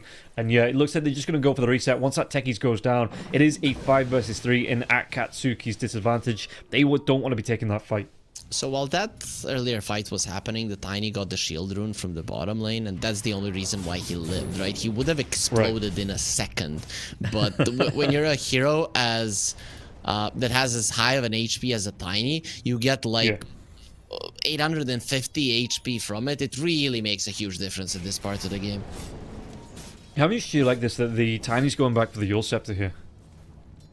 Did he buy the blink? Yeah, sure. Yeah, he's already got the blink. I don't mind. I don't mind. There's you can purge off the Ember Chains, you know, the Infernal Blade. It all makes sense. Save yourself from the Techies for the time being. It actually makes a ton of sense to go for it. That was close. Searing Chains doesn't actually hit onto the AM. Sticky Bomb onto Bass. He's dropped that Nether Ward now as well. So we'll see if Akatsuki want to carry on getting aggressive here. Shido goes down to Siren. He was 2v1. The Tiny was there as well. So it was a lot of damage. Telekinesis comes through. What was Stone? It's going to be the tree grab of all the spells to take off the Tiny. That's one of them. Maybe not the one that the Rubik wanted though. Was RoboZ will be able to get the kill onto Bass. Considering how the game started, Infamous are doing great. Though the map is open, you have the Battle Fury on the AM, you're getting a couple of kills. It's not too bad. Yeah, Siren just straight in for the Dagon here as well. Dive comes through, Ember Spirit, Searing Chains doesn't actually use them now. Remnant, he's going to save them for the TP. That was absolutely perfect timing here. And the dive comes through, Siren, 3 heroes on top of him. Does he still get himself away from this one? No, surely not. That 3 hero chase down, he will go down. And Adrian's the one that gets the credit for the kill. Even if he had another step and another dissimulate, you are still not surviving. That is just impossible. Pamplona? Really playing with his life here though. Does seem to live. They even glyphed the wave. And yeah, I mean the Doom TP'd into that one onto the outpost he was close to, but didn't have a lot of mana here. Pamplona, he's looking for couriers. He might be able to get the Dooms. Tree, Toss comes in. Yeah, he takes that one down. 75 gold in everybody's pocket here. Ember Spirit to see himself away from this one. Slider Fist. He's trying to buy as much time as possible, though. The dive, it's not going to be there. RoboZ, he doesn't even need the Remnant. He's just going to be able to leave on foot. Okay. Infamous are in the game. That's the main thing. Tiny has the blink. The bottom tower is there. Anti-Mage is going to start to ramp up the farm. The map is super huge, so the AM can definitely catch up. It's going to take some time. So at this point, Akatsuki, they need to start putting their foot on the gas. Try to stop the split push. Try to stop being spread around the map so the Void Spirit cannot get kills. And just go from objective to objective. Roche, tier 2, tier 2, tier 2, Roche, right? That's what you need to do. If you go that route, then you're going to be fine. But we can see that the win probability is 50-50, and it was like 70% in favor of Akatsuki just a couple of minutes ago. Yeah, Pamplona, he's going to actually show, gets that immediate blink away. Rubik making a beeline to where the Tiny was. Okay, he's actually going to change his mind. Looks like you want to keep the pressure onto this tier 2 tower. Like you said, the objectives being prioritized here from Akatsuki. They do look for a little bit more farm. I mean, not everybody's grouping up, but we are going to see the smoke on the Doom as the Doom actually stops to farm this camp up. So the smoke breaks on him. How is he looking? He wants to keep his BKB. Killing the bottom tower. Like, the tier 2 is gone. Yeah, man. This is the, I mean, another strength of the hero. He's a strong, siegey little skeleton boy as well as being fast. He gets himself in. You leave him alone for 30 seconds. He takes a tower with that level 4 Nether Blast. That's very surprising, especially when you have an Ember Spirit on your side, right? Well, if there's one hero that the Pugna hates, it's an Ember, because you can't do anything to it. Your spells just don't work. Void, what level Dagon is that? It's just a level 1 Dagon coming through for the Void Spirit, which, again, the stats are nice for Universal Hero. He might build into that a little bit later on. Oh, Pamplona, the Doom comes out. What's that? Infernal Blade? Damn, dude. He was already TPing. It doesn't interrupt. He just leaves. That's bad Doom usage, a really bad Doom usage, and an opening for Infamous to actually go use the Exorcism aggressively. Yeah, well, the Thorn here from the Void Spirit now as well. It is going to be the Resonant Pulse. He get that kill. So that's a fairly nice opening. It's down for 40 seconds or so here. Hyde, what's he going to do? Exorcisms here. He's got that Spirit Vessel as well. And like you say, Doom's down, so Death Prophet will get the full benefit here from the Exorcism as well as the Spirit Siphon. As long as he's not burst down too quickly here. Do they find the AM? Searing Chains comes through. Where's that follow-up though? Kajua, he's just going to be able to carry on farming these Ancients. And Robazy down in the back lines. He's got his team behind him now as well. And it's maybe a little bit of an overextension from Ember Spirit. He might have wanted to be the bait, but it's going to cost him his life. Mana Burn into the Mana Void, and Bass, he might be the consolation prize here, but that is not what Akatsuki wanted from that gank. Overall, no, but you are getting a little bit of time for the Doom to come back up. So I'm kind of surprised that the Ember went that deep. He could have just continued to spam the Sleight of Fist as he had the Arcane Rune, but it's not the worst thing in the world in general. You did stop the Anti-Mage from hitting creeps. This is the best way that he gets farm. Did the AM get the kill on him? Yeah, he did. Okay, that makes it pretty solid for Infamous, but still not like super good, like you're super happy, because you still lost the tier 2 in the mid lane. Yeah, they're going to try and protect this tier 2 tower top as well. There might be a rotation coming in from the side of Akatsuki. Do they want to push? These mines going down on the high ground here as well, so if it does go a little bit pear-shaped for them, they do have this exit strategy already on the board. And Shido pushing in. He has that phylactery coming out. Drain coming through though. The Force Staff, is he going to be able to survive through this one? He's going to be able to get the Strength Morph off now as well. Pamplona, the Stolen Avalanche comes through onto the Tiny. Sticky Bomb connects as well. But it looks like both teams just going to parlay back themselves away from this one. Doom is back up in 15 seconds. So, yeah, you can see that maybe Akatsuki want to try and wait this one out. The mines, they're going down here. This is a big high ground defensive position coming out from Akatsuki that if this fight, like I say, goes wrong, they can retreat back onto this high ground. And it's scary enough going up onto the high ground without having any vision, but with the techies being here as well. Look at that ward in the back. They know where the Void Spirit is. Yeah, they're gonna make a dump. The Doom comes out here onto Death Prophet, whereas Kiri, there's gonna be the dive here from the Void Spirit onto Kiri, and now the damage coming through. Yule Scepter gonna get the spin up into the Death Prophet, though, trying to run away. Shido just get the kill into Pamplona, and that Doom is gonna be wearing off soon. It's not that level 3 just yet. Hyde though, he still will go down. Robazy gets the kill. Oh, that was maybe an opportunity for a turnaround for Infamous. They decide it's better not to go into the fight. Losing 2 heroes in the tower, not good for sure, especially because your glyph will be used. Okay, that's actually a problem.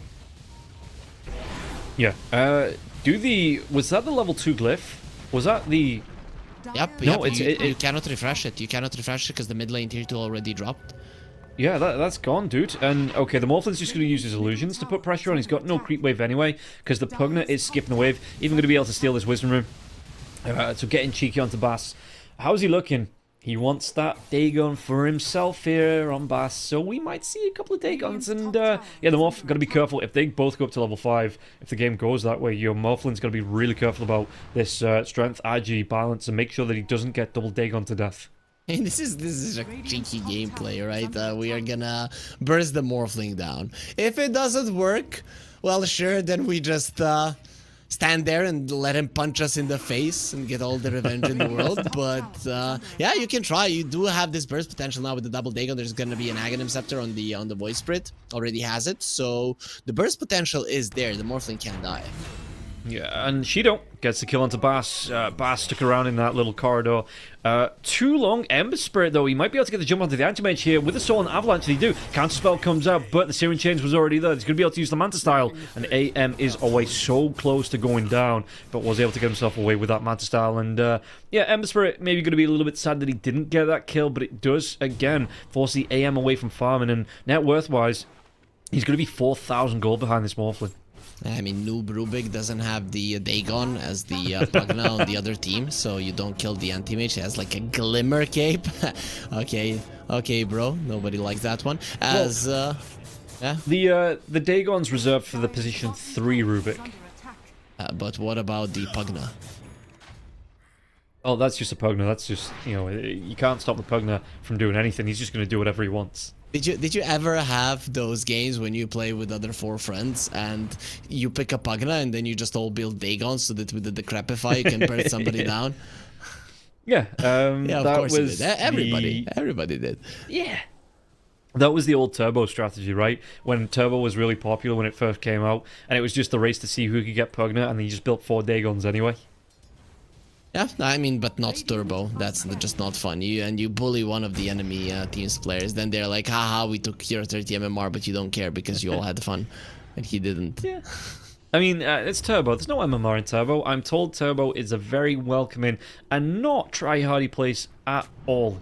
Anymore. What? It's the try-hardest place in the world. I knew. Yeah. I had a friend who played the League of Legends, and then I wanted to get him into Dota, so I wanted him to play Turbo to get a little bit acquainted, and then he came in and they like killed him 15 times. Like, are these guys really try-harding in Turbo? And yes, they are.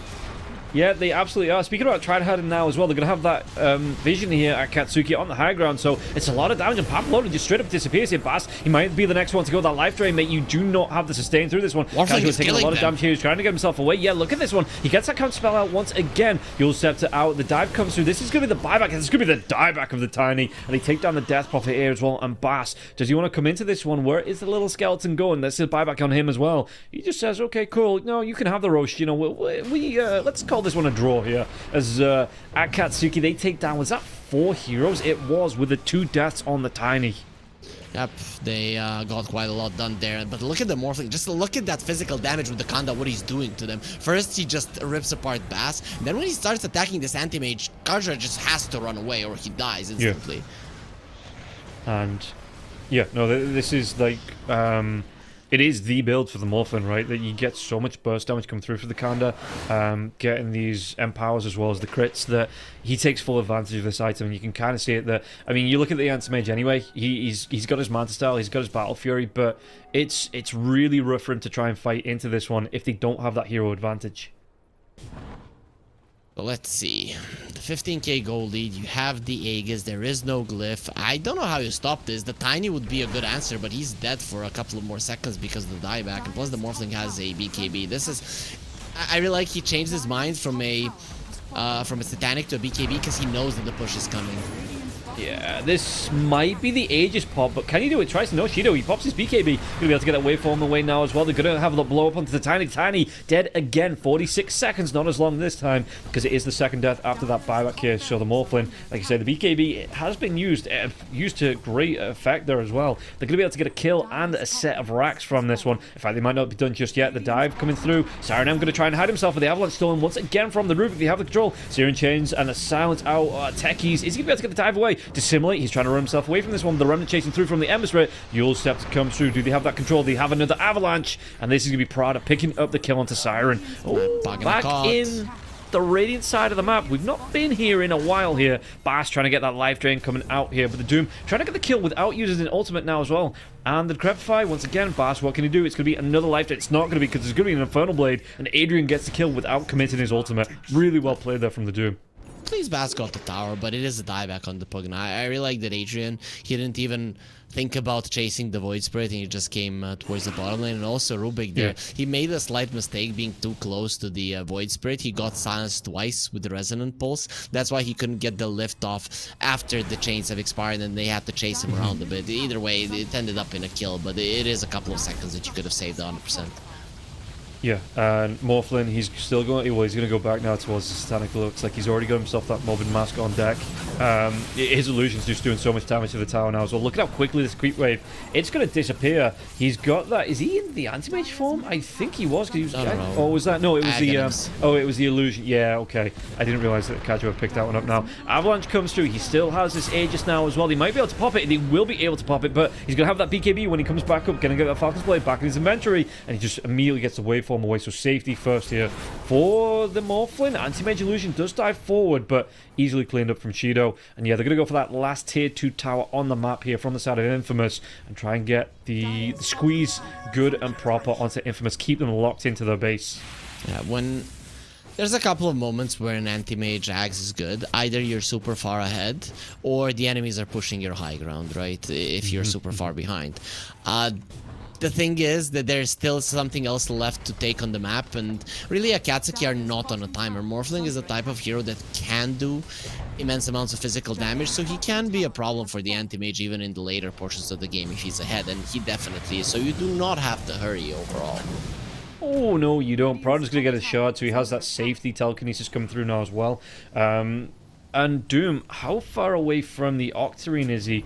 The Tiara, it's still going to be about 250 gold away, so what, an Ancient Stack, a couple of Ancient Stacks here, and he is going to be able to pick up this item. Close to the Secret Shop here as well, so he is going to have that full Octarine when he wants it, and this is going to be really nice for the Doom, especially if he wants to be using these ultimates just to be able to secure the kills. That's what you want to do now. At this point, if you're a Akatsuki, you are getting pickoffs. What's changed in the meta ever since the map was increased is that a lot of the times you don't really go high ground before the pickoff. You cannot stay in the base for a long time. If you're Infamous, in 3 minutes there's gonna be a 10k gold lead more because there's so many resources on the map. So you have to come out and then you wait for pickoffs like this, opportunities like this. Morph has an amplified damage rune. He got the ball passed over to him. He is gonna be hitting like an absolute truck here. Well, the smoke coming through as well. Four-mans, they're gonna come through the top lane.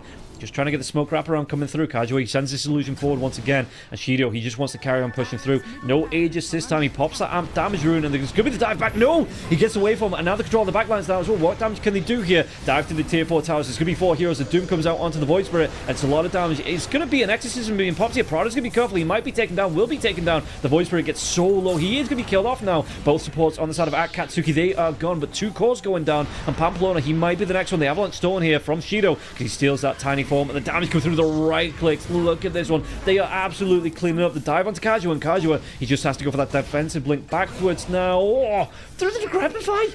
Morphlin, he just gets that adaptive strike off, and Bash disappears. Half his health left. He is gone. GG is called. 32 minutes in, 23k now on the board here for Akatsuki. 29 kills to 16. They take game number 1.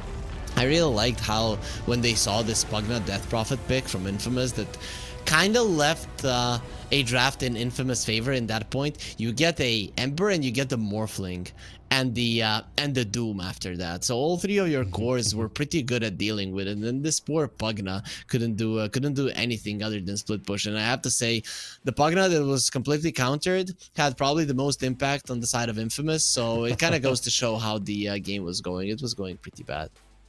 Yeah, and Akatsuki, they carry on the march here through the group stages. I do believe, if I can take a quick look at the table, that might put them back on top up against Midas Club, because in terms of... No, they went 1-1 against Midas, okay. But it does put them even. So they are 1 game away, and they've even got the advantage here of having that 1 single loss. But Akatsuki, 1 win away from taking the top spot, I do believe. And we are going to be jumping to a quick 10-minute break. We'll be back to see how this one breaks down right after this. 1xBet and EVA Alfie present betting on all esports events on the website and in the 1xBet app. 1xBet. Play with EVA.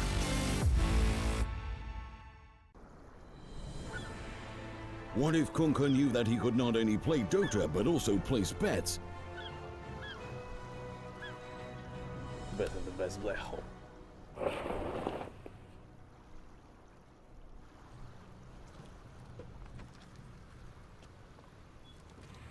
1xBet, bookmaker company.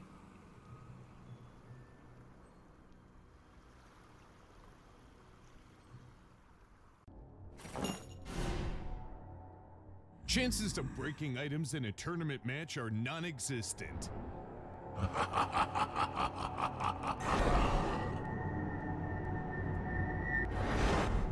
Chances of winning at 1xBet are always real.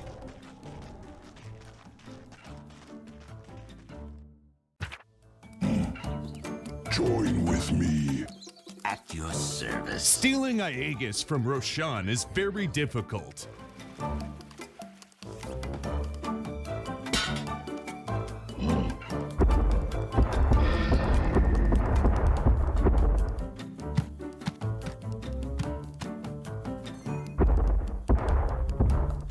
Winning at 1xBet is super easy.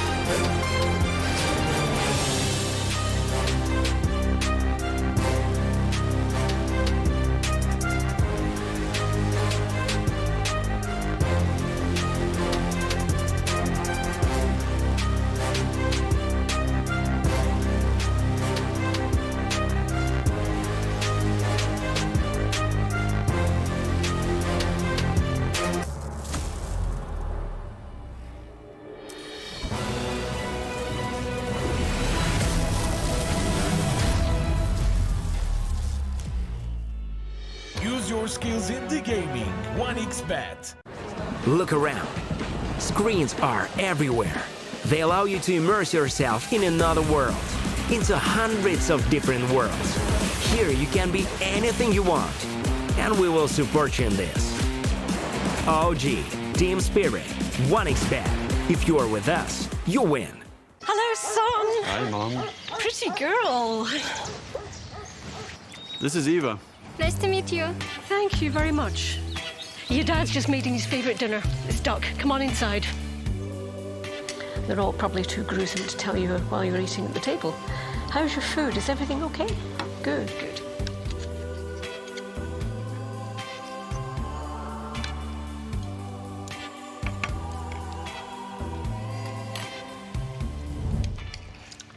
You seem to know each other. Yeah.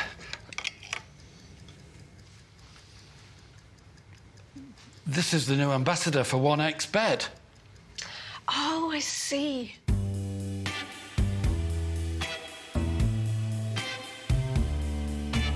Everyone felt good when Eva Elfie became the new ambassador of 1xBet.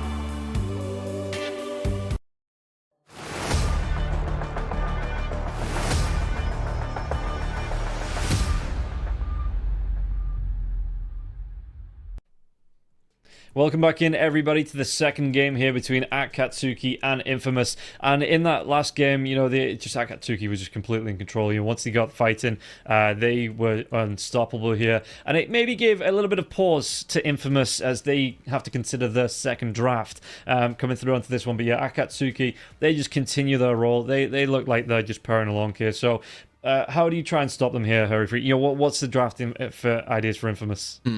Let's think about it a little bit. So, I think always the main idea is if you have even lanes, the better team will win. Akatsuki are a better team in terms of MMR. I think they're the highest team in this group, maybe even in the whole Latin America tournament here in RES.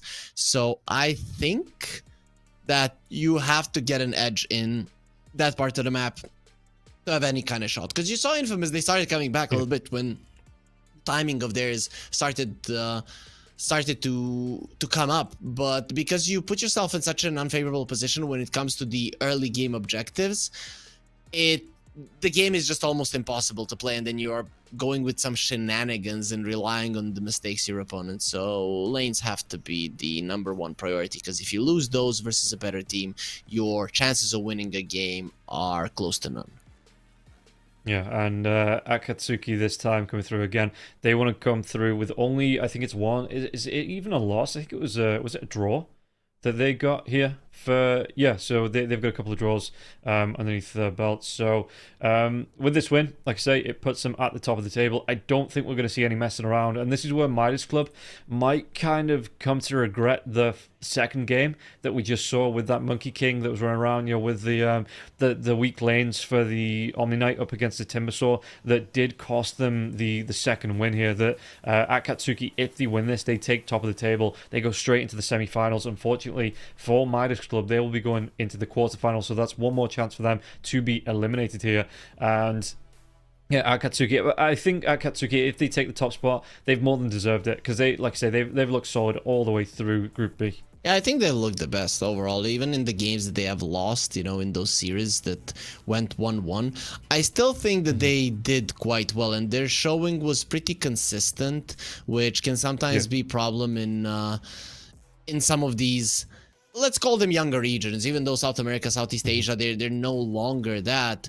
I mean, they've been here for quite some time, but definitely younger than the other regions that we have in terms of producing a huge amount of talented players. So South America especially. So it is normal to have some inconsistency problems, but that's where, you know, super high MMR, a lot of drive comes in, where if you play a lot of pubs each and every day, you will be able to get yourself in a good spot in a team as well.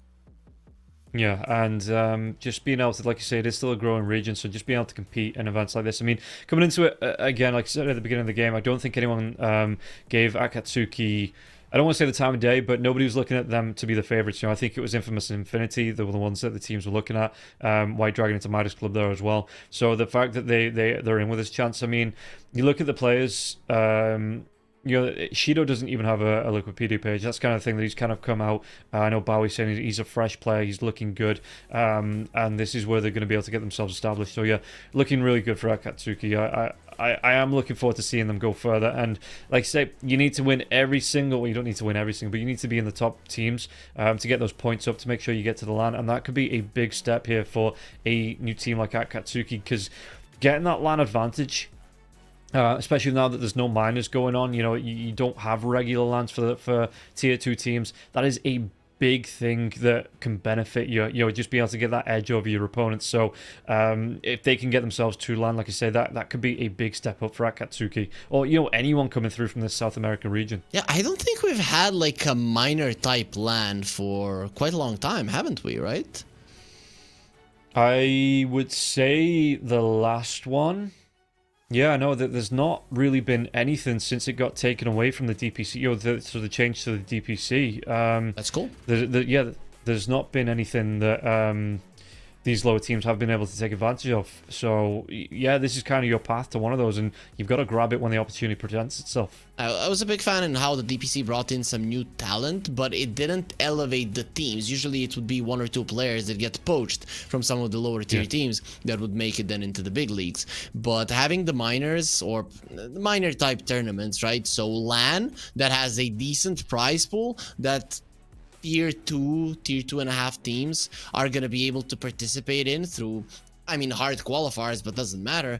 That's a big deal, and that's why I love the original Dota 2 series. I think this is a step in the right direction, and if we would have this every year, and I'm hoping that Reload can 1x want to do it again, I would be super happy. But we are only at the start, right? This is our second tournament. First one was Southeast Asia, this is Latin America, and then we're moving into Europe then. And I already am seeing some, of the teams in Discord. Of course, nothing is going to be revealed, but it's going to be some pretty strong teams in Europe.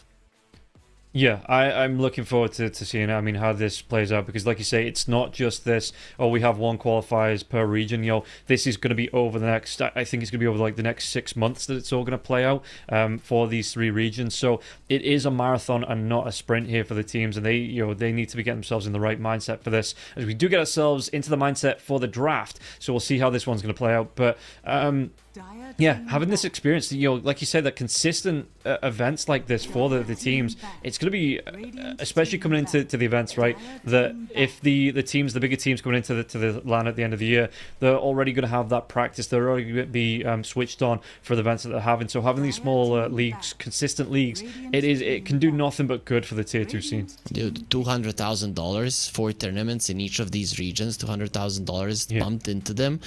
That is not a small amount of money. I mean, we all see the TIs, the Riyadh Masters and stuff like that, but that's the big league. Some of these guys are sometimes struggling to pay their bills to stay in the Dota scene, to kind of show to their families maybe that there is a future in that one, and I'm really happy that we are getting to see it. But Infamous, I mean, they have to prove themselves at least to fight versus Akatsuki a little bit, because that game 1 was, I would call it an easy win for Akatsuki. Not a full-on stomp, but pretty easy win.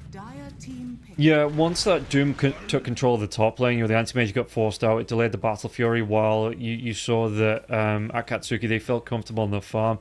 Again, there wasn't really the outer pressure being put onto them. They were able to go through. It is going to be Infamous picking up that tiny game, but yeah, it just felt like Akatsuki, once he got control of that safe lane against the anti-mage, or their off lane against the anti-mage, it never really felt like Infamous could get themselves back comfortable in that game. So let's see. Is this the same opening? Yeah, I'm seeing it right. Yeah, it's the same opening. We're just on different sides, right? It's Akatsuki was Radiant, now they're Dire, but still we see an opening with a Tiny, and then we see a response through Wick. I also think that Infamous did have the first pick, so does that mean that Akatsuki chose Dire? Let me check that. No, these guys okay, so Akatsuki actually just chose the second pick, and I guess in the first game Infamous chose first pick. And then, of course... Let's say yes. Yeah, that was probably how it went. And this time, Infamous, they're going to mess up that run back from Akatsuki, already taking away the techies, so not going to have that second support here. And Infamous, this time, again, going with that flex on the Tiny, because, like I say, it's just an answer to the puck. It's that easy answer to the puck if it's going to be in the mid lane. If not, you can always run it as a 4, and it is fairly effective most of the time in both of those roles here. Akatsuki, though, they go for the Grimstroke. We're going to see a Primal Beast. Is that going to be an offlane combo here? Because the Primal Beast, it's not been touched, I don't think, today. And with that Grimstroke coming out, that is going to be a nasty, nasty combo in the offlane if Akatsuki want to run that. Did they run much Primal Beast in this tournament? I don't remember much. There's been spurts. Yeah, it's been stop and starting. Every spurt, it's been more banned out than I think picked up in terms of being contested. Yeah, it's very weird. Some teams in the tier 2 scene across regions really favor the Primal Beast. Some teams just don't care about it whatsoever. So I think Akatsuki kind of falls into the latter category, so I'm not sure that we're going to be seeing it. But I wouldn't mind, really. It does go really well with both the Rubik and the Grimstroke. But just in terms of like supports, Rubik Grimstroke is not to be underestimated. Double lift and double fade bolt in general, it's one of those situations that can win the fight with the overwhelming damage. Yeah, and we'll see how it plays out. Like you say, it's just being able to get that damage off, and the supports, Philly bursty supports, but you've got to be careful about this backline dive coming out from the Tiny support or core, because these, again, are two really squishy heroes. But again, Infamous get the Doom this time. Okay, and Jero, Tiny, both can be flexed, but this Doom, pretty sure this is going to be locked firmly into that offlane role. Yep, that is true. Gyro, we'll see if it's 5 or 1. I would be very surprised if they put it on 4, but who knows? Might be a hero you want to lane with the Doom. So, Akatsuki, now you see the Doom. I would not mind something super aggressive in their safe lane just to deal with this Doom, just to go aggressive on it, because when you have a Grimstroke, you actually have the opportunity to do so. Even though the Tiny is pretty solid at stopping like you running in on somebody, it's still a pretty viable possibility. And just looking at this, the ban list coming out here as well for Akatsuki, taking away the Faceless Void, they go in for the AM. So they're like, okay, we dominated this AM with the Doom. We're going to show you how to really play the AM up against the Doom, and how to play this one around. I do like it if this is going to be the position 5 Grimstroke as well, because it means that the AM can get the blink in, you can get the Inkswell, or the Inkswell can be used safely to get him out. Whereas the Pugna, he just felt like he was in the lane, he's trying to disrupt the aggression coming out, but the techies just ate him alive, or dead, as he's a skeleton. Yeah, very true. But then, I don't know, these techies do look like non-bones. Who knows? And either way, though, I like the Kunkka as well. If you start off the fight with the Kunkka, you have that added movement speed, then a Doom comes out, the damage is going to be mitigated by the boat. So in general, I'm a big fan of the Kunkka versus the Doom in any kind of a lineup. You can start off the fight, you have 2 supports that contribute solidly into the damage, though here's the deal. They contribute solidly, not too much in the damage department, the Rubik and the Grimstroke at the start. So, Infamous are quite tanky on their heroes, and I would like for that to stay that way. If it does, it's actually going to be quite tough. And Timbersaw is in the pool, so you could pick that one up for a mid lane. Yeah, you think it's going to be the offlane Kunkka then, and not the mid lane Kunkka? I mean, again, I suppose it's one of those that you don't have to make the decision just yet. I mean, you would probably have to do something like that if the Timber does come out. Though I see it as a pretty decent Timber game. Other than the Grimstroke, you're kind of fine versus anybody. Okay. And that Timbersaw, that is looking mighty tasty here for Akatsuki now. The Slot are going to be the ban out, and we'll see if Infamous they take away the Timbersaw or if they've just completely forgot about it. And Akatsuki, it is on the list. That's interesting. Like, the Lifestealer can be problematic for the anti-mage, but the other thing can be true as well, right? If you can maybe go for the Deso build, it can be a big problem for him. Literally, these heroes don't really deal well with the Lifestealer, so I feel like you have to get a hero to deal with him, right? Either something that's gonna push early on, either something that's gonna push him out of the lane. You have to have a way to address this Lifestealer. It is actually a pretty good Lifestealer pick. Yeah, and it's going to be the puck ban coming out, so we'll see what Infamous want to be drafting out, because they've still got that mid-hero. One last ban for them, and like you say, this Timbersaw, do they want to be taking it away? Because, I mean, you look at the heroes you've got on Infamous, you've got that homing missile, you've got the Infernal Blade, you do have the Avalanche as well, but you have to get up close to get that Infernal Blade off. You have to get some good timings to get the homing missile off, so there is some possibility to get the escape. You know, this Timbersaw does become Spider-Man if he gets picked up. What else could they look for? You could put that Tiny in the mid. You could put the Tiny in the mid lane, because there is a Grimstroke and the Rubik on the other side, so those are quite easy to burst down, and then you can get a hero that's gonna lane with the Doom. That's gonna be a problem for the anti-mage. Maybe Dark Willow comes to mind. Something that's just gonna poke at him. Oh, they ban out the Timber on Infamous. Okay, and so what are you looking at now for Akatsuki? You're looking potentially, what, still mid lane? Or do you think it's going to be the Kunkka mid lane? And you're looking for an off lane here, something like a, I don't know, maybe like a Dawnbreaker to come out, or is Mars been banned out already? No, Mars is here, but generally not that good versus the Lifestealer. I'm thinking LC could be the hero pick. I'm not sure. You need something that's good versus a Lifestealer, something that can pressure him. Yeah. What can pressure a Lifestealer in a lane that isn't just completely eaten alive by the hero? Maybe you go for something like an OD, you know, just being able to play away. Oh, they go for the Elder Titan here on Infamous as well. So it has to be a mid lane Tiny. I don't think we're gonna be seeing a mid lane Elder Titan. That does put the Gyro to lane with the Doom. I'd rather maybe have the Elder Titan as a 4 then, because the Gyro not that good versus the anti-mage. It's too easy to counterspell the homing missile in lane, though it's not generally the spell that you go for. So either way, interesting pick.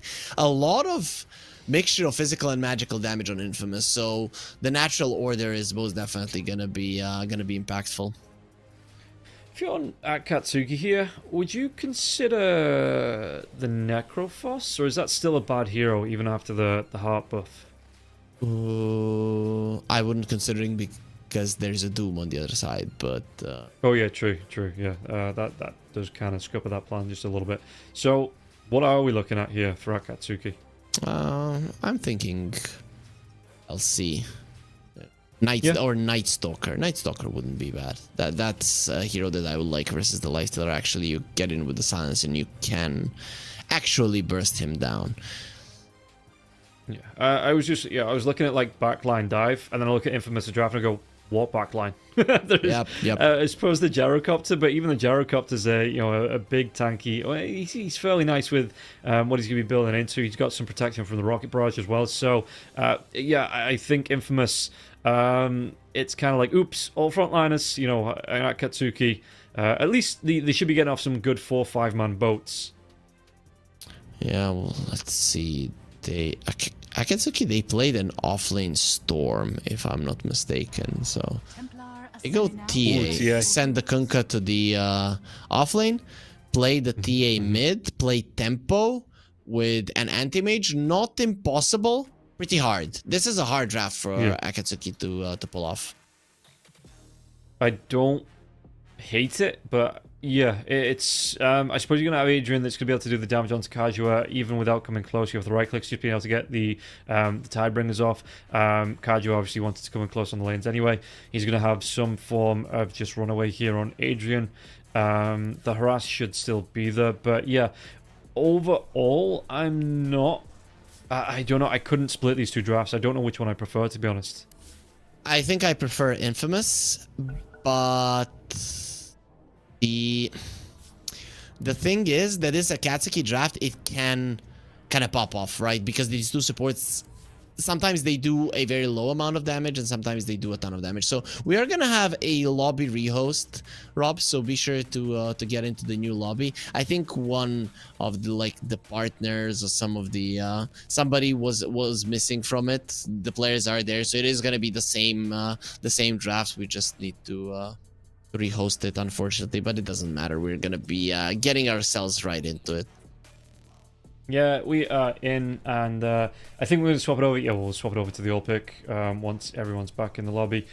So, again, guys, draft is on the screen. It's going to be a little bit of a delay. So, these are the heroes that we are going to be seeing here in game number 2. The Elder Titan, it's started to pick up a little bit more steam. I know Dream League, it's been played a little bit more. It's seeing some, like I said, it's seeing some more game time. But I don't know, because I do like the Grimstroke with the Conquer, but I think, is it going to be enough here up against the Lifestealer? I think it's a 5 Grimstroke with a 4. Oh, is it the 5? Yeah, Prada. Yeah, okay. Am I right now? Now you've got me confused. Yeah, Prada is the... Yeah, it is. Prada is the 5. Yeah, Prada is the 5. Okay. Okay, I'm a little bit less excited about the Conquer Rubik lane.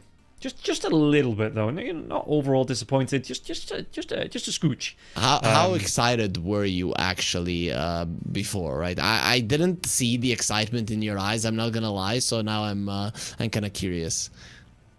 It's just a nice it's a nice, you walk the Conquer in there. He's got that boat coming in. It's the Inkswell into the torrent there as well. When you get a few levels, so it's not a primal beast Grimstroke lane, but it's still nice to watch. Okay, if you say so, whatever. So I'm more excited for the anti-mage Grimstroke lane than I would ever be for a Kunkka Grimstroke lane. But sure, Rob, whatever you think is best. So I'm guessing from what you started saying there, I'm gonna guess that you like going on boats and stuff into the sea, river, whatever. Am I right, wrong? Yeah. It's just I'm thinking more like the water rides as well. At theme parks, it's you gotta get the excitement from those, and it's the early aggression. But again, I suppose you are right. Shido as well as Prada in that lane. If you do find a good jump potential with the Inkswell into that blink from the anti-mage, you might be able to make this Doom cry this time around.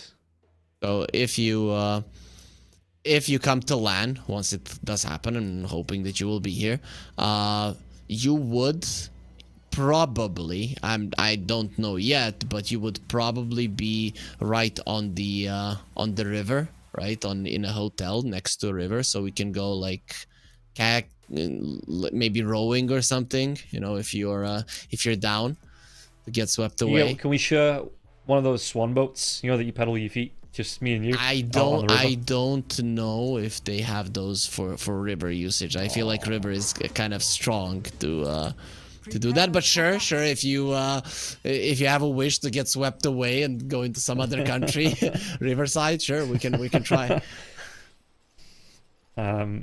Yeah, I mean, we could always give it a go and see how it ends. I'm sure it'll be fine. It'll be fine. But you know what else is going to be fine? Getting ourselves into game number 2. And we'll see how this one is going to play out. Because we do think that Akatsuki, we don't even think we know they need this game number 2 to jump above Midas Club, get themselves in that strong position 1 here for Group B. But how are they going to be upset Infamous? Are they going to be able to take this game and maybe just spoil Akatsuki's day a little bit here coming through into the second game? Yep, that would spoil their day for sure. It would give us a tiebreaker. We already have the 3-way tiebreaker. It is a best of 1, 1 versus 1, but still, it would be pretty fun to have a second day of tiebreakers as well. This way, we wouldn't have a 3-way tie. It would just be one fight for the top spot. I think Uru said if there is tiebreakers, it's all going to be happening on the Monday, because they are 1v1, so it can all be slotted in there on the Monday. Maybe though. I see 2 days that are kind of set for those, so it might be just 1 day for one group, 1 for the other. Of course, we're gonna be getting the info from our admins. They're always the ones that are making the final decision. So we still need to see how this day ends. And just a quick update for everyone watching on the stream as well. There won't be a third series. Demonios has dropped out, so they're going to forfeit. It's going to be the 2-0 going the way of South Team. So, final day, and South Team, they do eventually earn that 2-0 after going 1-1 against literally every other team in the groups. But that means that Demonios, they do finish right at the rock bottom of the table. I do believe that means... South team finish 4th in the groups. Exactly. No matter what happens here. So yeah, this is going to be the final game of the day.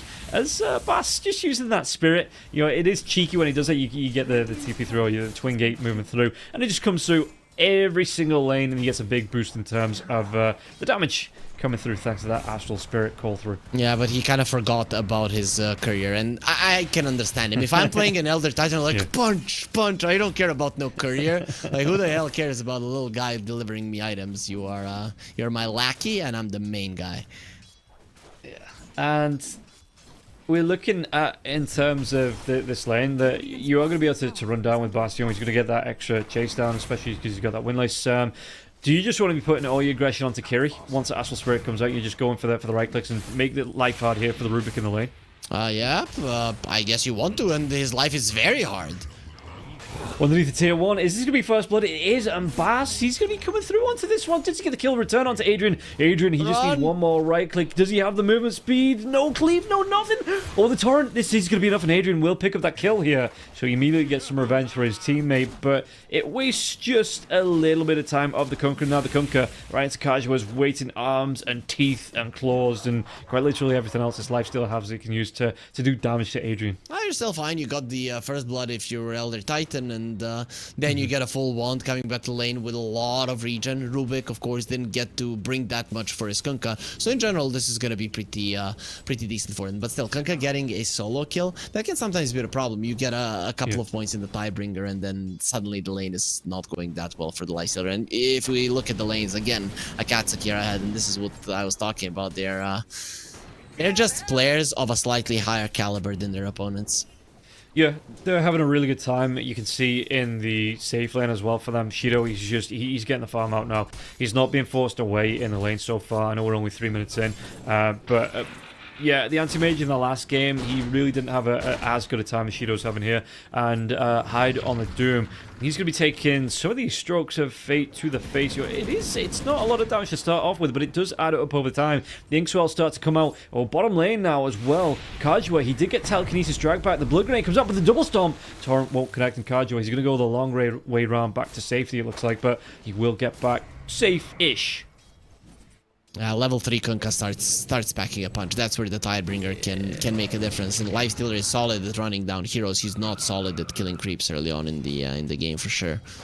No. And mid lane, how's this going? RoboZ, he is going to be a couple of last hits behind the Tiny, but for the most part, this lane looks like it's trading fairly even on. Yeah, he has more denies though, so it's not that big of a deal. Kiri, he gets the Cliff Teasy over onto the ET. That is the feat here of the ET. And he has that teleportation scroll, but maybe just making sure there's no vision here, because if a torrent comes through and interrupts that, or another telekinesis, that will be Bass stuck up here for a long time. And no telekinesis here for the Rubik for another couple of seconds, so ET, he does get himself off the cliff. I just waited for the Kunkka to go a little bit on the side, because Torrent is way too easy to cancel his TP with 1.7 seconds. If you're in the vicinity, you're gonna get it off. But still, not that high of a range spell, or not that much of a range spell on the Torrent. It actually is a high range spell, still not enough to stop him. And yeah, like you say, he just waits for that move away, and it would have been a nightmare if he did get interrupted on that TP, because I think Kiri then would have just patrolled, looking for the couriers to come in, try and get that TP scroll. Mid lane, right click's coming out onto Siren, so Siren's going to take some aggression back here from the TA, and we've seen this matchup already today. The TA didn't go. I think he's about to actually get the kill onto this one. He's trying to run himself away, Prada, but the homing missile, it is enough, and Hyde will be able to pick up the kill, and so it begins in this lane here for the Doom, and we'll see if he's going to be able to push its advantage here against the AM.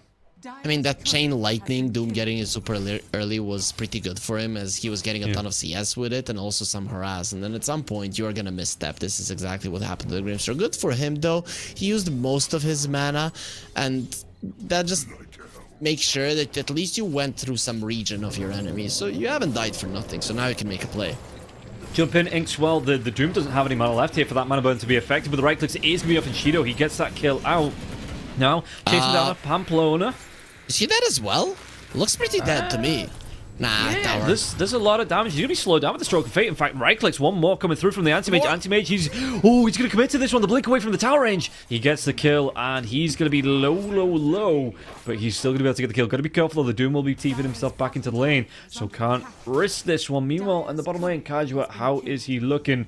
He's not doing too bad in terms of last. It's 25 here for the Lifestealer, so it's not the Anti-Mage farm speed at the minute, but he's going to be okay. And the Lifestealer as well, once he hits a few levels, maybe he gets that Maelstrom, he doesn't disappear into the jungle with like the Anti-Mage Battle Fury farm. He might be looking to get aggressive with his teammates, looking to try and put an advantage here while the AM's looking to farm.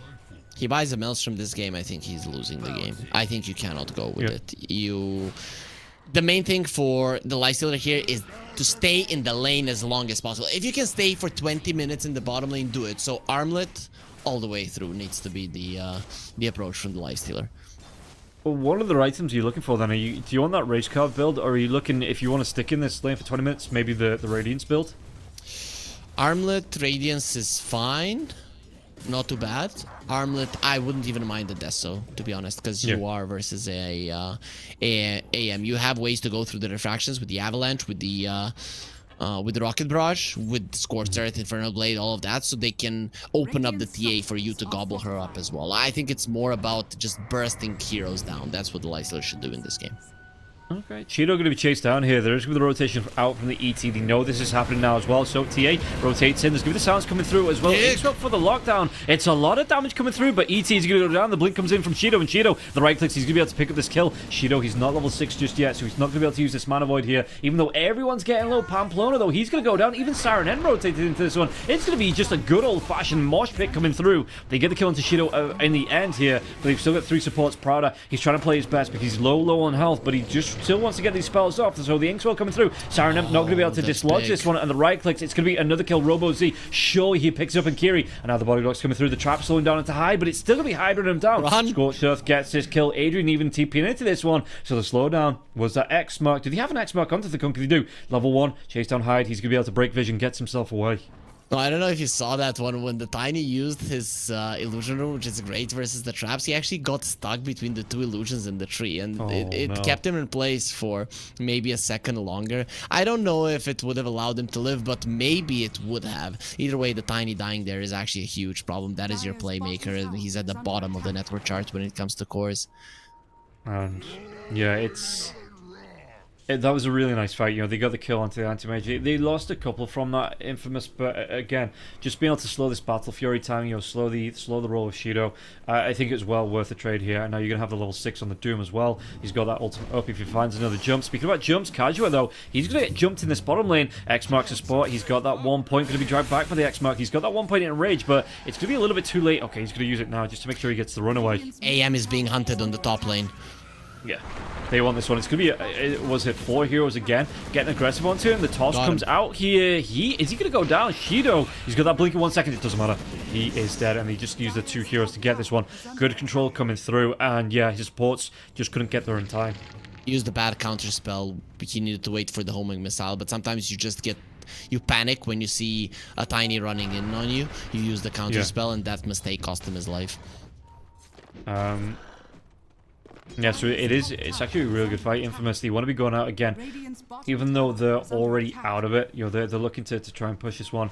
They're looking to just spoil Akatsuki's day, maybe force him to this tiebreakers, because I do believe Akatsuki and Midas would be on the same win-losses. They tied against each other in the group, so yeah, it would be one more tiebreakers to come between the 2 teams. Another 1 versus 1 on the board. Overall, though, remember last game when I talked about at Infamous everything in the laning phase that they wanted to get or wanted to defend, it didn't go their way? In this game, it's the opposite, right? Akatsuki, at least you got solid farm on your heroes, but you didn't push the bottom lane tower, you didn't push out the Lifestealer out of the lane, you lost your top tier 1, and you are getting some pickoffs on the Tiny. So everything that you wanted is there. Was it a little bit cocky for Akatsuki to pick this AM into the Doom after them showing how bad it can go? Well, we're going to get the driver. We'll come back to the second here. Bass, boat connects. The torrent's going to be here as well. Do they get the kill? They don't. Bash is going to be able to walk himself away from this. Is he? Oh, telekinesis. The drag back into the range of RoboZ will eventually pick that one up. Cooldown comes through here from the gyrocopter, surrounded by 3 heroes, but it looks like they're just going to pull themselves back, and this creates a little bit of space for Shido, so he's going to be able to get some items, you know, some gold on the board. But yeah, was this a little bit cocky for Akatsuki, picking the AM into the Doom? I mean, AM into a Doom is actually a pretty decent pick, I'm not gonna lie, right? Because you have the counterspell, it's not easy to Doom you, but they had the better support, and you could see I mean, it's a night and day difference between the how the laning stage went for the AM in this game and in the previous game. Even though you lost the tower, you still have a decent amount of farm, and you're gonna have like a 13-minute Battle Fury, which is pretty good. Yeah, he is farming that one up 11 minutes in. If he wants to, I mean, he's not going to be too far away from the Claymore now. So yeah, it looks like that's the way he wants to go. There's even going to be a stack here for him to farm up. And the rest of his team, how's the TA looking? I've not looked at the TA item-wise, and RoboZ is farming up here. He's got that Dragon Lance going towards the Blink Dagger, so maybe he wants to get involved early on with the rest of his team. Speaking about getting involved here, Rubik will go down, and Siren picks up another tasty kill on this Rubik. I mean, that Blink Dagger on the Tiny is going to be a problem for both the Grimstroke and the Rubik. That's why we see the win probability being in favor of Infamous. First of all, the Lifestealer can be a problem for your AM later on in the game, and the Tiny is a huge problem for these supports. RoboZ is going to have to do some heavy lifting in the early stages of the game. Yeah, jump in. Double avalanche into get here. RoboZ, he might be losing Prada. Soulbind will be here. Cooldown gets used. And yeah, TP's coming in from the Rubik now as well. So double Fade Ball. Did he get that? Oh, the cooldown stolen now as well. The drag back onto the Tiny, and they're going to be able to finish off the Gyrocopter too. So that was just a little bit too deep for Infamous. And Akatsuki make them pay. They didn't manage to burst down the Grimstroke, and that's pretty weird considering that he didn't have the raindrops. So I'm kind of surprised that he didn't just die. The second he got the Soulbind off was the second that you, that you start praying. TA, there is going to be the fortification. TA has that amplified damager in here as well, so he's going to be able to come in onto this tier 1 tower, and I think this is going to be Akatsuki being able to take this one down. And again, just pulling some aggression off. The Doom comes through here. TA, refraction charges into the avalanche. Stolen Doom. Toss back. It's going to be the toss up into the air, and the damage coming through. They do get the kill to RoboZ, but yeah, like you say, that is going to be the Stolen Doom here for Rubik. Where does he want to deploy this one? Not now. No. Oh no, he actually throws it onto the lifesteal. It's going to be a lot of damage here, and it might cost the Rubik his life. He's going to be caught out. Maybe try and get the deny onto the neutrals. Do they get involved? Is it going to be up? It isn't. And Hyde will pick up the kill. Yeah, maybe just getting a little bit overzealous after picking up the Doom. The second that Kajua TP'd there and your anti-mage wasn't coming into the fight, it was 100% certain that you're losing it. So this was just like a weird attempt to try to use that Doom. You could have just reset, went for a smoke, and made a good use of it. So that's that mistake could cost you, actually. You had an opportunity to make a big difference and you did nothing. Yeah, and now we're going to get that smoke coming through again. Another rotation coming out from the Jarrett. Tiny. Blink comes in this time. The toss will be here. They get the blow up onto Prada. He disappears, and Kaju even steps in to help this. There's going to be 4 heroes coming onto this tier 1 tower. Fortification will be used. It looks like they're going to try and smoke here on Akatsuki. Can they protect this one? AM still not making a move. The buyback from the Grimstroke here as well. He's going to get this TP in, but as soon as that buyback comes out, Infamous, they just leave. And they messed up the boat. The Lifestealer infested the other Titan just to make him tankier, but when you miss the boat, it doesn't really matter, because then the Torrent follow-up is going to miss as well. This is very uncharacteristic that Kunkka players miss the boat nowadays. It's very easy to hit, right? You X, you wait 1 second, use the boat, and you don't even have to think about it. So Adrian just got ahead of himself, and it cost his team a kill and potential pressure a little bit on the map, but overall you protected your mid lane tower, which is pretty decent in itself. Yeah, Shido is going to be able to pick up the Wisdom Rune on the die side as well as it comes through, because it feels like, again, he's got that Battle Fury now. He just needs whatever boost he can take at the minute here, looking for that farm out, and his teammates just looking to buy him time. But again, the LC, the LC, excuse me, the LS, it will be that Radiance build coming through after the armlet. So it does make sense when you've got the right clicks coming through from the AM, the TA, as well as the Kunkka here, being able to get up and close with the Radiance. So the mischance as well as that burn, Kajua is definitely going to benefit from this. Yeah, it helps, and also it is a farming item. If you would go Deso, you're full in. If you go Radiance, you can still disassemble it later on, and it can be quite effective. But the thing is that your farm is gonna, I don't want to say skyrocket, but it's gonna be pretty decent. Also, this anti-mage set, did you see it? He kind of looks like Shredder. I don't know if you're a Ninja Turtles fan. Yeah, that helmet, it does look like Shredder. Yeah. Orokusaki. So we'll see how good he is at those martial arts. But they are gonna be opening up the map here in the bottom. I still think the Lifestealer did his job, and that's a stolen infest by the Rubik, quite big. How do you want to play around that? Is it just for a save? Kind of. Oh, there's gonna be the jump. Ah, and the Grimstroke. He is dead. Exactly. It's a save, or maybe you bait as a Rubik. You bait in on the Tiny, you manage to get in fast off, and then things can happen. But in terms of maybe somebody else can bait the Tiny, you infest them, and then they're gonna be and trying to run away. But it's not gonna be easy. Yeah, Kunkka, how's he looking? He's going straight towards the Sags here on him as well. He might actually see with this Invis rune. Sees past. Did he have enough control? There's going to be a telekinesis coming through. Stomp. Adrian moves himself away from it and doesn't reveal it in the Invis. I don't think they know he was... Oh no, they actually did have the sentry here, just tucked away in the trees, so they knew exactly where this Kunkka was. The biggest problem overall for Akatsuki in this game was that buyback of the Grimstroke didn't give them kills, right? Remember, they protected the tower, but they didn't get kills. And now, because of it, this Grimstroke is really suffering in terms of net worth. He cannot buy his shard. And kind of the whole point of this hero is that shard. And you are 1,000 gold away from it, which is pretty uncharacteristic 17 minutes in. And we might see a fight breaking out here in the top lane. Robert Z, does he want to try and get this jump in? X marks the spot, comes out into pass if he wants to. Well, he's going to be dragged back by the boat. He should be able to get the kill. They do. Robert Z picks up Kajua, taking a lot of damage here. Armlet toggle himself to safety. He doesn't want to go down. He is about 200 gold. In fact, not even that. 150 gold from picking up the Sacred Relic. He just wants to avoid the aggression from the side of Akatsuki at all costs. He's going to be fine. Moving himself in. He doesn't have a courier. That is dead. So if he wants to go for this Sacred Relic here, he's going to have to go on foot. But I think he's going to wait until this blows over here. The aggression coming out from Akatsuki. No, he's going to go into the infest. Hide. Does he walk himself past his shop? Does it even work? Like, he's still 25 gold away from it. So Hide, he's looking for the Doom. Kiri, though, telekinesis comes out. The infest bomb. Kajua wants to get the chase out. And that's going to be the stolen infest inside of Prada. And Rubik is away. That looked so weird. It kind of looked like the Lifestealer with an Aghanim Scepter when he has huge range on the infest. He just disappears and suddenly he's inside of the Grimstroke. But that is going to be now the gold here for Kajua, so he can walk himself up to the secret shop and get himself. In fact, he might just farm up the gold here for the full Radiance, because his courier, it doesn't really make too much of a difference for him. The extra damage is nice, but timing-wise, once his courier's back up, he's going to have the gold. I'm pretty sure closing for the gold for both here. Might even be able to get this tier 1 tower mid to help him on his way. I hate this BKB purchase from the Doom. If you had the blink there, the TA just dies. You blink in, Doom her, and she's dead. And Hide, he just went for this BKB first, which is fine if you're just gonna frontline, but I feel like he's not doing much with it. He's just now going for the blink. So you would have went for the blink, you would have farmed just as fast.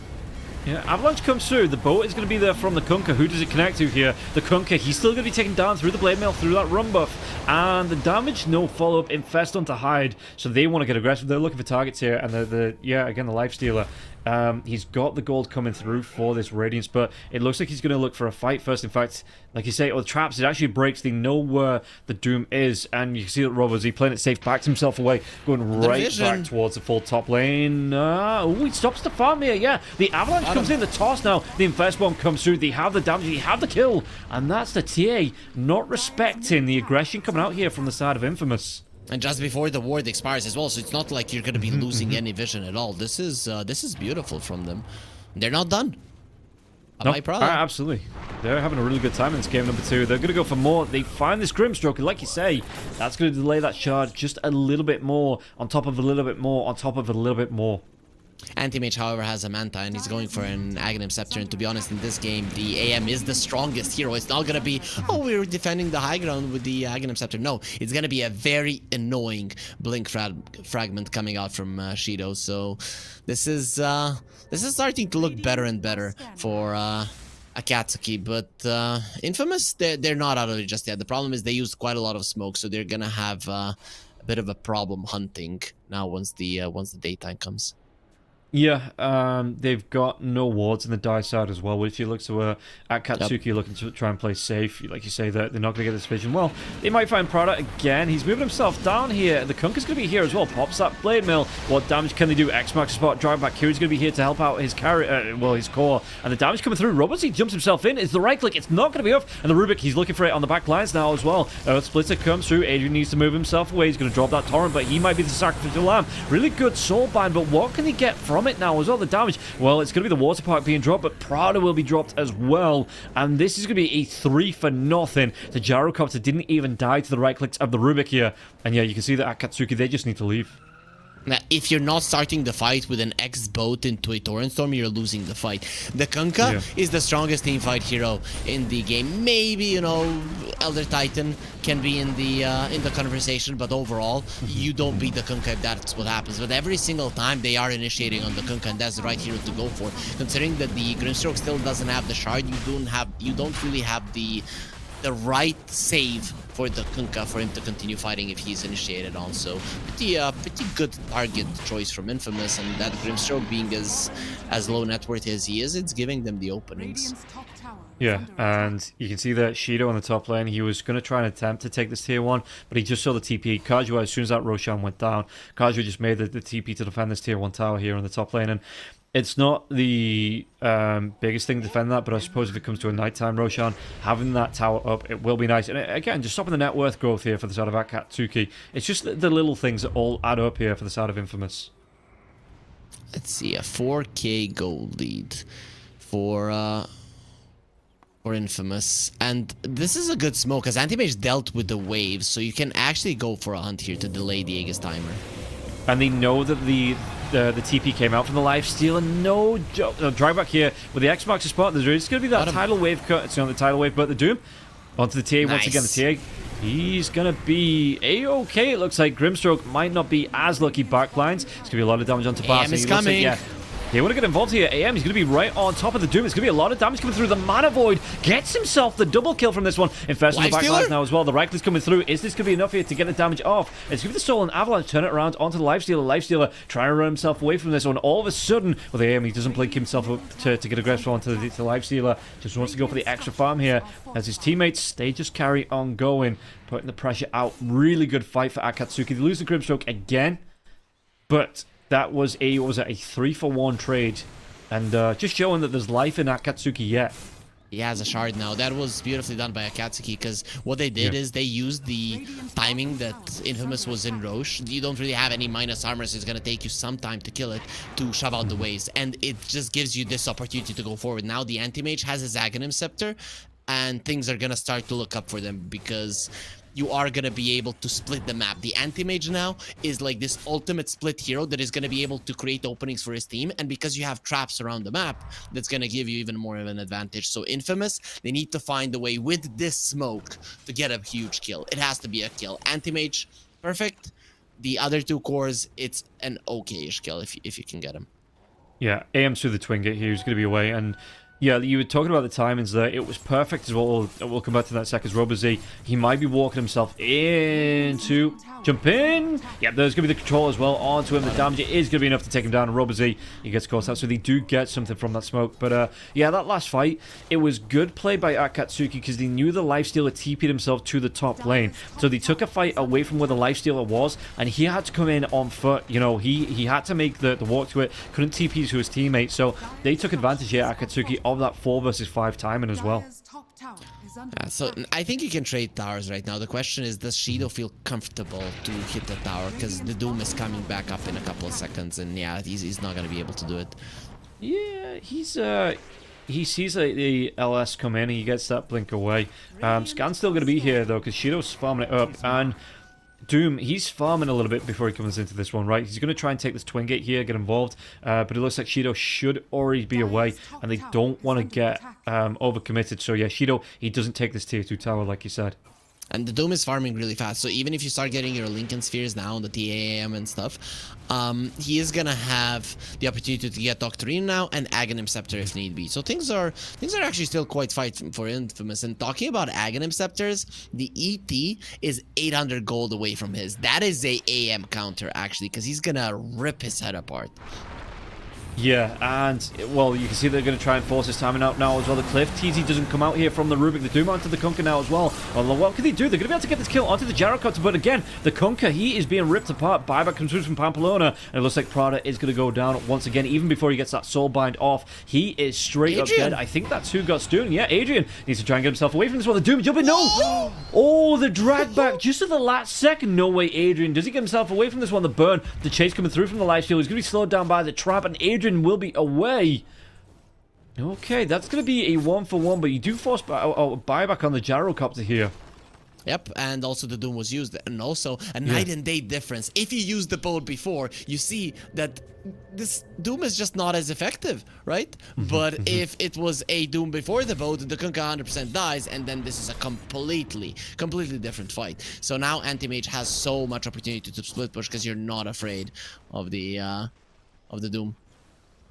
Yeah, and do you want to... Okay, so you are going to be able to take this, like you say, take this tier 1 tower. You split pushing this one out. You've been a pain in the arse. Grimstroke's going to come in and back you up just in case you get into trouble. How much do you commit to this push? He's not going to go towards the tier 2. No, you're just shoving in the waves and you are creating opportunities. That's what you're doing. You're not risking anything right now. Dying in a split push can lose you the game. It's not worth it to be overzealous. Well, his teammates are rotating in here. They might try and get a fight out to this one. Kiri, what did he steal? It's actually going to be the Rage going right back. Telekinesis onto the Tiny. Jump on. Pamplona's on the low ground, though. He's going to be able to get that cooldown coming through. Do they get the kill into the Tiny? Tiny's going to be silenced. He's got that Infest bomb inside of him, though. So it looks like for now he's going to be able to survive through this one. AM Illusion jumps forward onto Pamplona. Pamplona's going to be losing a lot of mana. They do get the kill into Siren M, but now Kajua, he drops out like the Kinder Egg surprise. He wants to be cleaning up. And AM, do they have the damage to get this kill onto the Doom, though? Doom with the BK Beast. Robos, he's still doing a lot of damage. X Mark. It's just a bit of a squiggle on the patch, and I don't think it drags... I think that's just a layover there. Adrian on the cliff. He is going to be TPing himself. I like the Halberd coming out here for the Kunkka, though. Now we have some goats in this game. Quite a lot of them have experience standing on a cliff, though. Still, this is now the timing for Akatsuki, right? So anti-mage timing is between minute 25 and 35. This is when you got to be like this unstoppable force, and he is hitting critical mass. So Infamous, I like that they're poking a little bit and delaying, but you need to delay now for another 10 minutes, and then the Lifestealer will be incredibly powerful versus the AM. You're gonna start getting those huge items. Yeah, I was watching, the scan comes out here from... Do we see where it is? The illusion. Actually going to chase down into Bass, and Bass has no more mana left here. So it should be a kill. Yeah, Shido picks it up. Fairly easy for him. And they did see it with a trap coming through on the lanes. Saw the ET trying to push out this lane. It was just an easy pickup here. So good timing. In fact, they might be going to go into the Gyrocopter now. Drag back into the boat torrent combination. Whereas that damage, Adrian stepping up. He's going to be silenced out now as well, thanks to the Phantom's Embrace. And Prada will be the one that gets credit for the kill. Yep, so that's supports off the map, and one of them off the map for 70 seconds gives the opportunity for Anti-Mage to do whatever the hell he wants. If you know where the Doom is, you actually have no chances of dying. LS shows here, but there is going to be the rotation coming through. 3-4 heroes, they're going to close the gap. Telekinesis here. He's going to be dragged back, has to pop that rage early, but look at this one. They're going to try and come through. Oh, Kajua. He's not going to be... I mean, he had that rage going, so he's not going to be fully caught out there. But it will open up pressure onto this tier 2 tower, like you say. No Gyrocopter still for 40 seconds here. They want to go, but look at the waves, Rob, right? Even if you win the fight here, you're not getting anything out of it. Oh, very nice. Akatsuki, they understand the dangers of getting doomed on the AM. And yeah, he just backs himself away. Yeah, I mean, he does have that Lincoln Sphere here, the Anti-Mage. So if it is the Initiation Doom, that is going to be mitigated, but he just has to be careful. What else do you have to break the Lincolns? Nothing. Nothing, like literally nothing. If there's no gyro with the homing missile, and that's a crappy spell to break a Lincoln's. Yeah, and the Infest comes in now. They are going to be able to get the kill onto the AM still. Didn't need to use that Doom, so he did get caught out under vision. Just a little bit too far away from his teammates. So a little bit too cocky there for the Anti-Mage, and it will cost him his life. Dead for 74 seconds. This could be... No, okay, so the time is actually going to be perfect for the Anti-Mage to come back up as Roche respawns, though. You can't break the Lincolns, but you can break the legs. You know, that's the that's a pretty good deal, I'd say. This is where a Lifestealer with an AC is no joke when it comes to the AM. Plus, it counters the TA as well, or helps your support survive the TA as well. This is not too bad. They're actually might be able to get out of that problematic timing versus an anti-mage a little bit earlier with their item choices. I really like what they went for, especially the lifestealer. Does toss break Lincolns? Or is it counted as an area? It's counted as an area, right, and not a hero target spell. Yeah, it doesn't, because you can toss him somewhere else, right? You're targeting. You can target with. You're tossing the anti-mage somewhere else. You're not tossing him. You're not tossing things on him, and even then, it's not a classic point-and-click spell. Yeah, I just wasn't sure, and that's why I have an analyst who is handy-dandy with the knowledge. I have to say, there was a time when I knew everything. Every little interaction in Dota, I knew. Now it's changing way too fast, or I'm old and I cannot keep up, but I don't know everything. It's just, there's way too many things. So then I like to talk to people, and then you get to get some new knowledge. Again. There's going to be the fire onto the anti-mage here. He's going to be straight up dead here. They've got that cleanup now as well. He's got no buyback to get himself into this one. BKBs are going to be going on both sides now as well. The boat comes through. What can they do? They've got the Doom onto the Kunkka. The Kunkka going to be taking a lot of damage. You might be able to get the kill onto Pamplona. But again, there's the misses coming through here. They do take down the Kunkka. Kiri's dead as well. You've got a 2-for-3 trade, but your lifesteal is down now. So what can you do onto this one? RoboZ back himself away. He's a big hero in his own right here. Coming through, the right clicks coming through onto Bass. Bass taking a lot of damage from this one. But the Doom jumps himself in. He's going to be able to get the Centaurs done before the RoboZ kill gets a kill onto Bass. Jump away, Prada, toss forward. He gets taken down. And now it's going to be a 1 versus 3. But these heroes on the side of Infamous not looking super healthy. And you know what? Who's not looking healthy? The Templar Assassin, because he's dead. Yep.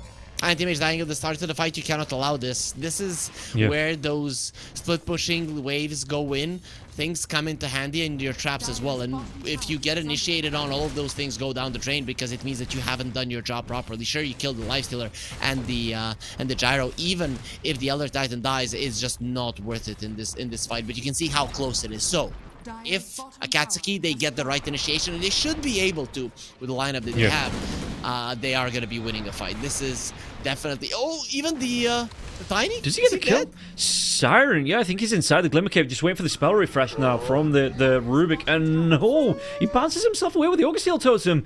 Tiny's going to leave. Tiny is going to leave. Oh no, the Avalanche, it still connects here. They get the damage out. Where's that Fade Bolt now? Telekinesis into the Fade Bolt. And the kill goes the way of the Rubik. That's a solo kill. That's 1,000 gold for the Rubik.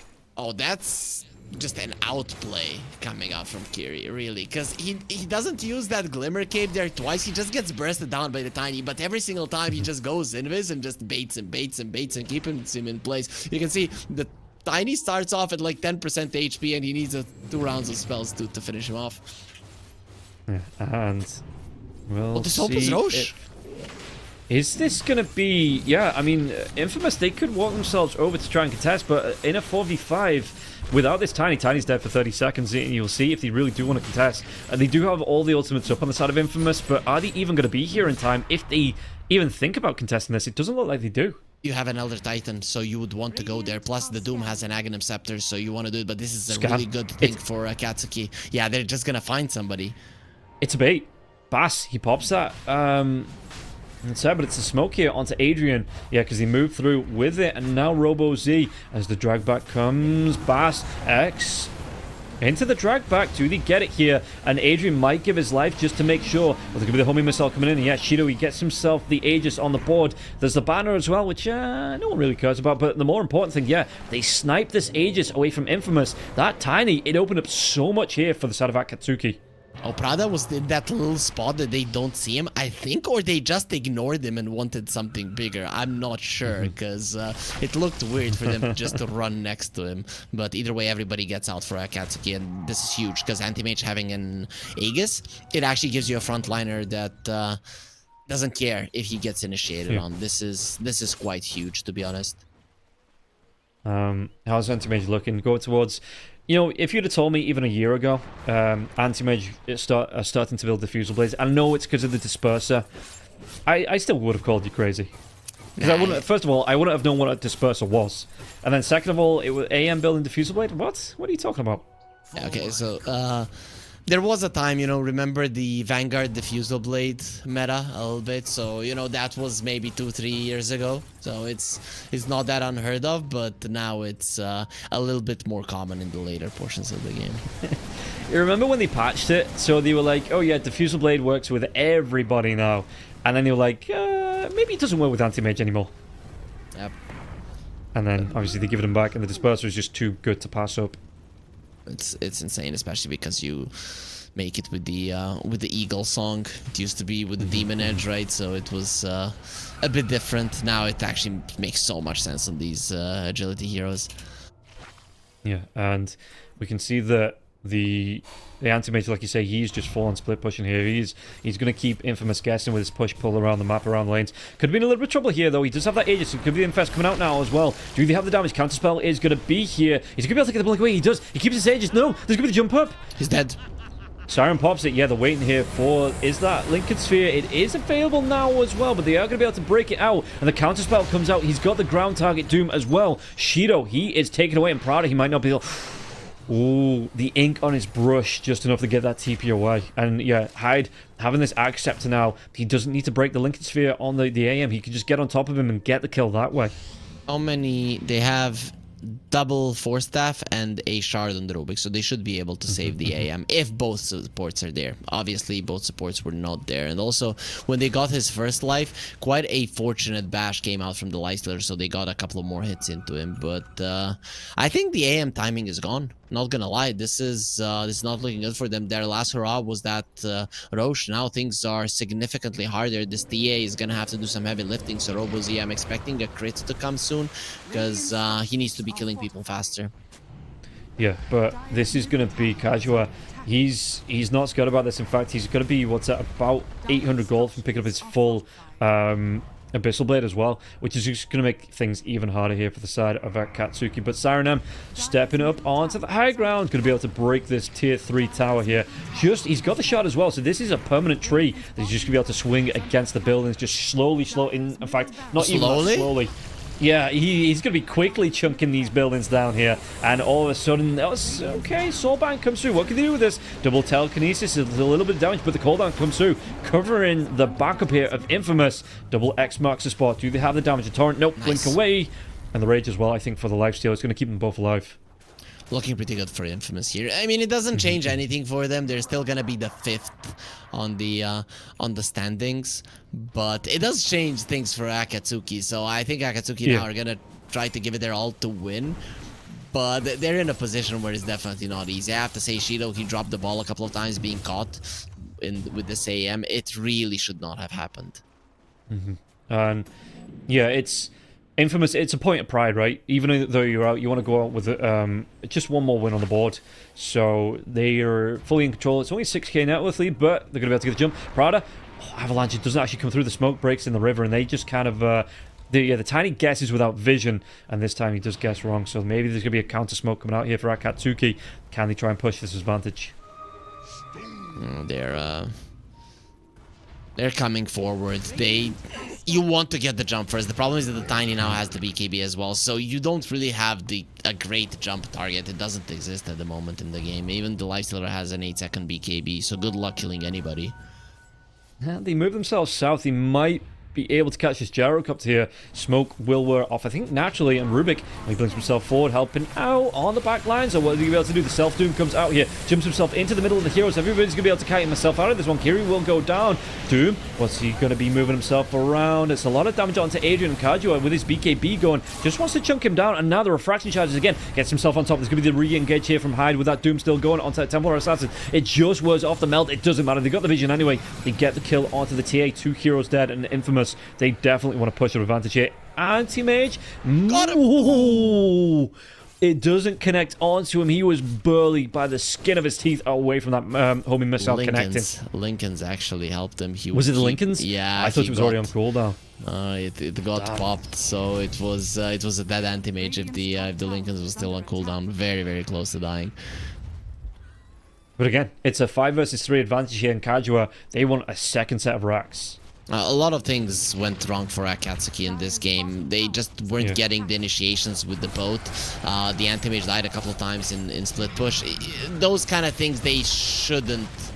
You should be able to win the game if that happens. And the Infamous, they're making them pay for it. Prada buys back. He gets caught out by Siren. Siren, he has himself the Kanda up now.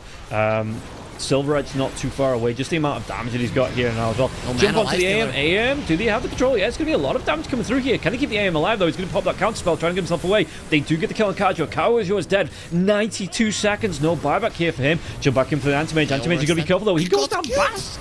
He just goes... Yeah, he disappears now. These big tanky heroes, they are going to make everybody disappear. Great magic trick from Infamous. And I do think this is going to be game number 2 going in Infamous's favor. TA is back alive, but it's going to be a 2v4. Okay, the heroes not the healthiest on the side of Infamous. Trap gets popped. They've got that sentry ward down. Do they want to go onto them? It looks like... I mean, the smoke onto the Doom, so they are going to be able to walk themselves away. And they might even 2v4 just look for these mega creeps. Oh no, guys, they killed our Lifestealer. What are we gonna do? That's the refresher Doom. They're going in. Oh, dude. He had his arms raised there. But yeah, he like you say, he's got this zone out now.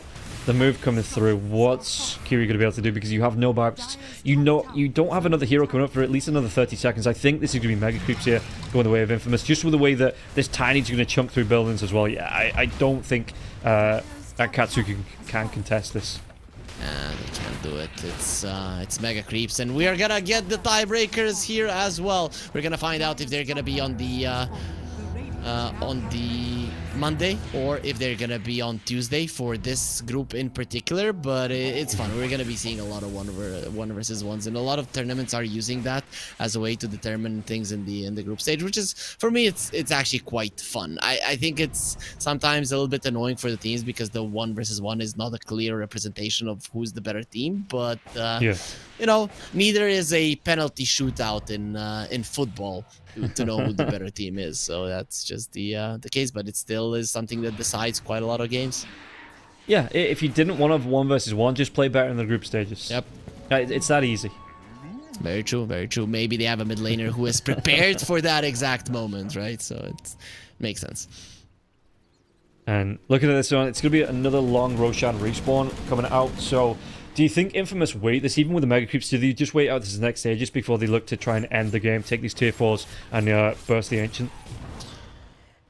You take it slow, right? So you do go Rosh. I think it's the smarter move. You can get the refresher there. Having a double BKB on either the Lifestealer or a Tiny is quite nice, especially because of the mana burning potential. So I think you take it slow. It's nothing to lose here for Infamous, really, unless they are like, yeah, this doesn't mean much to us, let's just go. But I doubt they do it. You want to stay as focused as possible for future games. Oh, they're just using Pamplona as a ward as well to cheat when the Roshan respawns. I wonder if he's got like Netflix on or an audiobook or something, just so he can keep himself entertained. Okay, he's going to swap duties here with Bass. They might even be able to find the Anti-Mage. Anti-Mage, he's trying to farm out in that corridor. He's trying to find something in terms of levels. And he has himself in the trees, just looking at the scan. It doesn't actually hit. You know, these pro players with the intuition of these scans, it's just on another level here. But the AM, he was just barely out of scan range, will be able to hide himself away. Maybe look for that TP away. He's going to look for that now, yeah. Group up with his teammates, and again, maybe Butch and Sundance time coming out here for the side of Akatsuki. And it's just, even with the base defense, Rubik, if he gets caught out here, that's an advantage from the side of Infamous. Again, Roshan time, it's going to be perfect for them to take this Roshan and just push into the base. You can do it. And also, Rob, I got the info, so all of the tiebreakers will be played on Monday. I mean, we do have time, right? Every 1 versus 1, what can it last? Like 10, 15, maybe 20 minutes at max? But overall, I guess we're just going to be gliding through all of them. Yeah, it's going to be a comfortable Monday here, tiebreaker-wise. It should only take, like say, it won't even take a couple of hours to get through all 4 of them, if this is going to be the 4th tiebreaker being a scan. And Kiri, you will spot the Roshan, he pings it out here, and I wonder if this is going to be making the move from the teammates, because, oh, he gets that quick blink away from the Doom. Hyde, though, is hunting the TPs. Rubik, does he have it? And the Doom goes the wrong way. Rubik, TP is going to be Long enough. TP. Is it going to be? He does get himself away because he TP'd to the outpost on the other side of the map. Why is he... Okay, now they know where he TP'd. I mean, it's not hard to understand where he is. Look at the hungry, like, hounds going to hunt him down. Yeah, and I don't get it, man. I don't know why he TP'd himself there. That was... he could have TP'd himself back to the base. He's going to lose his courier. They might know where he is. Yeah, they're going to see roughly where this Rubik is. He's not going to have a TP scroll this time. Just get out now. Just leave. Dude, pull the ripcord and get yourself out. They know where your courier is. Your TP's on cooldown. He has his blink daggers. He's got those 4-staffs. Oh man, this is just peak entertainment, and it's mega creeps, right? But there's an anti-mage and the TA on the other side. In terms of creeps, they're not gonna have issues dealing with it. Plus, this is an Aghanim Scepter cheese, Roche. Hello, Kiri. Bass. He sees Kiri going to be able to get the stomp, and they're going to pause this Roshan attempt to go for the Rubik attempt, and Bass just solos him. Doesn't even need to, the rest of the team don't even need to leave the pit. And yet Kiri, it was brave, but it wasn't smart. Oh, but Kiri is now he's very wise. He's making mistakes as a path to wisdom. That was a pretty obvious mistake overall. With this Aegis now, it's going to be a 5-man smoke. Infamous, I'm pretty sure they're going to look to take these tier 4s, look to end the game now against Akatsuki. Who got the Aghanims? Was it the Tiny? Yeah, the Tiny now has the 3 volley, so that's going to be quite annoying. Yeah. One big talent did come out, and that's the 3 hits to kill the Phantom's Embrace on the Grimstrokes. It's gonna be very hard to remove those annoying things from yourself. Oh, it's Kiri. I think there's a bit of trash talking going on here in the game after that tip for Kiri from Bass. No. They're all friends. It's all nice. Okay. Yeah. It's banter, Bowie isn't here for the translation. And so I can't tell you what it is, you can't tell me what it is. So we'll just say it is just a nice message between the two teams. Yeah, banter, like friends playing, let's say FIFA or something on a PS, right? So that's what's happening. And they're like, I'm gonna beat you. No, I'm gonna beat you. So that's what they're talking about, 100%. And the Lifestealer comes through. He's still got, he's got the Aegis anyway, so he's going to be coming through onto the tier 4 towers. What else can they do? Stomp won't connect into Robo Z. And now right click. The boat's going to be flying through here. X-Mark not going to be out because he's got the Infest Bomb here, and Tiny should step forward. Kunkka going to be out of position. The Doom comes through. The damage, though, it's going to be the safety telekinesis coming through from the Rubik, but the dive comes in once again. Damage is going to be off, and Tiny doesn't care about being Doom. He's going to be going with the right clicks. He doesn't care about being Doom. Look at this, that cleanup coming through here. Infamous, they haven't lost one yet. The right clicks onto RoboZ. Needs to get himself back into the finals, but he can't. Siren M with the cleanup. And absolutely everybody here on the side of Akatsuki going to be in major trouble here. Kiri's just going to buy some time for his teammates. It doesn't matter. The creeps, the Tiny hit in the base, and the Ancient will pop. Nicely played by Infamous, really, especially because there was a solid lead for Akatsuki there at the early mid game, right? But this Tiny really worked out. At one point in the game, he was 6th on the network chart, and then they went for smoke after smoke after smoke, getting those kills, opening up the map, and everything worked out. And again, we come back to those first 10 minutes where everything went as expected for them. You get the enemy tier 1, you protect your own tier 1, you get the Tiny blink at a decent time, you get a couple of pickoffs. You've set yourself up for success. And then Infamous, we can see in that situation, they're definitely capable of getting a victory. Yeah, and that is going to be, again, it is just nice to go out on the win here for Infamous, but they won't be moving on any further. They're going to be a little bit behind South Team here as well, so they won't be picking up those 4th place points, I do believe, in the group stage. So it is going to be, I think, our final breakdown, if we take a look at the groups here, at Katsuki Midas Club, they're going to be playing off in a tiebreaker, a 1v1 tiebreaker on Monday. Infinity, they do get themselves into that 3rd place because South Team don't have as many wins. Infinity with the 2 wins means they do finish 3rd place here. South Team, unfortunately, just by drawing every single series, will be in 4th. Infamous in 5th, and Demonios, they will be looking up the rest of the table here in 6th place. Hurry, any final thoughts on these groups? I feel like Group B was a little bit more close. and I really enjoyed it. Even though in Group 1 we have like these 3 teams that are gonna be going into that round robin where we might see an infinite amount of best of ones. I still think that Group B in general looked pretty solid, because both South Team and Infamous, they were real contenders to go into the playoffs. In Group A, not really. We had the 3 that ever since the start we knew that they were gonna be there. Yeah, we're going to be able to take a look at both group standings here on your screen right now, just to see how it is going to break down. And again, tiebreakers coming up on Monday. We are going to have tomorrow off. I don't know what time the tiebreakers are going to be taking place. I think it's going to be standard time, right? Yeah, so same time as the groups have been kicking off. So come back on Monday. We'll get started with those tiebreakers. But for now, that is going to be it for the day. Unfortunately, there is no third series that is done now. Horrific, thank you for joining me for this series. And goodbye. We will see you on Monday, guys. We'll see you then.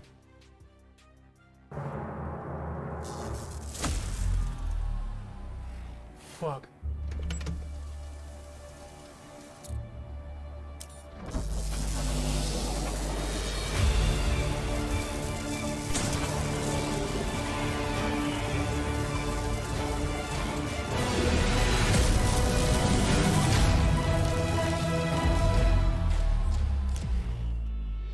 Use your skills in the gaming.